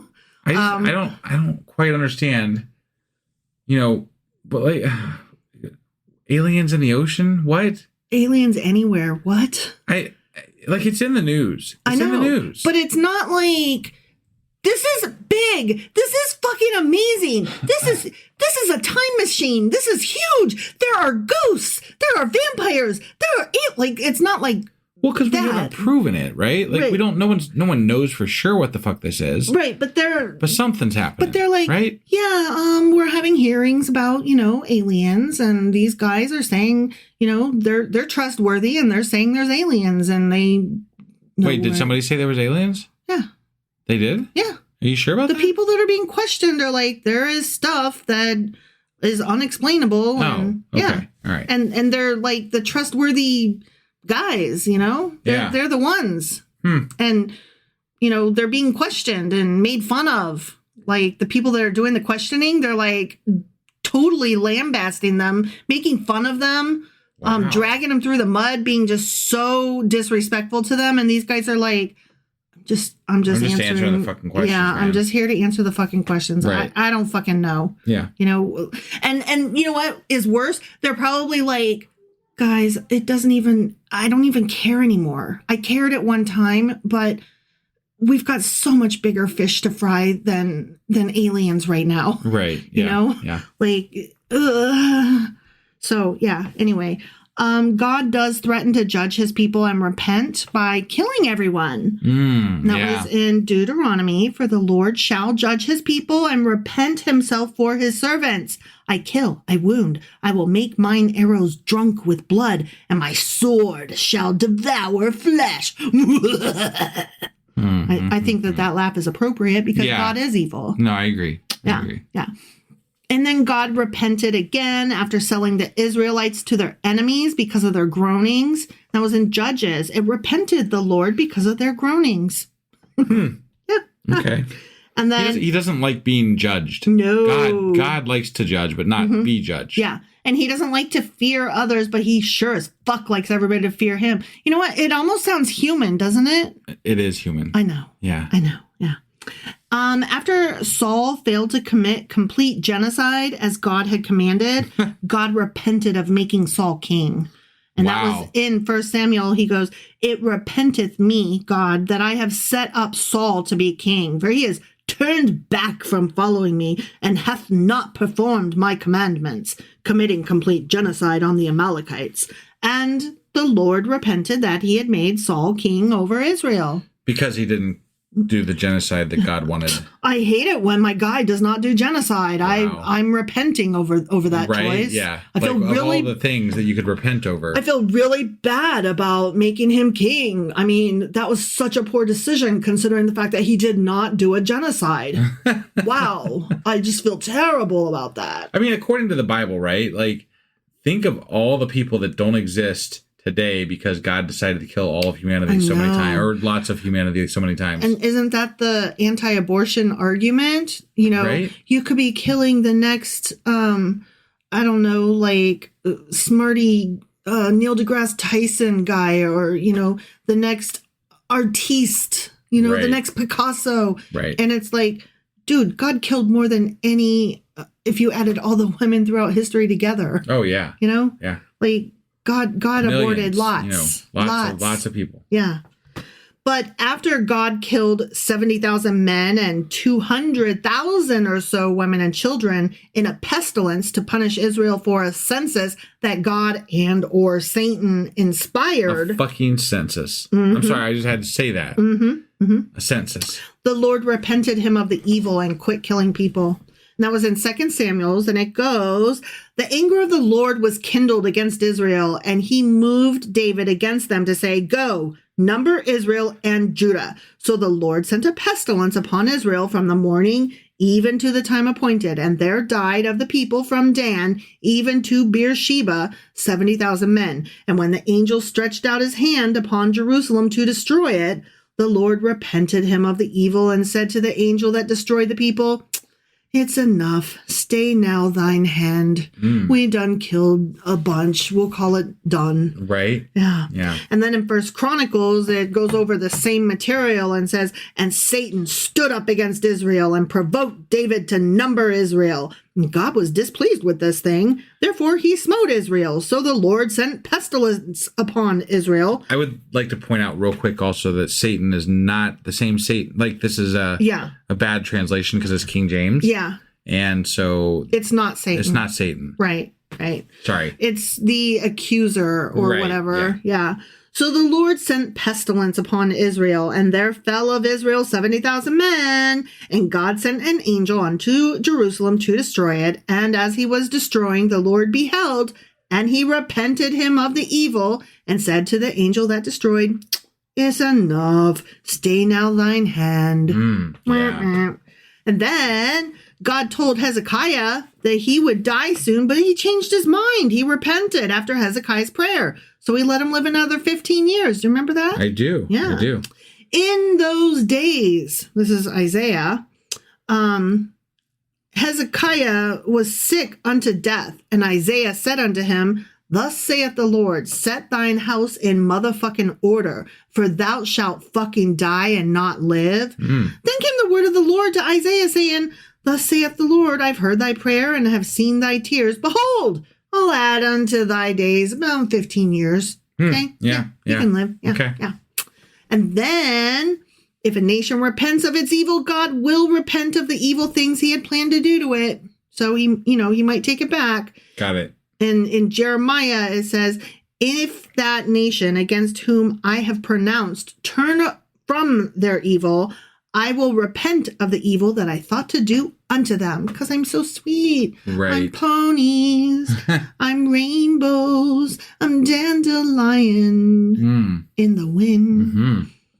And then finally, we have a couple things from Amos. In Amos's first vision, God makes grass-eating grasshoppers and then repents. Oh. Yeah. In Amos chapter 7, it says, "God shewed unto me, and behold, he formed grasshoppers. When they had made an end of eating the grass, the Lord repented of this." He felt bad about it, I guess. Yeah. And then in Amos's second vision, God burns up the earth and sea and then repents. So again in chapter 7, "Behold, the Lord God called to contend by fire, and it devoured the great deep and did eat up a part. The Lord repented for this." And then really, honestly, God has repented. In fact, so many times he's getting fucking tired of it. Right. That's what it says in Jeremiah chapter 15, verse 6. "I, God, am weary of repenting." Yeah, so that's it. And guess what? What? You're still always wrong and will be forever as long as you're married to me. And even past that, if you ever leave me, then you'll really be wrong. But you won't leave me, but you're still wrong anyway. Oh my gosh. Forever. Okay? Okay. Yeah. I was feeling a little. I guess. I Yeah. had to. Yeah. Okay? Yeah. Because you're always wrong, I'm always wrong. even though you're generally right. Yeah. Okay. Okay, moving on. We're going to see just how right you are. Okay. Okay? Are you ready for this? It's 10-question pop quiz. Okay. The Book of Amos. All right. Can you beat me? I don't know. We're Okay. going to find out.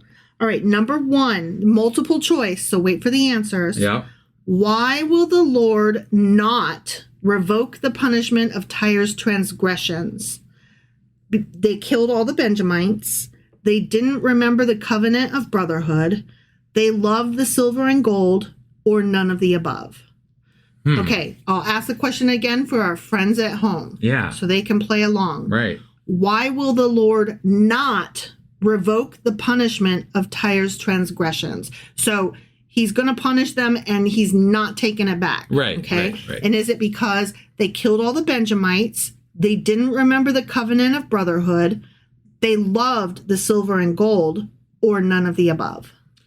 I am going to go with I think I'm going to go with number 2. Which one? The second answer? They didn't remember the covenant of brotherhood? Sure. Yeah. That is correct. Oh. Yeah. Wow. Yeah. Okay. Okay. According to Amos, number 2, what did he say the day of the Lord is? Darkness, light, joyful, or safe? I think I know. Now I'm gonna read it again. Right. No, I know. Okay? Yeah. According to Amos, what did he say the day of the Lord is? Darkness, light, joyful, or safe? So I feel like this is pretty easy because it was there's only one that's really different. Darkness. It is. Yeah. I got that one wrong. Really? Yeah. I think I put light. Really? Yeah. Huh. Sorry. No, I mean, You're every like, time oh, really? no, no. Every time they mentioned the day of the Lord, it was always about destruction and things like that. I remember boring things. Okay. All right. Number 3. Who said to Amos, "O seer, go, flee away to the land of Judah and eat bread there and prophesy there"? Ooh. I know this one. I know. Do you want to just say it without your choices? No, or? I want people at home to play along. Okay, here's your choices, and I'll read it again after I read the choices. All right. Amaziah, Eliab, Jeroboam, or Josedek. I've never even heard the name Josedek, but okay. All right, I'll read it again. Who said to Amos, "O seer, go, flee away to the land of Judah and eat bread there and prophesy there"? Ugh. Amaziah, Eliab, Jeroboam, or Josedek? I believe it was Amaziah. It was. Yeah. Oh my God. Okay, I think you'll get the next one right too. Okay. Number 4, according to Amos, whose transgressions will not be revoked for ripping open pregnant women? Okay, ready? Yeah. It's Judah, Damascus, Ammonites, or Tyre. I'm going to read it again. Okay. According to Amos, whose transgressions will not be revoked for ripping open pregnant women? Judah, Damascus, Ammonites, or Tyre? I believe it was the Ammonites. I believe you are correct. Okay. Number 5. What did the Lord say when he swore by the pride of Jacob in the book of Amos? "I will fight their enemies. I will never forget any of their deeds. I will be jealous for them, or I will be merciful." I'll read it again. Okay. What did the Lord say when he swore by the pride of Jacob in the book of Amos? "I will fight their enemies. I will never forget any of their deeds. I will be jealous for them, or I will be merciful." I think it was number 2. I will never forget any of their deeds. I think that's right. Okay, number 6. According to the book of Amos, who sells the righteous for silver and the needy for a pair of sandals? Is it Judah, Tyre, Israel, or Damascus? Ooh. According to the book of Amos, who sells the righteous for silver and the needy for a pair of sandals? Judah, Tyre, Israel, or Damascus? I am a little torn on this one because I feel like, I don't know. I'm going to say Israel. I honestly don't remember. Sure. That might have been one of the ones I got wrong. Right.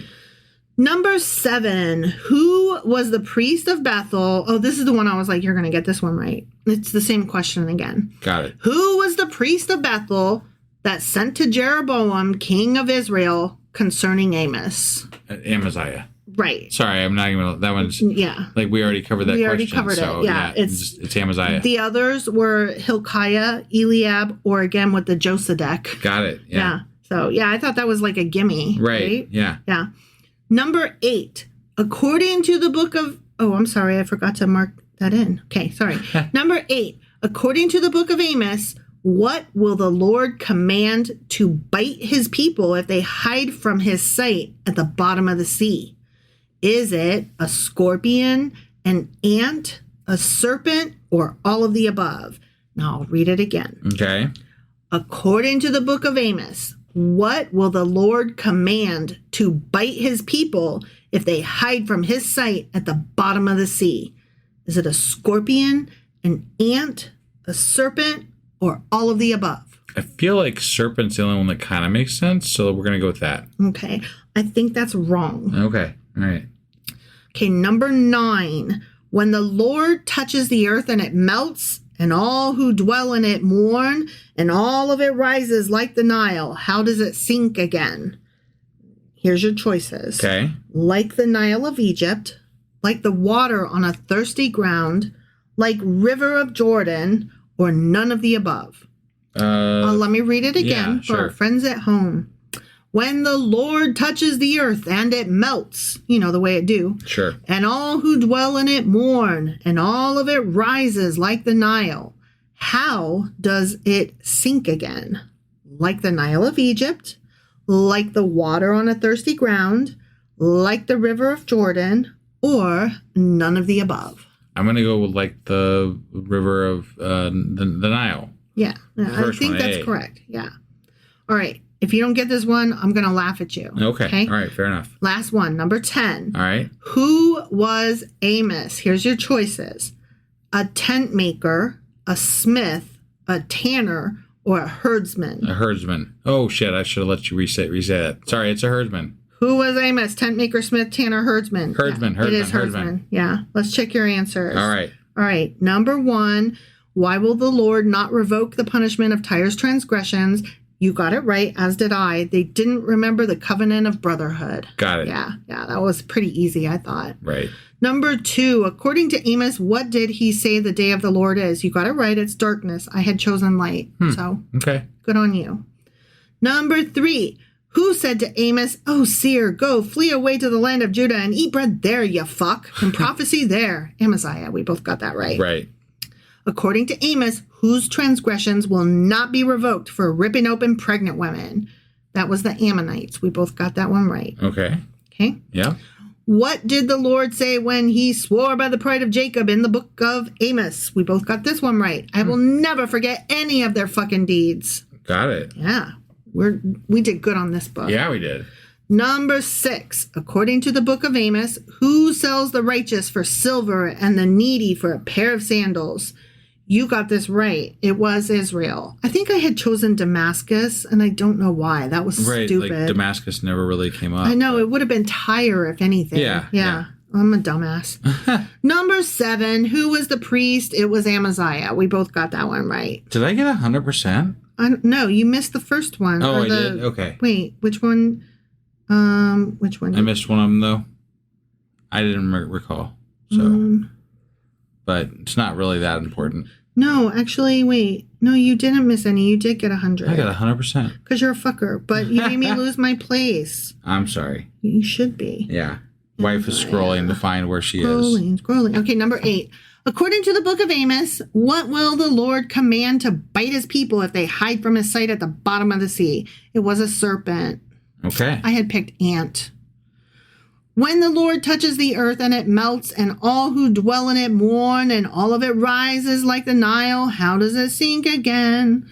Like the Nile. It rises like the Nile and it sinks like the Nile. Like that's a weird question, but okay. And then who was Amos? A herdsman. Yeah. Yep. You did. You got them all right. Wow. Yeah, you beat me. I did. I'm always wrong. Wow, I'm really impressed. Good job on you. Thanks. Yeah. Good times. And guess what? We are done with fucking Amos. We are done with a mouse. Yeah. Mm-hmm. Well, congratulations, everybody. Mm-hmm. We just finished the 30th book of the Bible. Wow. We are done. Yeah. There is the weekly wrap up or weekly replay that I'll be putting out here shortly. Mm-hmm. Or, well, tomorrow. Sorry.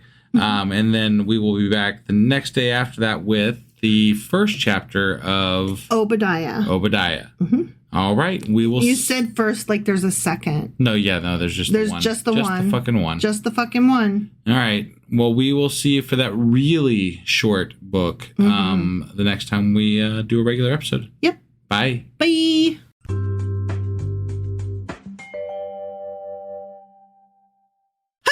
Wife! Do you know what we're doing today? Well, we are on Discord right now. We're doing it live. Yeah. This is a live episode, and it's also not going to be a full episode for everybody. That's because it's a Patreon. That's right. And what are we doing our Patreon episode over today? We are going to talk about cults versus religions. And the reason that I wanted to do this was twofold. One, well, actually it's threefold. One, I couldn't think of anything. And then 2, so I was like, okay, online things, help me out, suggest a thing. And then this is one of the things that grabbed my attention because I literally just last night started watching, I hope anybody knows what I'm talking about, Crash Course by John Green and his brother Hank. Yeah. On YouTube's. Yeah, they're really great. Yeah. And actually schools use them now, which is really amazing. Them now. Yeah. Well, literally there is a like comparative religion course that they just started. I want to say there's like 6 episodes up, but I watched the intro and the first 2. I was about to watch the next one, which was, guess what? Cults. The difference between cults and religions. Oh. And I was like, get the fuck out of here, interwebs. Great topic. Yeah. Right. So I was like, all right, you got me. Okay. Yeah. So I didn't We know. could just as easily call, we could just change around and say religion is cult. We could. Oh, I have to tell you, do you know how many times I was writing cult, blah, blah, blah, blah, blah, religion, cult, cult, cult. Every single time, 100%, it came out COLT like the horse. Really? Every time. Interesting. Every time. Yeah. Maybe they're trying to, put a stop to cults. There's no such thing as cults. They're all religions. Yeah, yeah. So, are you? So before we get into it, if you are not on Patreon right now, you should go do it. So you can go over to patreon.com/sacrilegious discourse. That's correct. Yeah. And you can sign up for as little as $2 a month to receive our special episodes. I will allow it. Yeah. So you should go do that now. Or if you don't want to spend the money, there is another way. You can join us here on Discord like we're doing right now. Every Wednesday at 10 p.m. Eastern, we are live on our Discord channel, which the link is always in the show notes. And don't worry if you're running like a half hour late. The show doesn't usually start until about 45 minutes after 10. Yeah, that is correct because I have to find my footing. Right. By which I mean we got to chat with everybody. Yeah, I got to ramble and I got to tell stories and I got to sing a little bit. Sure. And I got to cuss out a few people. Just kidding. I don't do that. Except for the one and they know who they are. So anyway, are you ready to get into this episode? Let's talk about cults, baby. Let's talk about religion. What? Yeah, let's do it. Okay.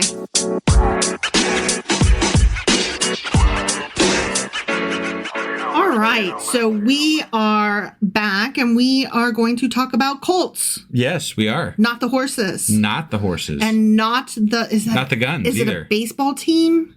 That's a football team. Football. Yeah. Damn it. I really thought it. Oh, no, dang it! I tried so hard. And not the guns though either. And not the guns. Right. Right. What else are cults? I got nothing else that I can think of off the top of my head. Guns, and sport team. Yeah. Okay. That sounds about right. Okay, we're not talking about any of those. None of those. Yeah. No. Do you have feelings about cults and religions before I get started telling you some things? Do I have feelings? I grew up in the fucking 90s. Like that my childhood was in the 80s and 90s, right? And we had Satanic Panic. We did. You know what? It's funny. I was actually I had to go testify at a court hearing for something. And I'm just going to, I'm not going to get into that. But at the time, me and my friends were into Magic the Gathering. And we were playing it out in the waiting room. That ended up in the fucking court transcripts. Are you kidding me? No, I'm absolutely not.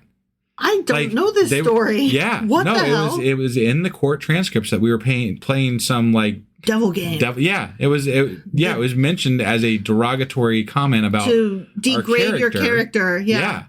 Wow. That we were doing that out in the lobby. Holy shit. I'm like, oh my God. We're just playing a fucking game, guys. Like it would have been, you wouldn't have mentioned if it was Parcheesi. Right. Fuck Parcheesi. That's boring. Magic the Gathering is so much cooler. Wow. But but we also had what was the Waco?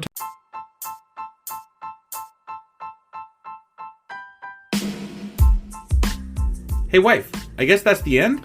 But husband, that's just sad. It doesn't have to be. We are on lots of social media platforms like Twitter. Our handle there is sacrilegious_D. For D's nuts. Oh my God. Stop doing that. Anyway, we're also on Facebook, Instagram, and Pinterest. There's a link to all of our social media sites at our website. Ooh, we have a website? Yeah, it's sacrilegiousdiscourse.com, where you can also find a link to our merch shop. We have a merch shop? Yep, we have podcast-themed clothing, mugs, notebooks, and more, as well as an atheist and science-themed products. Wow, our fans should really go check that out right now. Definitely. They can get in touch with us by sending an email to sacrilegiousdiscourse@gmail.com. But before they do that, we could really use some help. Oh yeah? With what? Well, it's not free running the podcast, and we need some financial support in order to get better equipment, which will free up time so we can concentrate on our podcast and our fans. Okay, so what should they do? Head over to patreon.com/sacrilegious discourse and sign up as a contributor on our podcast. Supporters there receive additional bi-weekly episodes that we record just for our Patreon members for as little as $2 a month. Also, we'd really appreciate it if you would like and subscribe on whatever platform you're using. And Apple Podcast reviews help us out tremendously. Like and subscribe, leave an Apple review, join us on Twitter, support us on Patreon. That's a lot of instructions. Don't forget to say thanks. Thanks. Okay, bye.